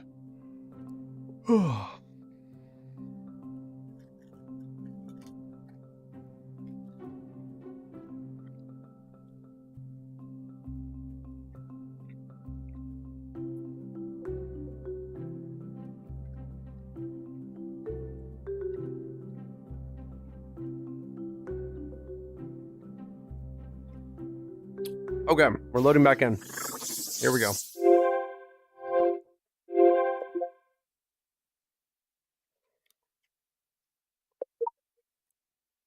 It's like a good starting point, but are we traveling? We're gonna travel? Oh no.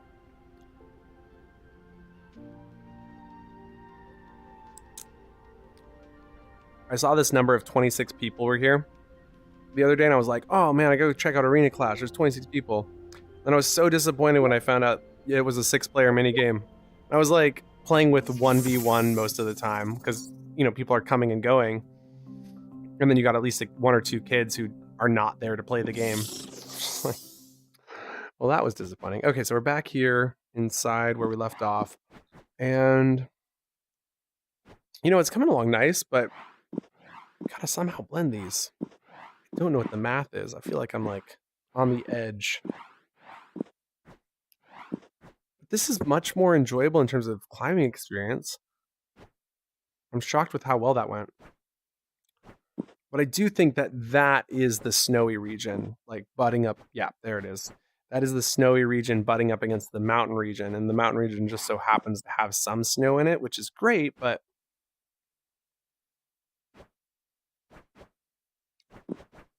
it doesn't have the same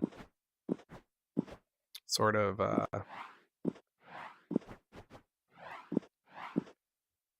character as if it was actually blending well.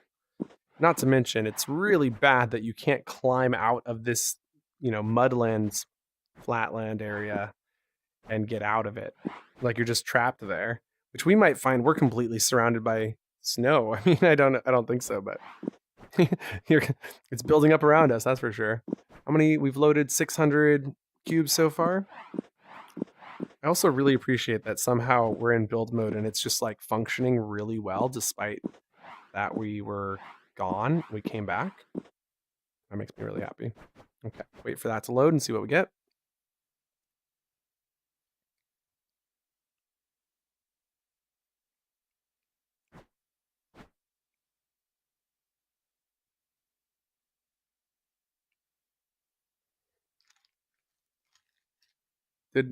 Oh, I was like, who turned out the lights? Okay, come along nice.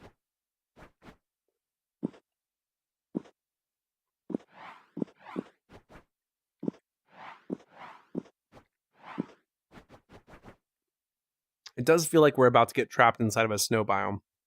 So my concern here is it feels like what used to be grassy plains is now almost always these stone biomes. And I'm curious if we're going to find any grassy plains. But this is also like we divided by 100. You'll remember to get a lower frequency of biomes. Like if I divide by 1,000, it would just be like massive biomes. We could divide by 200 and get a more even. Probably, I think 200 might actually be the right one to go with. This is going down, which is nice. this could lead us to grass. It's starting to look like grass. Let's see what's down here. Oh, no, that's not grass. Man, was I hopeful though. Let's see what loads next. Oh, this was the lowest point. I was just really hopeful. Anything else out there? Ooh, oh, look at that. There it is. We got a grass zone. Interestingly, this isn't actually a grass zone. This is a muddy plains, and the muddy plains is low enough that it's blending some grass in here, which looks pretty cool.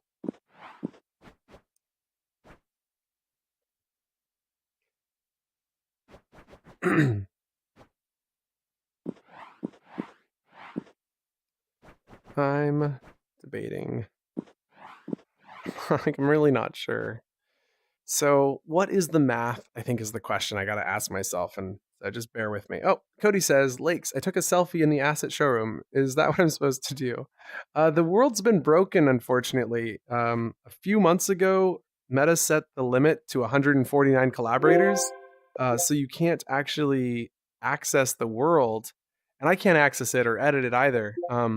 What I will tell you is that if you go into build mode and you go to the asset library, and I think the easiest way is you go to interactive and then just scroll through here.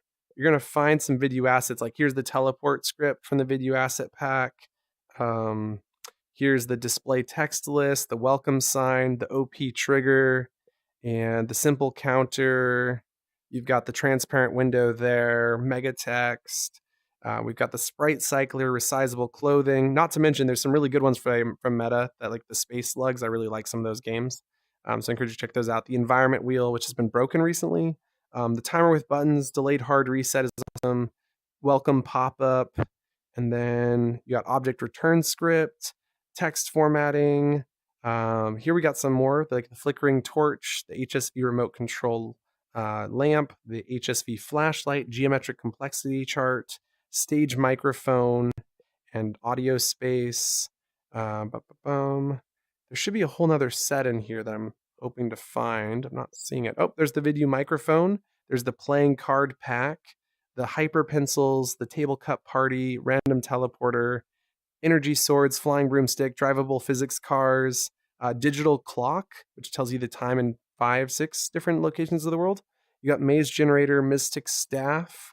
You got the fair carousel, audio text information stand, a boombox, the extreme fair ride, large ceiling fan, park welcome sign, small ceiling fan, or regular size. You got a Ferris wheel, as well as a bounce house, and I think that's it. Yep, so go under interactive, and there are 40 items in here. Unfortunately, the elevator is not in there. It would have been in the next pack, I'm sure. Yeah, it is really sad. I'm going to try this real quick for you, but I've had a lot of reports that it's not working, but we're going to try it anyway. So if I go to create tab and search for video, let's see, just got to give it at least a try. Do video assets, copy one, information. Let's see if it loads. Okay. Wow, look at all these details on how to make it work. So we're going to click manage people. I'm going to just not let it load and click invite people and hope that it's like only able to limit me if it knows. So it doesn't know yet. Okay, and your name is Cody Styles, CODYSTYLZ. Let's see if that pulls you up.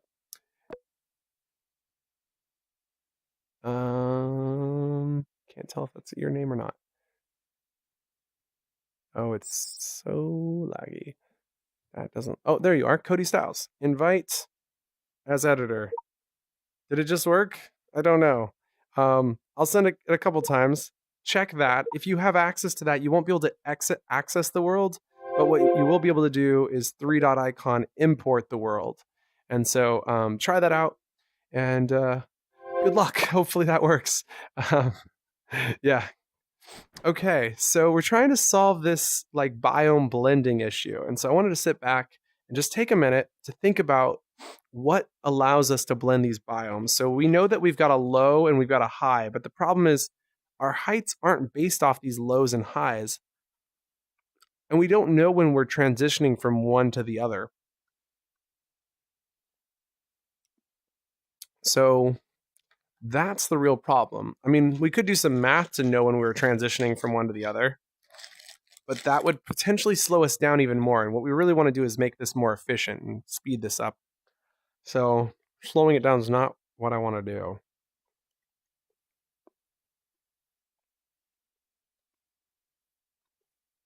Hmm.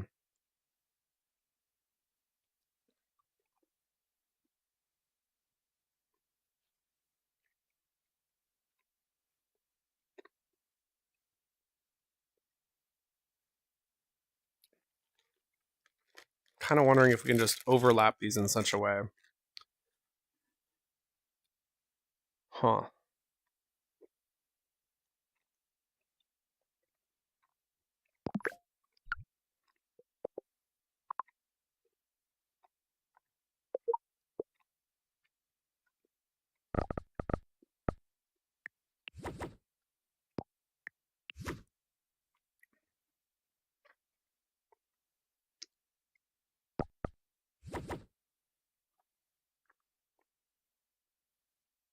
Okay, so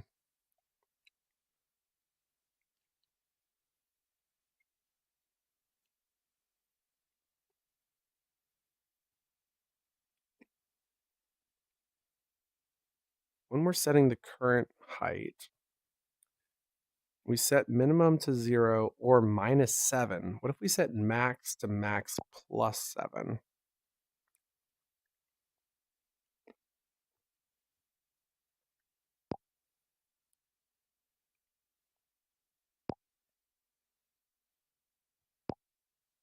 Like, there's no way that works, right? But it could.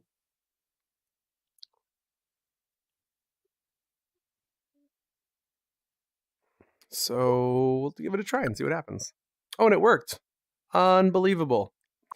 The number of times I've been told that didn't work. Congratulations. I think you're the first person to be added in months.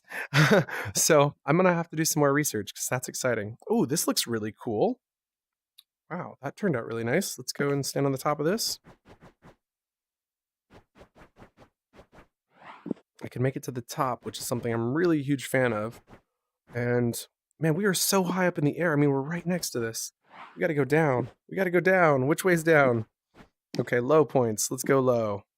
I kind of want to just jump off into the ether. It's such a bad idea, but oh, okay. That's not bad. It's not great. There's still a hard line here. So this is the biome edge, and it's still a hard line, but it is better than it was before, I think, in my opinion. Could be wrong. I could very well be wrong.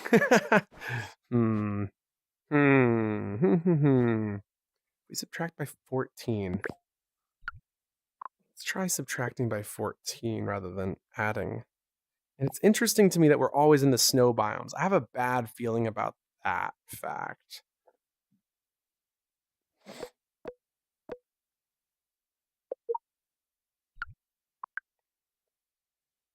Okay, so like it's in another snow biome. Like that shouldn't happen. Are these actually getting lower? Is it the math doing what I think it's doing? Because I don't think the math is doing what I think it's doing. Let's go ahead and stop the world again. Open up this. Zoom in. And we took the difference between max and min, multiply the current height plus 5 divided by 20 times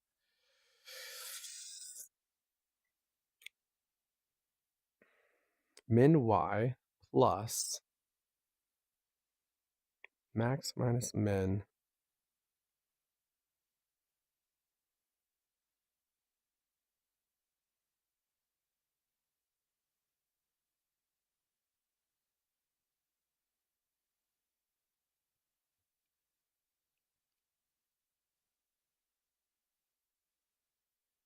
I think I've put this in the wrong spot as part of the problem.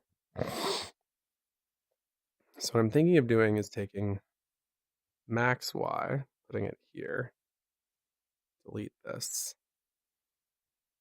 min Y, putting it here, deleting this. And the reason is because we're using min Y as the start position here. And this will create a difference. Well, we'll see if it works. And play.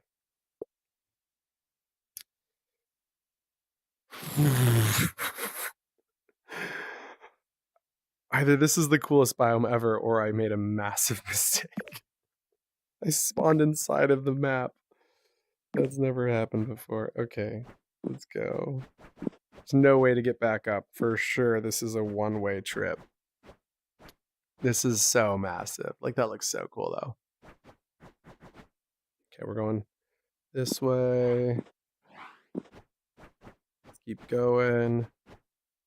Dun, dun, dun, dun, dun, dun, dun. Got some more spawning in. Not bad. I bet this is going to be a hard edge. Go back this way. Yes, made it. So proud of that jump. So far, this is fairly traversable. It's way taller than it should be. These ice ridges kind of feel realistic. Like, I feel like I'm looking at some real ice structures, but I know once we get lower and into the lower areas, it shouldn't look like this. And I just don't know how we're going to get into the lower areas. Do I just walk forever and hope we make it? Like, why are the snowy regions so much more common? I know why. Oh, I definitely know why. To the top. Remember, we clipped the top off. And okay, well, we found some stone. This is good. Let's go lower. Please tell me we can go lower.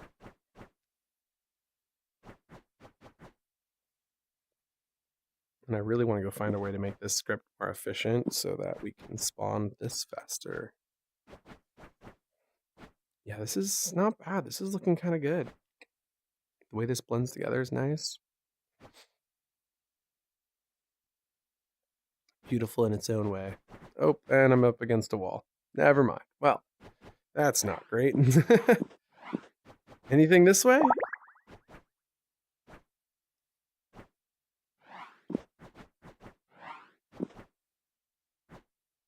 Nope, that's another wall.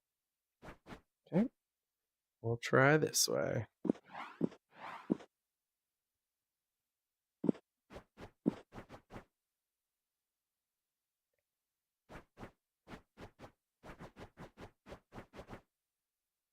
I'm about to jump off the edge just for funsies.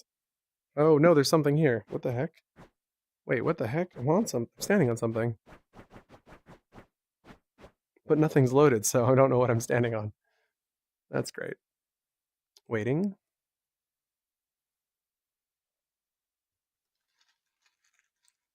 Yeah, I feel like this is build mode mixed with like desktop slowness.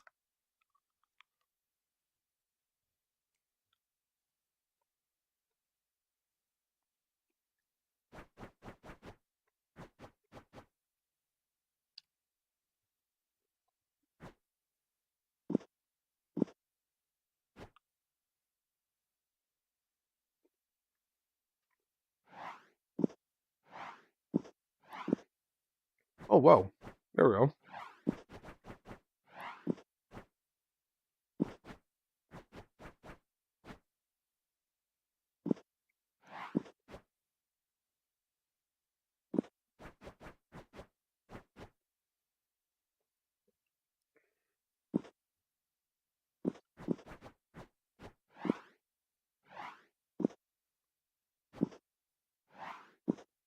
Okay. That's all I got patience for.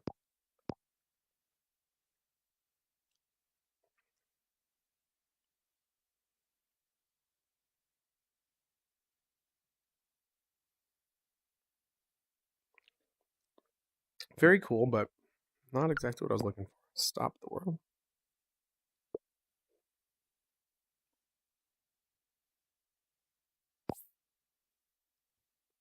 So I think the issue comes from up here when we determine the biome.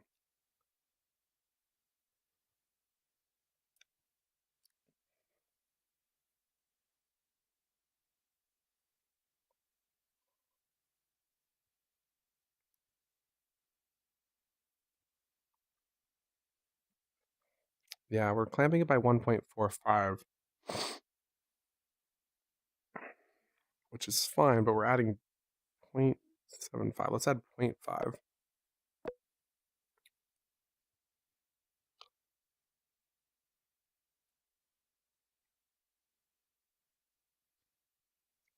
And then theoretically, it can't go above 1.5 anyway, so I guess this is good.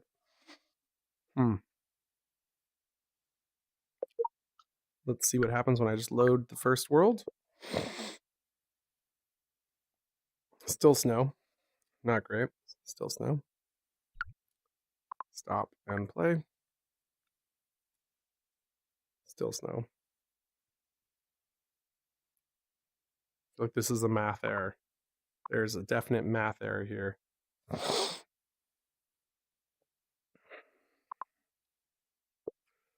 Let's start debug printing some of these numbers in this first terrain. So we've got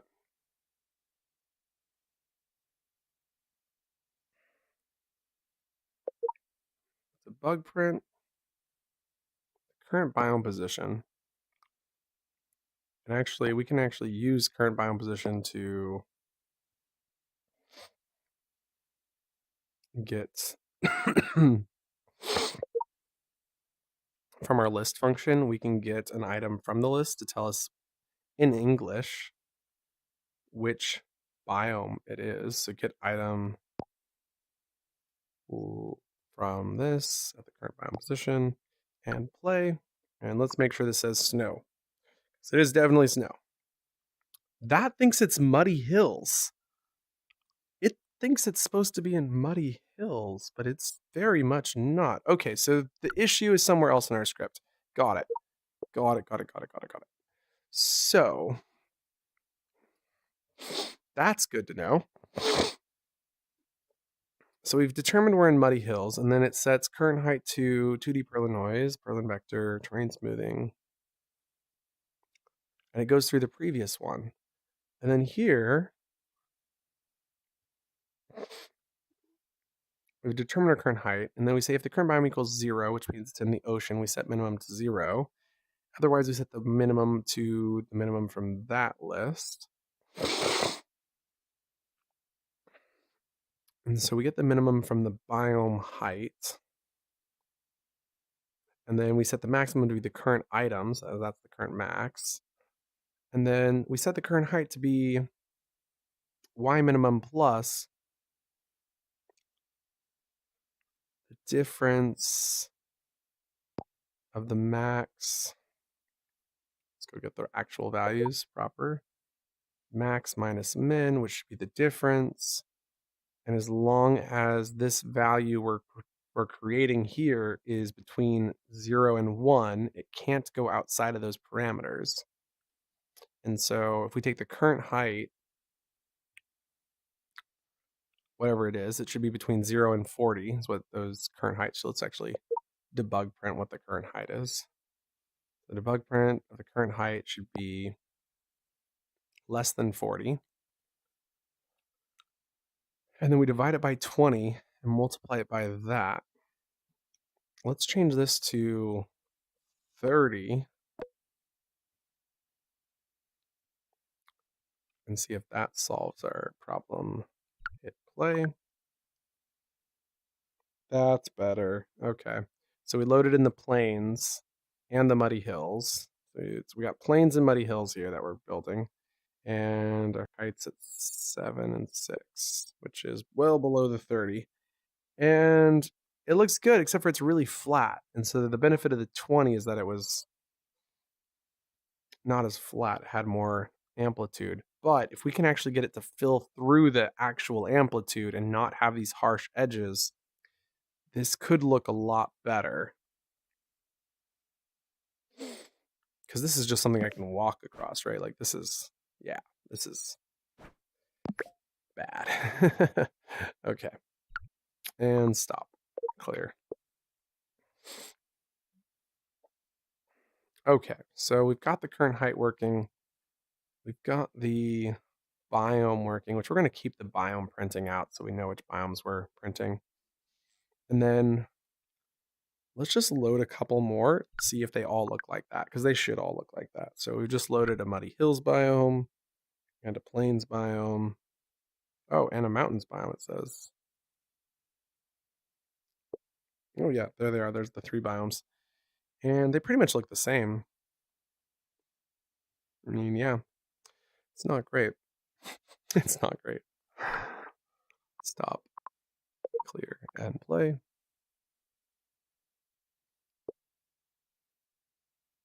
Okay, so let's first recognize the reason for this looking this way. It's because the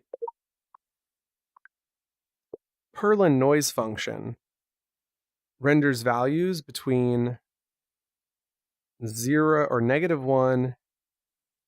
Ha! That could be the problem. Oh, that totally could be the problem. That could be a huge part of the problem. Okay, let's go see if we can solve that very quickly. So here, we're using the absolute value, which is a really cheap way to do the same thing that we should have been doing, which was to add 1, divide by 2. And so grab the divide symbol. Because absolute value makes the negatives positive, could also change the final outlook of our OG look, but I think this is the way to go. So add 1, divide by 2. So take the current height, and we want to current height plus 1 divide by 2, and then multiply by the scale multiplier. And then remove the absolute value because that's not necessary anymore. Okay, and delete. So this should give us more interesting terrain. Please and thank you. I'd say it's more interesting. It's not perfect, but it's closer. Let's load that a couple more times. Clear and play. Yeah, that's better. It's not great, but it's better. Load here. I just want to see these edges. And here.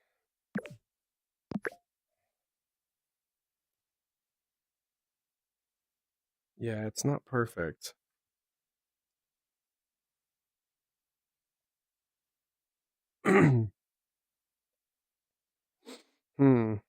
I'm just wondering, maybe the answer lies in with our previous request where we wanted to make it OG between these. So like we wanted to blend our values. So if we added 3 more values to our Perlin Noise function, let's go take a quick look at this. So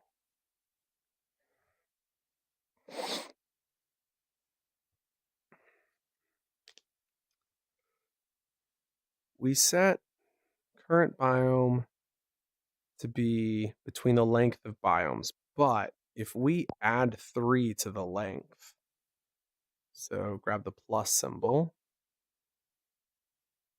because what we wanted to do earlier on was we wanted to have these OG biomes mixed in. So we go 3, and then, whoa, you're not allowed to scroll, stop scrolling. And then we delete this. We then have, please stop scrolling. Horizon, don't make me report a bug. Like, what's going on, man? Okay, set debug print. We don't need to do that anymore. So we now have a value between length plus 3. And what we want to do is when we are between lengths, so right here, once we've determined this current biome position, we want to say if equals this, or this. So we're going to have a couple ors. There we go. There's our ors. And then we're going to have the equal symbol. And so we want to do this for the intermediate. And I'm almost thinking it might be easier if we do some rerouting. What's the way to do this? Okay, let's start with this. Okay, so if the current biome position equals the middle grounds between the ones that we had said, so we've got 0, 1. So if it's 2, and then this would be 3, so it'd be 2, 4, or 6. So if it's equal to 2, 4, or 6,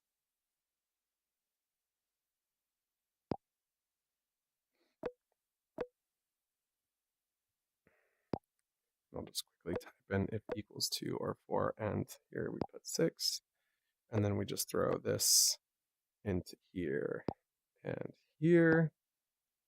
We're going to create a secondary current biome position of, and I'd like to reorder these. I don't think these can be reordered though, which is so frustrating. So we set current biome position to be, let's just go quickly type this. So it's ocean, beach, plains, muddy hills, mountains, snowy mountains. So I need to add OG. That's what we're going to call these layers. So it's OG, and then after OG would be plains,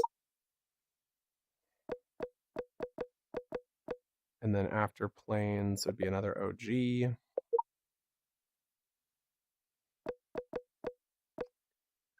And then after plains OG, we go muddy hills.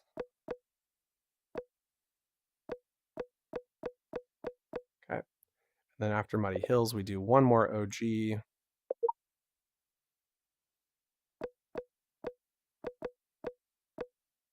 Okay, and then we do mountains and then snowy mountains. So I'm going to go delete all these things that we already filled in.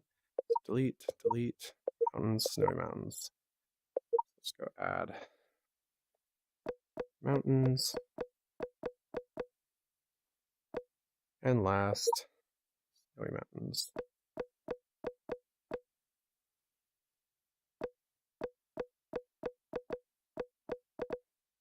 Okay. So with all of those set up, we have 2, 4, and 6 as we previously had notated here.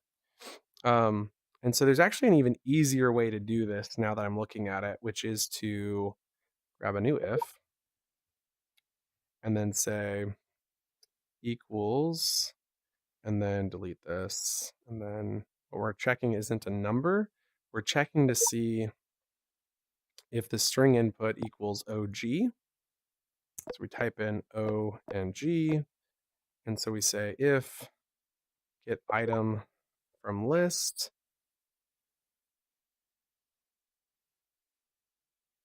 So if the current biome position inside of the biomes list equals OG, then we set the current biome position to -1. And we use -1 because it's out of index. So even if we make the list longer and add more biomes, it doesn't affect us. So now that we've set the current biomes to -1, now when we get down here, we say one more additional if, which is just to make sure it's not equal to 1. So we say if not, if current biome position does not equal -1, then we know we're not in OG. I guess we could actually do this the same way. I'm trying to optimize this, so I'm also thinking we could also just do this by saying if the current biome position is not OG, so we delete all that extra work, and then we can say if it's not, then do all of the things from before that set up our biomes, set current height,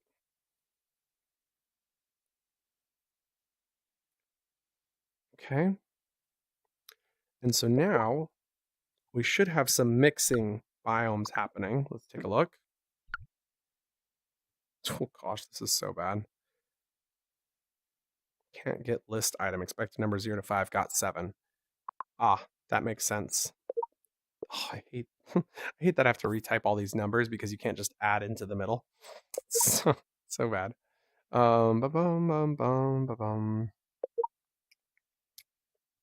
So because there's 2, 4, and 6 that are different, we need to fix that. So we go, this is the height of the ocean. This is the height of the beach. 15 is the height of the... Wait, you can renumber this? What? As of when? Oh my gosh, this is gonna make my life so much easier. 3. Enter. Wow. Now I know. Okay, so 15. I believe we do 15, 15, then we're gonna add a 20, 20, and then a 30, 30. What? Why is this added here now? I'm so confused. Okay, so put this in spot 4, and then type in 20, and add another item, and set this to be in spot 7, and then type in 30. Okay. That should work. Thanks for hanging out, Cody. Really appreciate it. Hitting play, and our snowy biome is coming in. What? That looks like an ice sheet. Something's wrong there. We'll come back to that. Let's stop and actually come back to it right now because obviously something's wrong. I think it's because I did 30 here, and it's not supposed to affect these two. It's only supposed to be these two, these two. 6.5. So I need to go add another item at index of 2 and change that to be 6.5. Okay, that should do the trick. And play.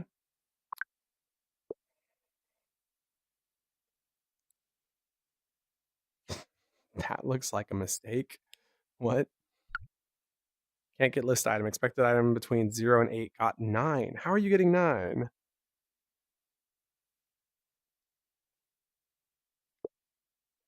What is happening there? Stop, clear. I don't understand. There's 9 items in this list. And so current biome position -1. Guess we need to debug print a couple pieces of information. Debug print. Let's debug print the current name of the current biome and the number itself.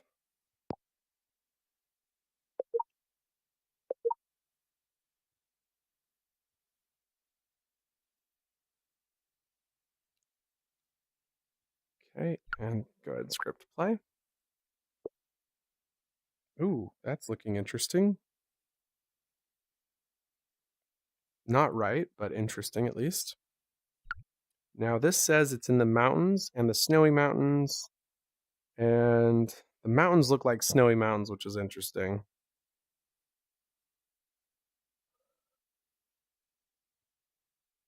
And that's supposed to be OG, which I could believe. So if I spawn right here, we should get a whole nother batch of really interesting pieces.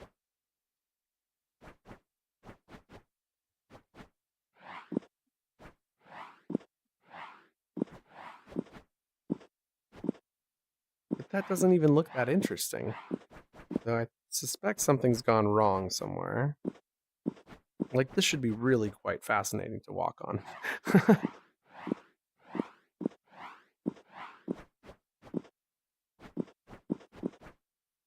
That one snowy block is really curious too.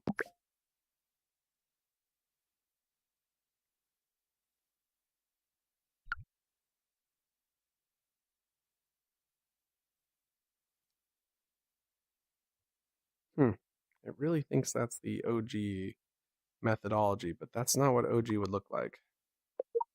Okay. Back into the script.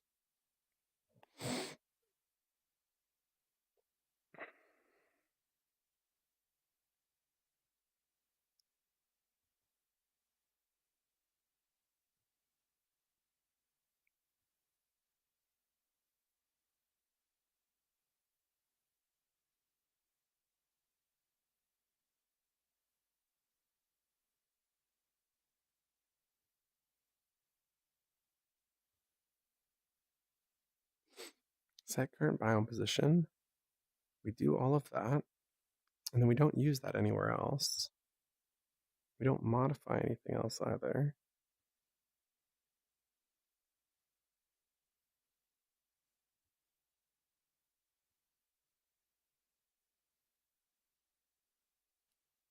Okay, let's try it again. Try to get a different biome. Mountains. This isn't great. Why is it? Maybe there's something wrong with that part of the script. Play again.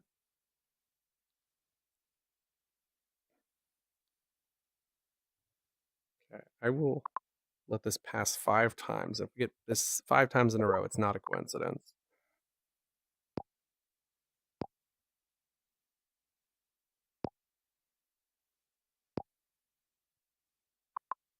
Yeah, this can't be a coincidence. That's 3 or 4 times in a row now.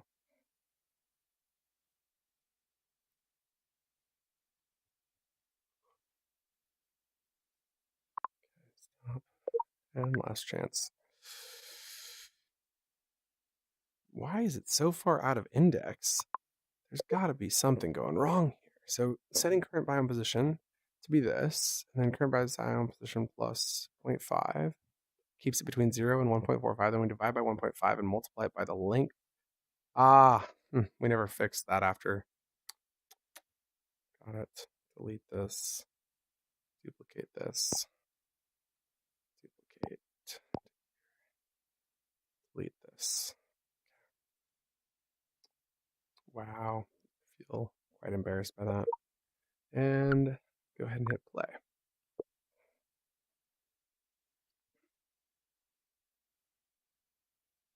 Still pretty bad, but at least it's not what it was before. Clear and play. Why is it so much taller than it's supposed to be? This is, and then it's so flat. It shouldn't be flat and it shouldn't be tall. So many little things getting wrong.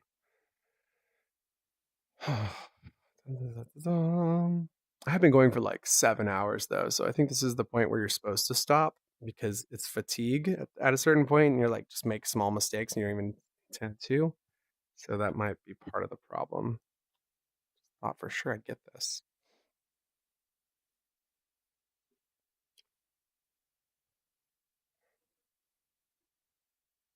If the current biome is not OG, then do the fancy math.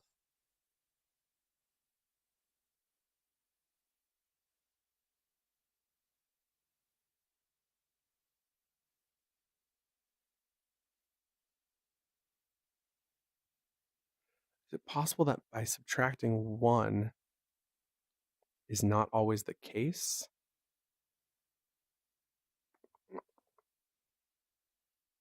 Do we neither?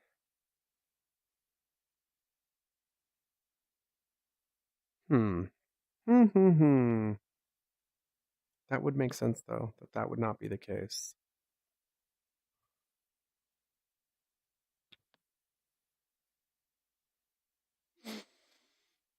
That would explain why it's so flat.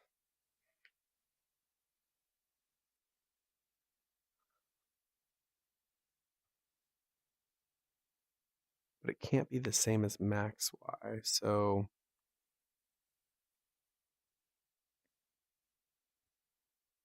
maybe the numbers I put in are wrong. Like, this might need to be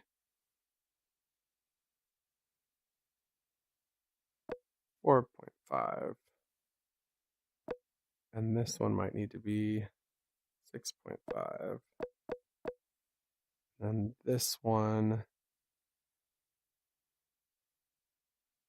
would be 15. That seems like that could be the mistake. Play. Okay, that is looking better.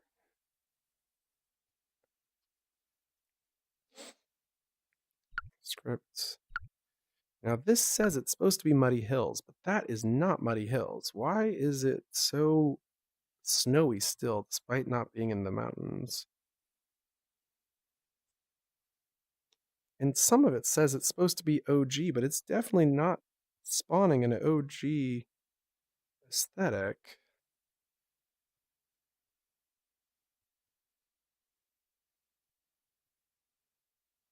I mean, maybe that's OG.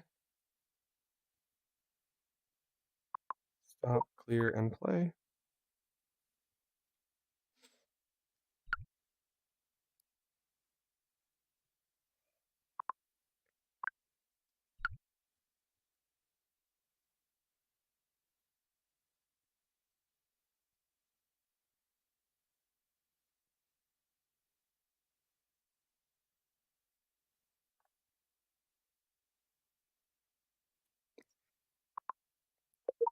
Yeah, this doesn't seem to be taking into account what it should be. It's boggling my brain. Biome position -1 seemed to have worked.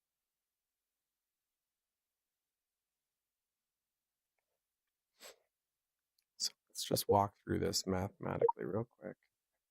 So if you're in the ocean, you're going to get 4.5 as your max and 0 as your min. If you're in the beach, you're going to get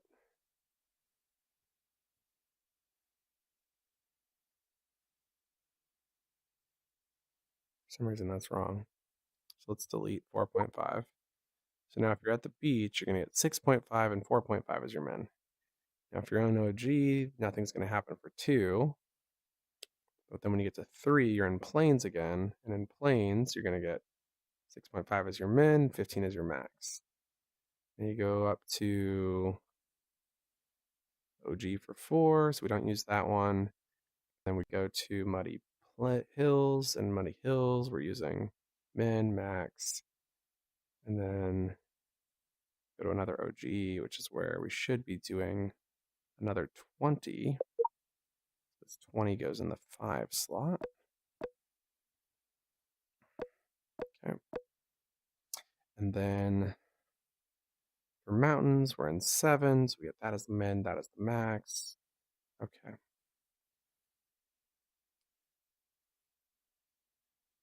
Maybe the issue is that we've put in real maxes here.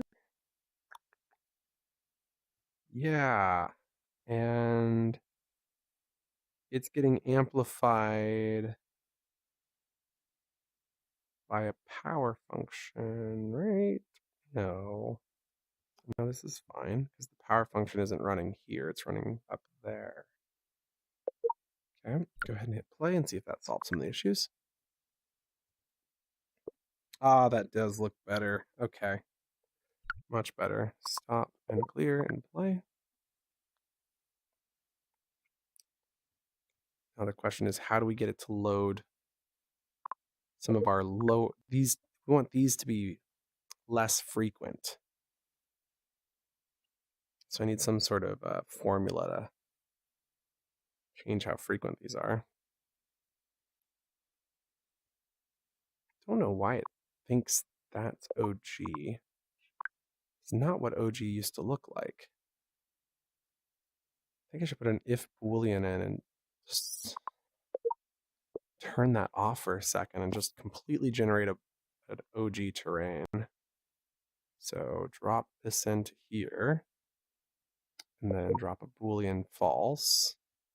We'll just completely ignore all this math, which should give us the original terrain.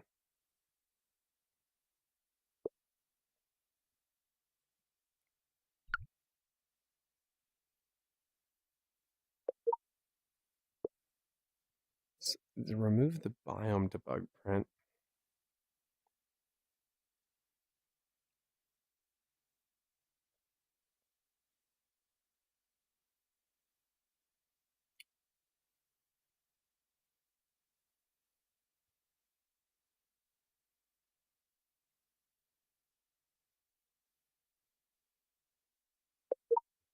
Oh, oh. Is that what's happening?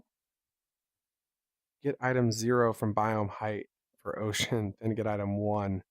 Okay. But now this has changed, so these numbers aren't the same. So this is actually number, this was 0, this was a 1. This should actually be 3.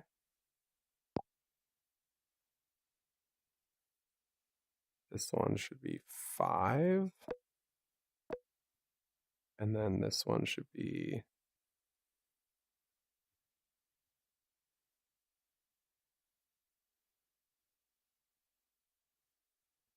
oh, this one's 5 and this one's 4. Okay. Stop. Oh, and it's been loading in the background. Stop. Clear and play.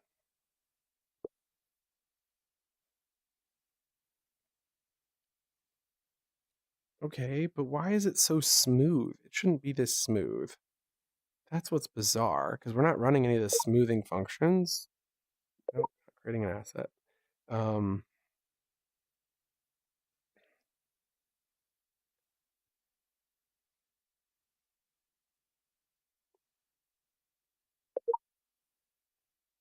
check our terrain smoothing is still set to 30. So min current height 0, max current height 0. That's the same function we've been using before. 2D Perlin Noise. X of Perlin, Z of Perlin.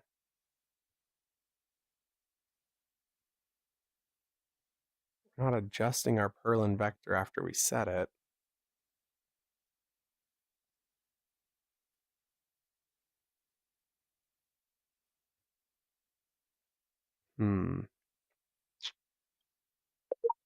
Just for the sake of curiosity, let's put this in a false boolean so it doesn't run this set of code here.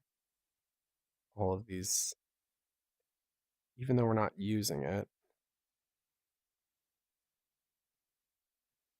Scripts, stop, here, and play. Like, we should be seeing lots of oceans, but instead we're seeing this super mundane hill. It doesn't make any sense how we lost that. I feel like if I watched back through this, I'd see the exact position spot where I messed it up. Scale multiplier is still set to 20. Yeah. Yup. Current height minus 15. Then we do the math here to get that to go height amplified. And this is where we would have been doing all of that. And then current position 2, position plus 0, current height divided by 2. Current height divided by 2. Set current position 2 to be current position 2 plus 4 to get it up so the water was at the right spot. And then current scale is the current height.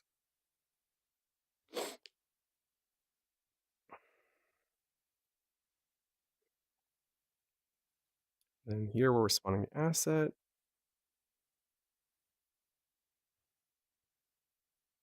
This gives us the right color at the current position, at the current scale. There's nothing in here that tells me what's wrong because it should all be working right.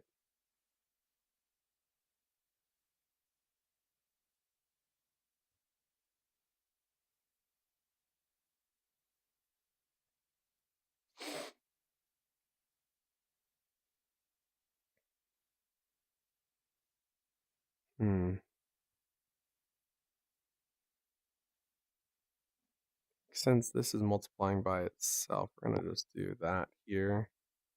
Duplicate that there, which gives us a 0 here. Just basically cleaning up this code a little bit.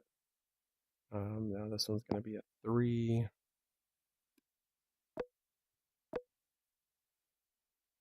I'm surprised that this one's a 4. This is a 0, this is a 1, and we skip 2. Go to 3. Really a 4? No, it's not 4, it's 5. I said 5, but why did I think it was 6? Or why did I think it was... must have got my wires crossed. Okay. That's not going to change much, but...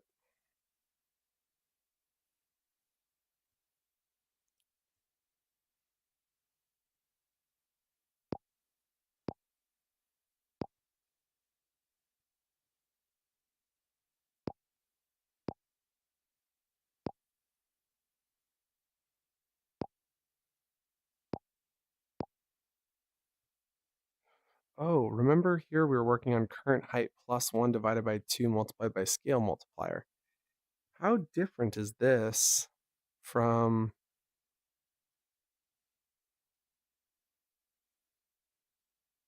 absolute value? I thought this was going to make it more interesting, but could it have made it less interesting? I'm going to put a comment here to remember to look right here. Go script and play real quick. Don't think this is going to look anything good. It doesn't. Very plain and ordinary. Could that absolute value have really made such an impact? I find it hard to believe, but we'll use an if and else to try both of them out.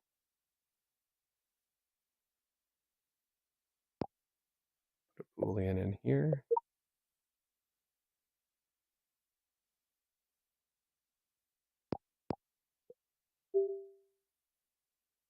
Okay. So what we want to do is grab absolute value of this current height. Current height plus 1 would have ranged from -1 to +1, meaning we've now moved it from 0 to 2. Divided it by 2 gives us a value between 0 and 1. Multiplied by the scale multiplier, so that should be the same. But here we're going to take absolute value of the current height and multiply by the scale multiplier and see if it's dramatically different. So stop and play. And immediately it's dramatically different. This could be a fluke, but no, there's no doubt. This is dramatically different. This is absolutely dramatically different. Huh. I guess dividing it, I thought it would make it more intense, but I think it made it less intense. Huh, had the inverse effect. That's really peculiar. Okay. So with that knowledge in mind, let's go start turning on bits of our code. So old way of doing it, we'll just come on up here, turn on the current biome, because that's not going to have any effects. We can just pull this out. That wasn't really necessary to turn off, but I tried. Then we've got this one, which we'll just pull that out of the if, turn off. And now we should see something quite unique. Yeah, absolutely ugly, but quite unique. It almost looks like a waterfall. That's so surprising. So the thought we had was if we mix this sort of OG terrain between these terrains, what would that look like? And this is what it looks like. So the question is, how do we blend these together? And then if we divide by 200 or 300 to really make this spacing better, how does that look? So let's go divide our thing by 300 just right off. So we're going to go to the biome smoothing and change that from a 100 to 300. So it's 3 times larger. And then I'm going to go ahead and hit play just to get us started with that. And so this is kind of nice. I feel like I'm going to not have this niceness forever. Waiting. Oh, yep, that's where the niceness ends. So how do we get these edges to be smoother? let's think about the math we're using here. We're saying as the value slowly changes and goes up, we then change the value harshly from one digit to the next digit. But we should know what that value is in between digits. And can we apply that somehow to the edges? To maybe say that you have to stay within, your percentage. So you can affect it, but you have to stay within your percentage. I've got an idea. I don't know that it's going to work, but it's given me an idea. Let's go take a quick peek. So up here at the top, actually just going to completely remove this piece since we like that one, hate this one. Yes, we hate that one. We've got this current biome position being set, and when we're setting it, we're getting this tuning Perlin noise. But we're losing a lot of data when we convert it into this length. Multiply it by length, and we get the floor. It's this getting the floor part that we're losing data. So let's go set value in here before we floor it, and this will be called the remainder, I suppose. And so we can think of this remainder as being, where are we at in the, like, are we going up? Are we going down? And so we're going to set the remainder here. We're also going to duplicate this current biome position above. And so current biome position will not have the floor calculated until after we set the remainder. So we have to move this up and then floor current biome position itself after we've removed the decimal. So then we can grab our remainder variable, and then the value for the remainder is one of these in here that I've totally forgotten how to use. It's a modulus, of course. Yeah, I forgot. Of course it's modulus. So if you grab your modulus and then plug in 1, you will be given the remainder. So you take current biome position modulus 1, and you receive whatever the decimals are at the end. Okay, so that then should be a number between 0 and 1. Oh, hi Dion. Thanks for joining. So that should be a number between 0 and 1. And then we want to take that 0 to 1 fact and use that to affect dramatically on the edges. So we've got set current height. And we're taking the current biome position. So this really only applies when we're working with biome blending. And min y current height. And so right here, could we somehow say you are only allowed to have a percentage of your actual height? Yes, I think the answer is absolutely yes. So we duplicate this, make sure it's indented, and then we're going to, I'm trying to get this scrolling to stop. We're going to take this before we multiply it by the difference. So we're going to delete this. We're going to first multiply it by our remainder, and that should give us some slightly smoother terrain leading in and out of our, yeah, I'm really excited to try this out. This might actually make our biomes look good, I hope. Okay, so we're gonna go ahead and hit play, and let's see what happens. Okay. Nope, that didn't work in the slightest. Something definitely went wrong. That is not what's supposed to happen. Darn. Okay, and stop. Let's play it one more time just to see if there's something different that appears. No, we're gonna get the same thing no matter what we do. Got it, okay. So something horribly wrong in the script. Yes, I'd love for you to check this out when I get this finished. I'm gonna be calling it soon too. I'm getting to the point where I'm fatigued, so making small mistakes left and right. So I'm just trying to get to the finishing zone here. So setting current scale to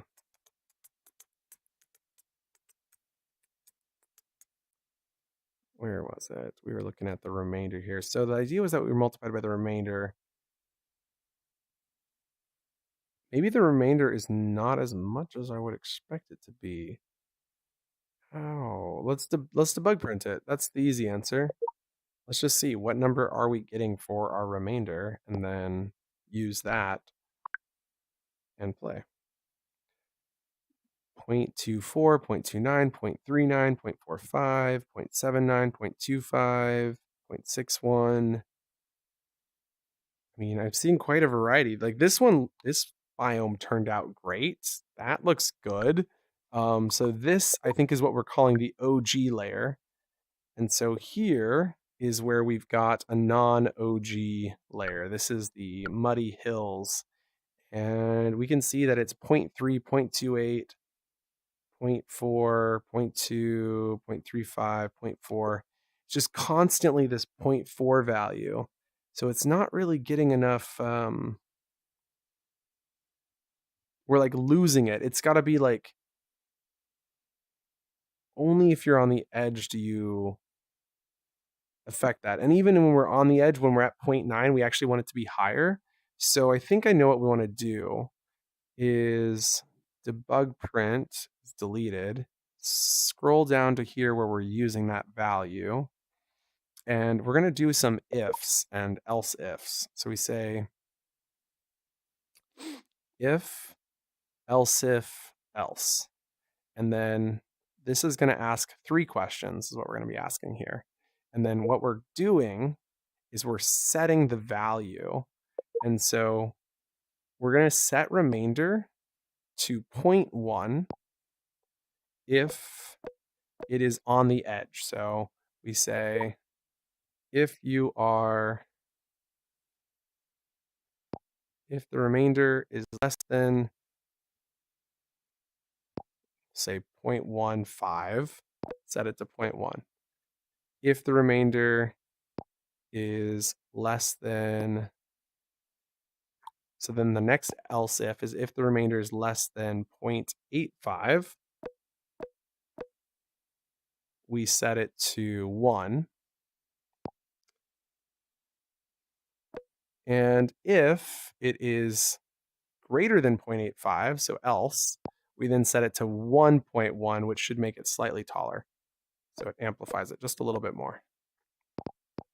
That's the idea.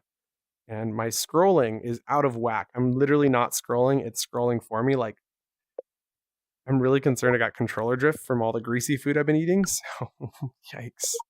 On these Quest Pro controllers too. That's the worst. So stop world, play, see what this looks like. I might be crazy, but I think that looks decent. I'm going to spawn here. No, that's not great. I don't think. So these edges, it should have been more dramatic. But maybe because it's counting up. So I think this is an icy edge that should be leading up to the snowy biome. Let's see what happens if I load over here. I think I might need to just remove the OG connection to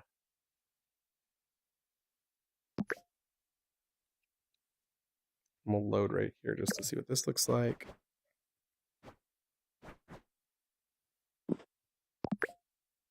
Okay.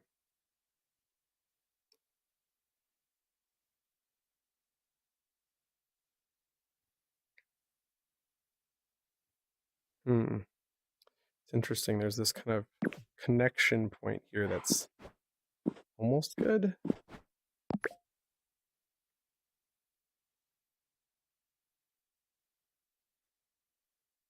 Like, that's actually almost good.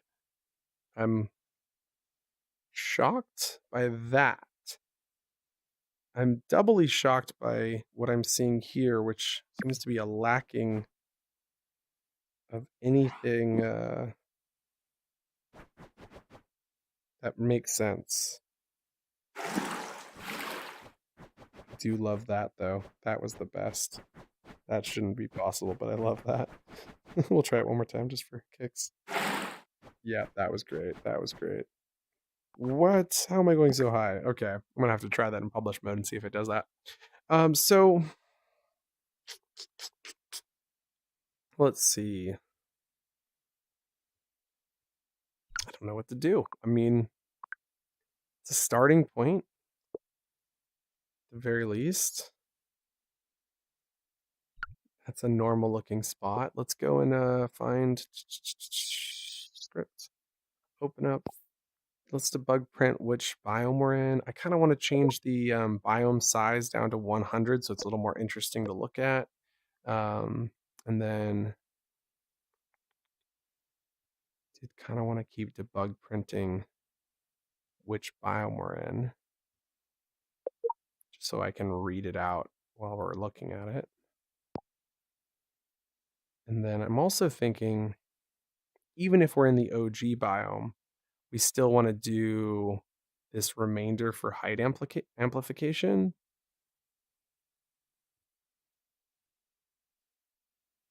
Is what I'm thinking. So I'm thinking we take this if else out of here. Here we're applying the remainder height. Maybe we should be applying it here as well. Or actually more like up here maybe. Do we apply the multiply by remainder beforehand?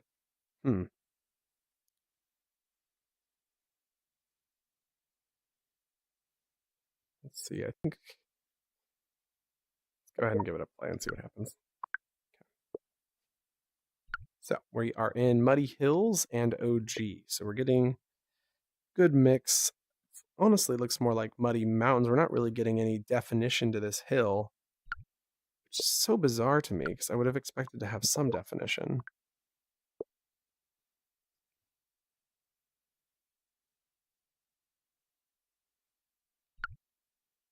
And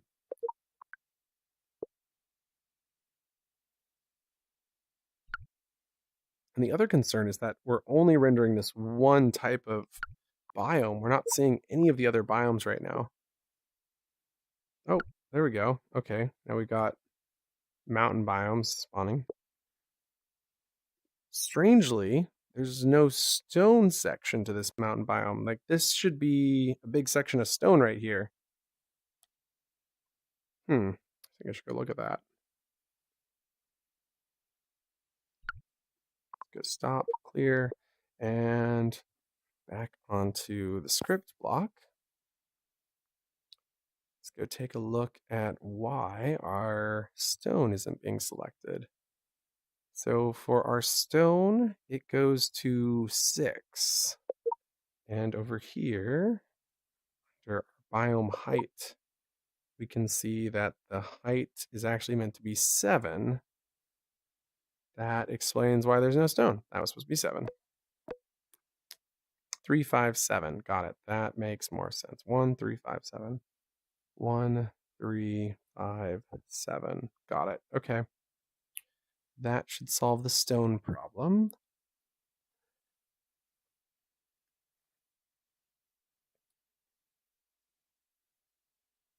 Now, the real question here is we're taking this remainder to drop the height down to the minimum and amplify the height to be the more closer to the maximum.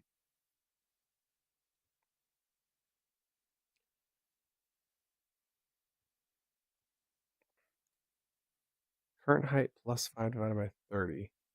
It's just a really small number, so I'm not sure this remainder is really doing that much to help or hurt it. It's already such a small number. Let's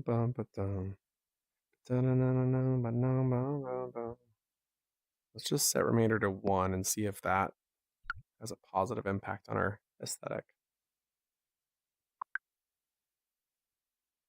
Muddy Hills and OG. So once again, Muddy Hills. No change to the aesthetic. I think that looks identical. So Stop, clear, and coming in, delete, try it again, just make sure, play.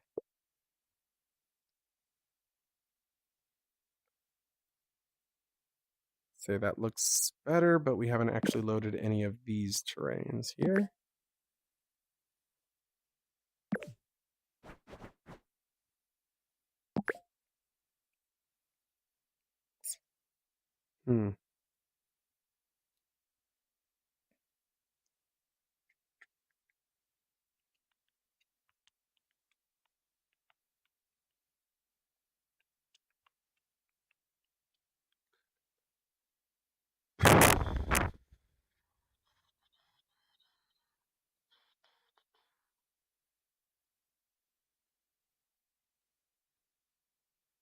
I don't know what to do.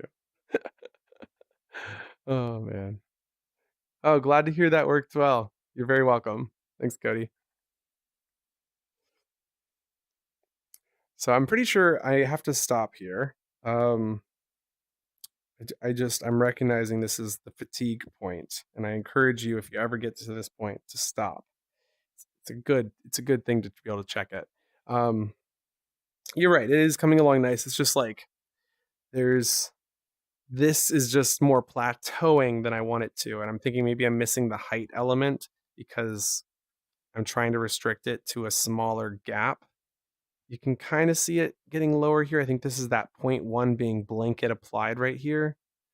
And does that even have slight height differences at all? Oh, a little bit. Okay, so it is like taking something into account.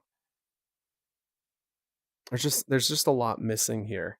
I really missed the OG was like really good. So I think the right answer is we go back, take a look at our OG terrain generator.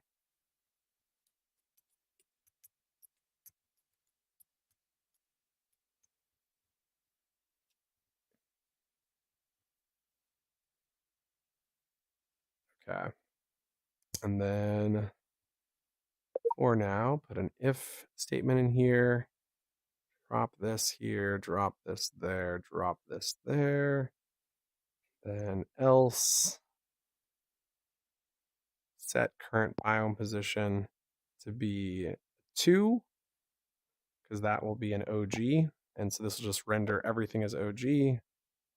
And then put in a Boolean to basically turn this section of code off, which will turn off the other section of code. So this is kind of like a testing or a function for that. So stop and clear and play.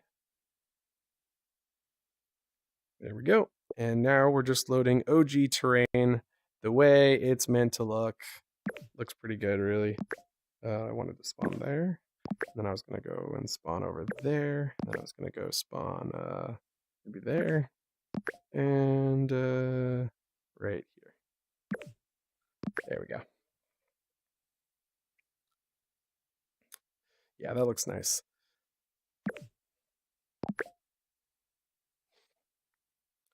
I'm wondering if there's something simple I can do to just create some more interesting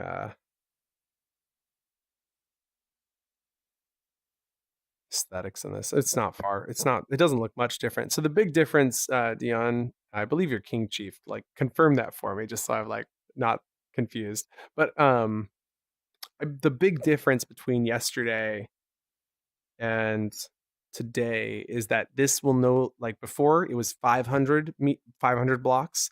This will now go to 1800 blocks. So you can really spawn a much larger area of blocks in. That's the biggest improvement I made. Solved all the asset bugs as well, which is nice. Fixed some of the water, so the water has some more nice functions. It's like there's some progress for sure. Progress has been made. But aesthetically, it's not far from what it looked like yesterday, other than like this is more blocks than we could have rendered yesterday, and which is pretty cool, to say the least. It is pretty cool to be able to render a lot more blocks. I'm trying to look and see. So that's like, we're almost double what we were able to do yesterday now. And so I have set this up with a lot of little like quality of life improvements, I'd say. Oh, and then the mountains get higher. So there's another like function in here that makes it so you get really tall mountains, which is really cool. But like I've also put this little like green dot that hovers above the person's head who's it. So that's cool.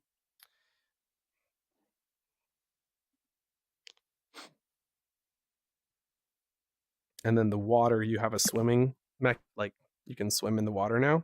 So when you jump in, you get a nice little like bobbing into the water. And sometimes it like throws you out of the water, which is also a lot of fun. It's definitely fun, which is important. Yeah. So that is 900 meters right there, which is pretty good. So, or excuse me, 900 blocks, not meters. And so that's halfway to the maximum. So you can imagine that double what you're seeing here on screen is what you can now render at any given time, which is amazing. Absolutely amazing. I just wish there was more variety to it. So I kind of got an idea here. Birds. Yeah, we can spawn in some birds. Got them right here. Asset library. There it is. Effects. And deselect the birds and delete everything else. Okay, there's the birds.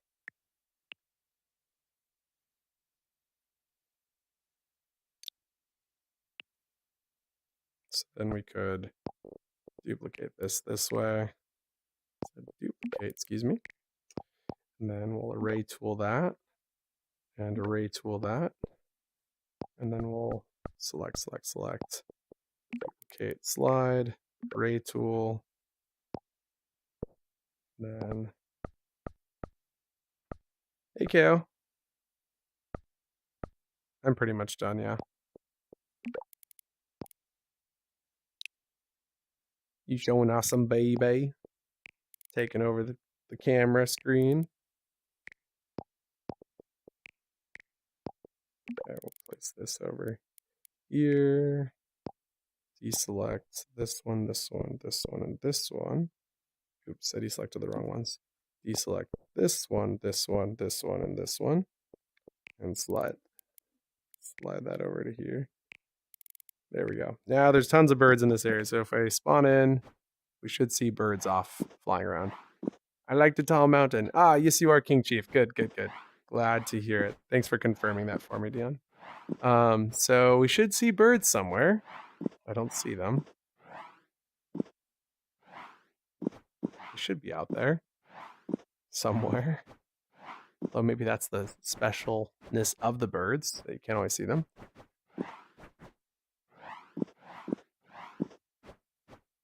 But I should see some of them. What?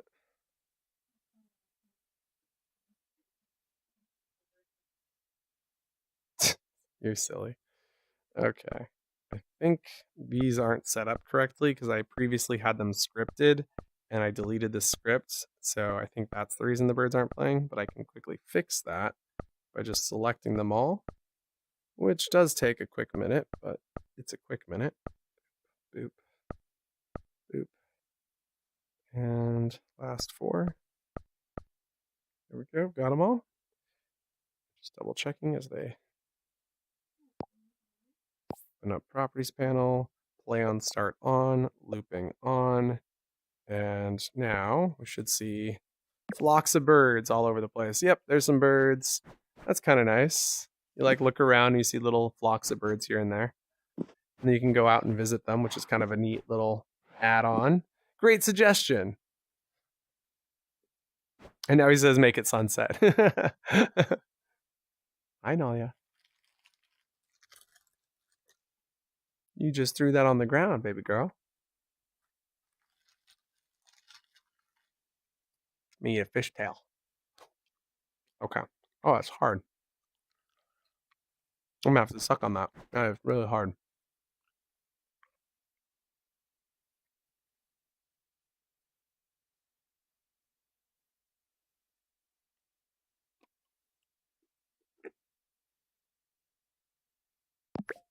Okay, so I think for the purposes of today, I am going to add one extra thing just for funsies. Actually, a few extra things just for funsies. So stop world. We're going to go to our... Where are we going? What? Yep, there you go.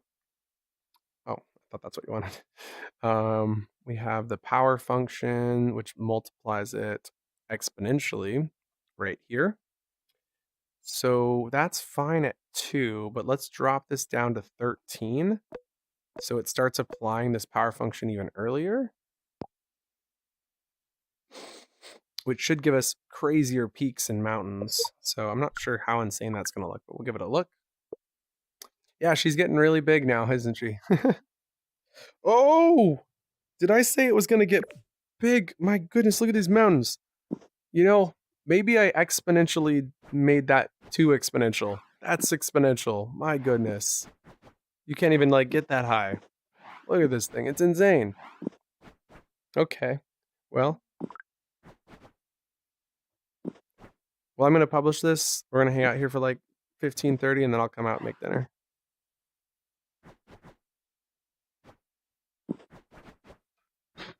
Wow, this is awesome. And that will make Pigeon really happy if she comes by.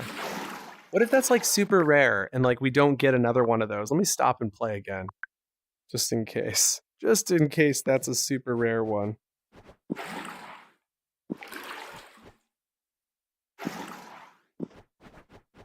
Gonna quickly run up this hill. Like, what if that doesn't happen very often? I'll be like, yeah, we saw this really cool mountain in the live stream, Pigeon. You gotta come find one. And she never found one yesterday. It was really sad. So here we are climbing up another mountain. This looks pretty promising. Oh yeah, we're getting good. Oh yeah, there it is. Yeah, these are really common now. I'm kind of thinking of lowering the amplitude of the power from 2 to like 1.5, which I think will make this feel more climbable and not nearly, it's like, it's super steep, which I kind of like, but it's also just like, it's too steep. We should look at this from far away. I'm curious what that looks like from over here. Okay. Big splash. Nice. Superman splashing. That's a really cool looking mountain, actually. That's a pretty cool looking mountain. Oh, no, you're fine. You're fine. No worries. Okay, so that's pretty freaking awesome. The only thing I was thinking of doing was throwing in a couple grappling hooks so that we could like swing from one mountain to the top to get to the top. That looks so cool. Oh, that looks really cool. I gotta see this from over here. That's really what it looks like? Maybe I can't change this. This just looks this looks too good. Oh, there's another one. These are so good. They're way too common, but they're so cool.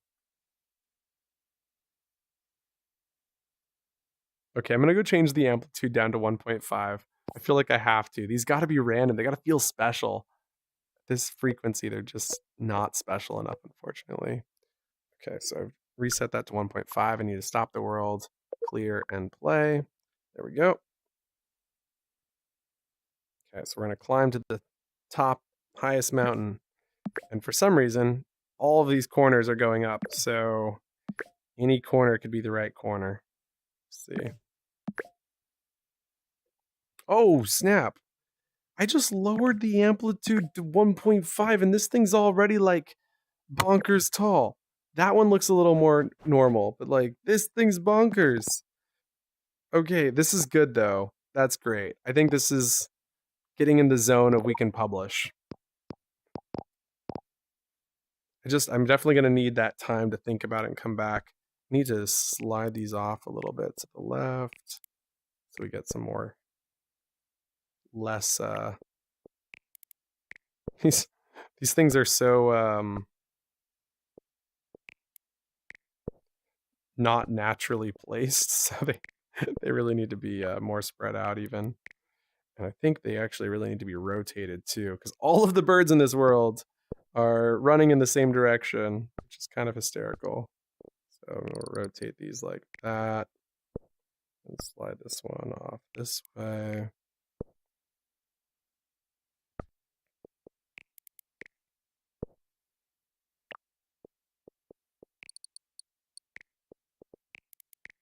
Okay. So many birds, but they're all going in the wrong direction.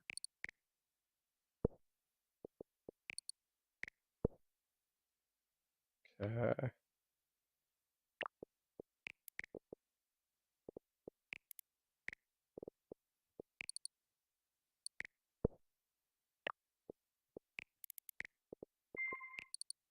Oh no, my headset battery's low again. And that's not even fully charged. I guess I'll have to plug into power. That is like my new limit. It's 6 hours is straight is the new limit on these with this thing. Okay. That's looking good. Got some nice directions out here. A lot of still patterns going in the same directions. Just trying to change a few of them.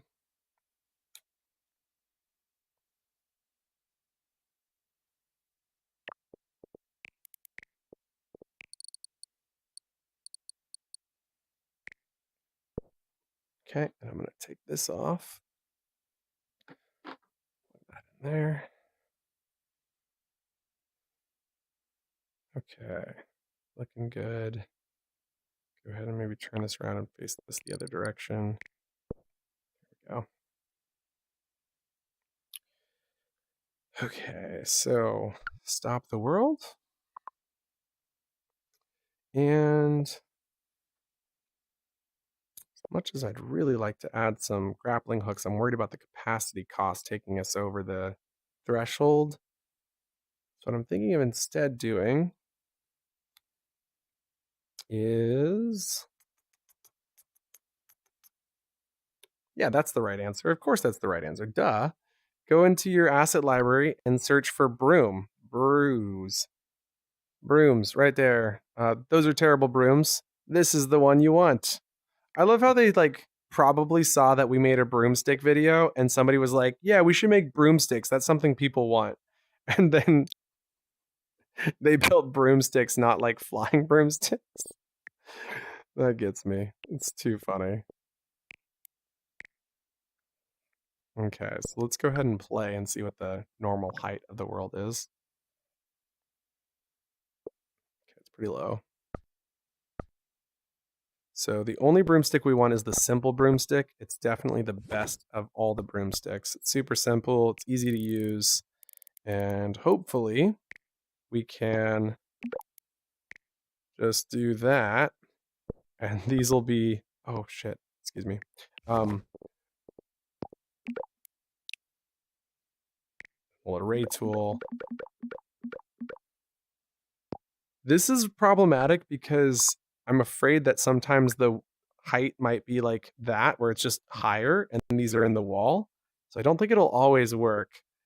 But when it does work, and you really shouldn't be allowed to use this if you're the seeker, because you can like cause the whole system to lag. But it could allow for some really cool flying, which is fun. Everybody likes flying. But I'm curious, if I do go flying like this in a straight path, how quickly does it break the world? I feel like it's going to break really fast. Hi, birds.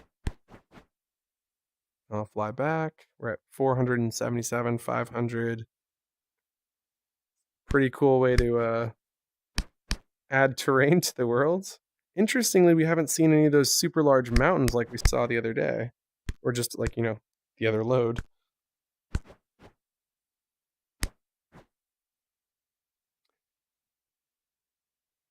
Yeah, I'm just worried about the grappling hook because they take up so many objects. Like these broomsticks are only 2 objects.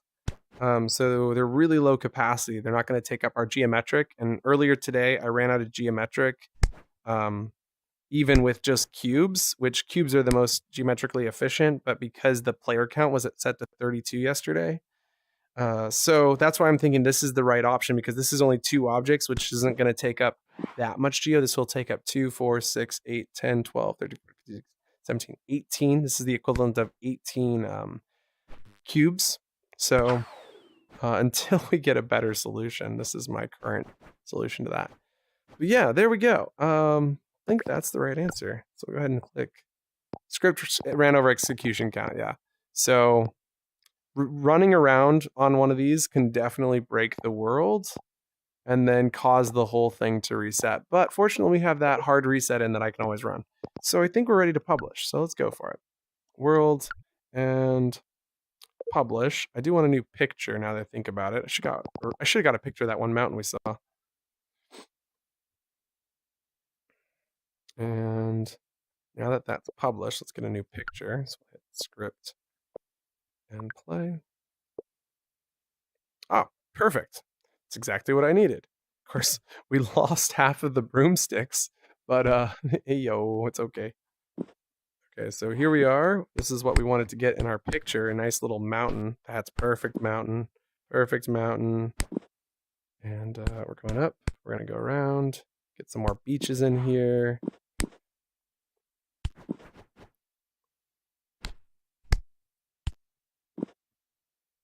Okay, that's better. Maybe we can go this way some more. Trying to get that nice landscape perspective. And we don't have the snow on this mountain, which is only on this side, isn't it? So I think the photo opportunity might be from up here in the sky. Maybe like right in here. Oh, we're on top of this mountain right here. That'll do. And photo mode. Photo, please, and thank you. Perfect. Picture taken. Oh my gosh, there's a bird. Oh, hello, birdies. I wasn't expecting to be at bird height. Huh. That's surreal. Okay, so stopping world. Choose a photo, select a photo, got a photo, confirm the photo, and terrain generator. Call this terrain generator. It's going to be the new name. We're not going to call it assets one. We're going to call this terrain generator version 0.02. 0.02. Yep. We're very early days. Although I think counting, yeah, that's fine. And I don't need to publish it. That's it. Okay. So we'll go ahead into play mode, publish world page, and I'll see you there. I should go plug into power, and then I need to set some sort of timer for like 15 minutes or so. Because I do need to go make some dinner for the fam. What time is it anyway? It is 7:50. It is definitely dinner time. Okay. In the world.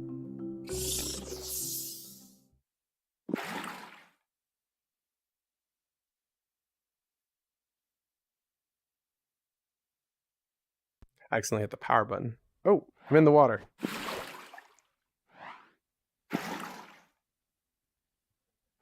Am I alive? There we go.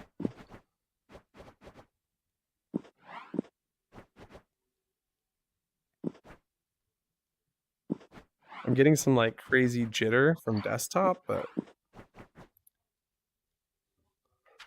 got it. Okay, now I can ride the broomstick, which is super cool. But I'm like some crazy desktop jitter right now. I'm not sure how I fixed it in the past. I think it usually goes away. I'm not sure. Okay, we're gonna stand here. Open up the menu. I want to see what this new page looks like. Terrain generator version 0.02.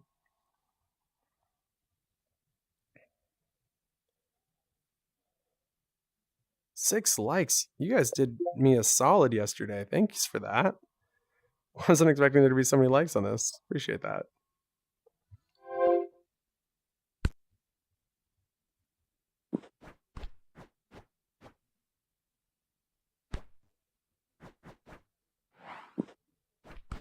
Being able to fly is such a hack in this world. It's like, you know how hard it is to like climb, and then all of a sudden there's a broomstick and you can just fly. Okay, I think I'm gonna switch to headset, and I'm just gonna hang up on the stream, you guys. So come check this out. It's in VR, and we'll do more in the future as we keep working on biomes. I think we made some good progress today, but it wasn't enough to make me happy. So sadly, we're just gonna kind of leave that as like deprecated code. It's like it's booleaned off. But I'm gonna go switch into my regular. I'm gonna close out of this Quest Air link.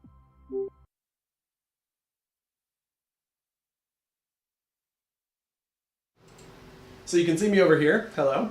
And I'll see you guys in Horizon Worlds. I'm going to load it up on my headset over here. There we go.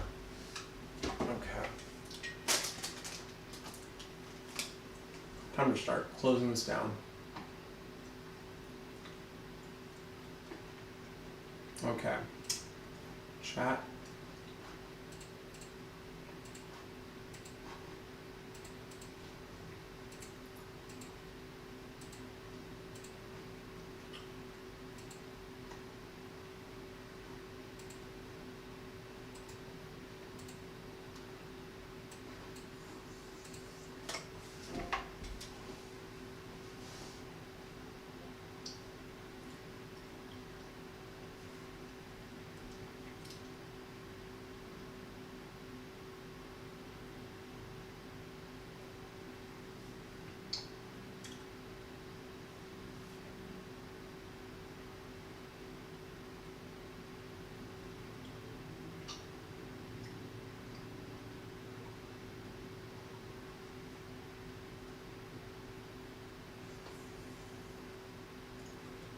You know, the real problem with Swedish fish is it's stuck in my mouth and I can't get it out. Hello. Hello. I heard you just a second ago. Hey, King Chief. I see you're having some fun there. Mm-hmm. Yeah, so you can... I can't tell what it looks like. Can't wait to see it on somebody else who comes in.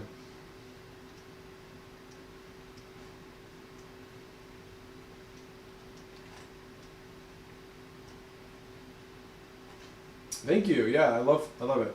I'm gonna do the same. I'd love to go find a mountain peak.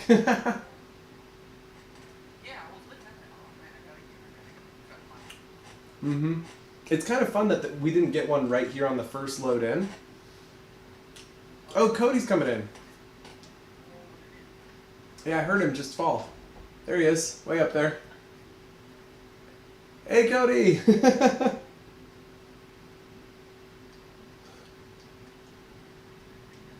Yo, look how high the green dot is. Whoa!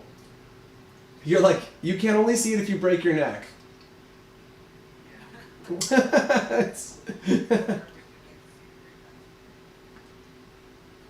Thanks for stopping by. So these make it way too easy to get around, but you're in charge of loading. The world loads around you, so feel free to explore and we'll follow you.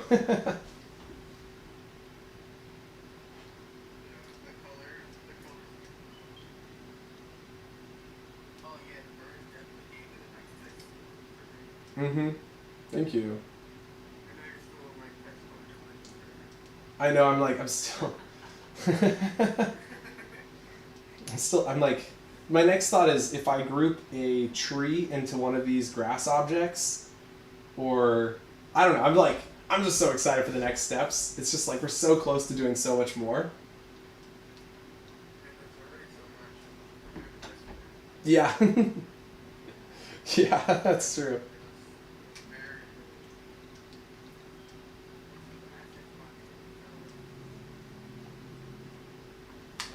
Oh! I wanted to get one of the harder to reach ones.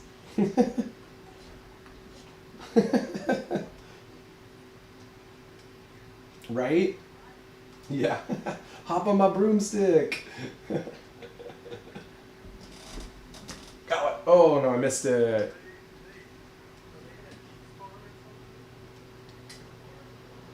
Yes, they will. So we can, we should go for a walk, yeah. There's no reason not to, because when new players spawn in, they spawn in on you, Cody. So they should be... Although, interestingly, when you spawned in, you didn't spawn in on top of me. You spawned over here for some reason.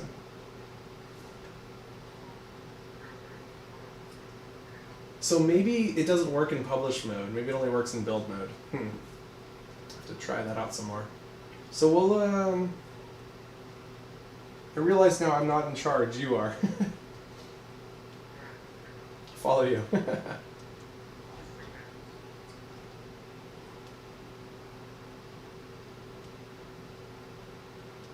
This does load pretty well. This is my first time doing it on like regular Quest, not on Airlink.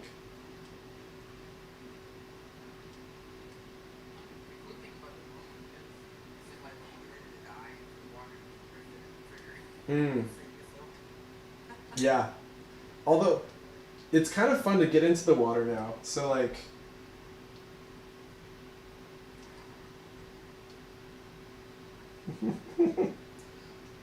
The water's got this big old bounce in it now.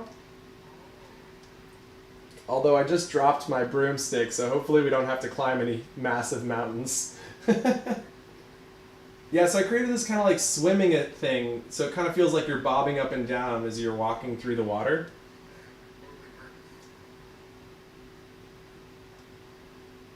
Definitely a little motion sickness for the newbies. Mm-hmm.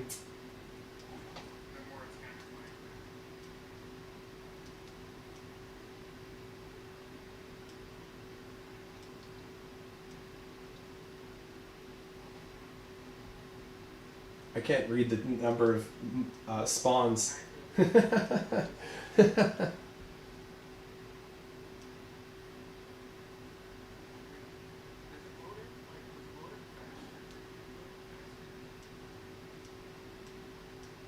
a good question. I'll stand on the ones that I can see, so you can kind of see where I'm at. So it just caught up to here. Now it's moving pretty fast. There it goes.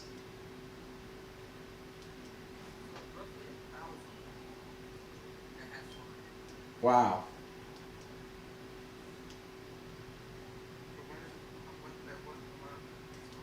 $1,800. So you can get quite a bit of terrain. So you should actually be able to fly backwards to the spawn where we started. We should go for that. Let's, like, it's easy to get back here, so let's run back to the spawn. I'm gonna try and get my broom back.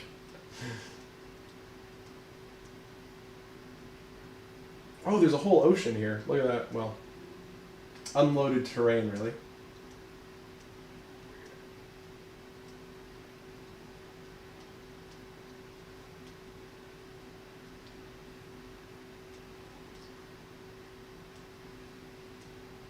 Oh no. How am I going to get back? Oh, there it is. Almost there. Oh yeah, what were you saying?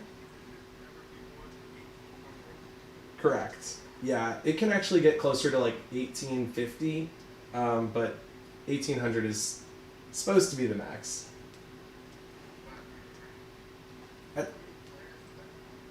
I think it's 20 is what I mathed it out to, roughly. Oh, he's bringing me one. Yeah, dude, thank you. And, oh.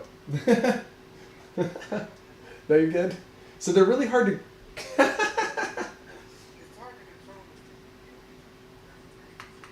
Got it. Oh, sweet. Yeah, no, that is pretty sweet. Mm-hmm. I'm gonna have to look. Yeah. I know, it's crazy. It's definitely does.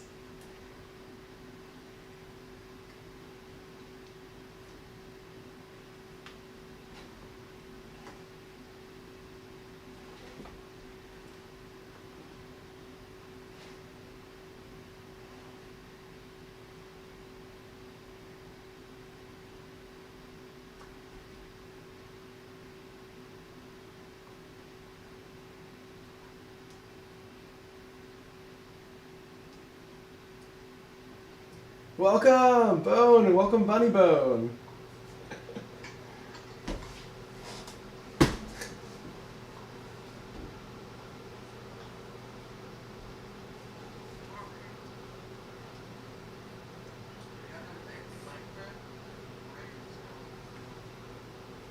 Yeah, yep.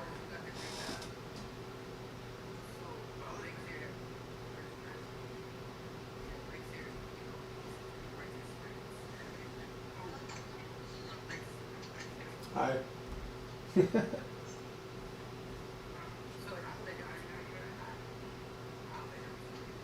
So welcome.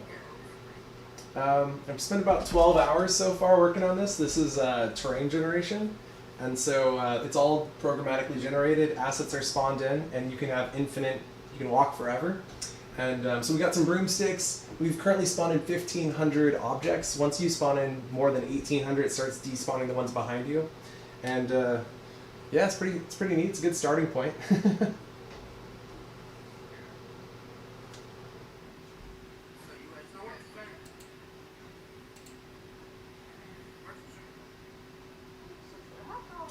So you've got the green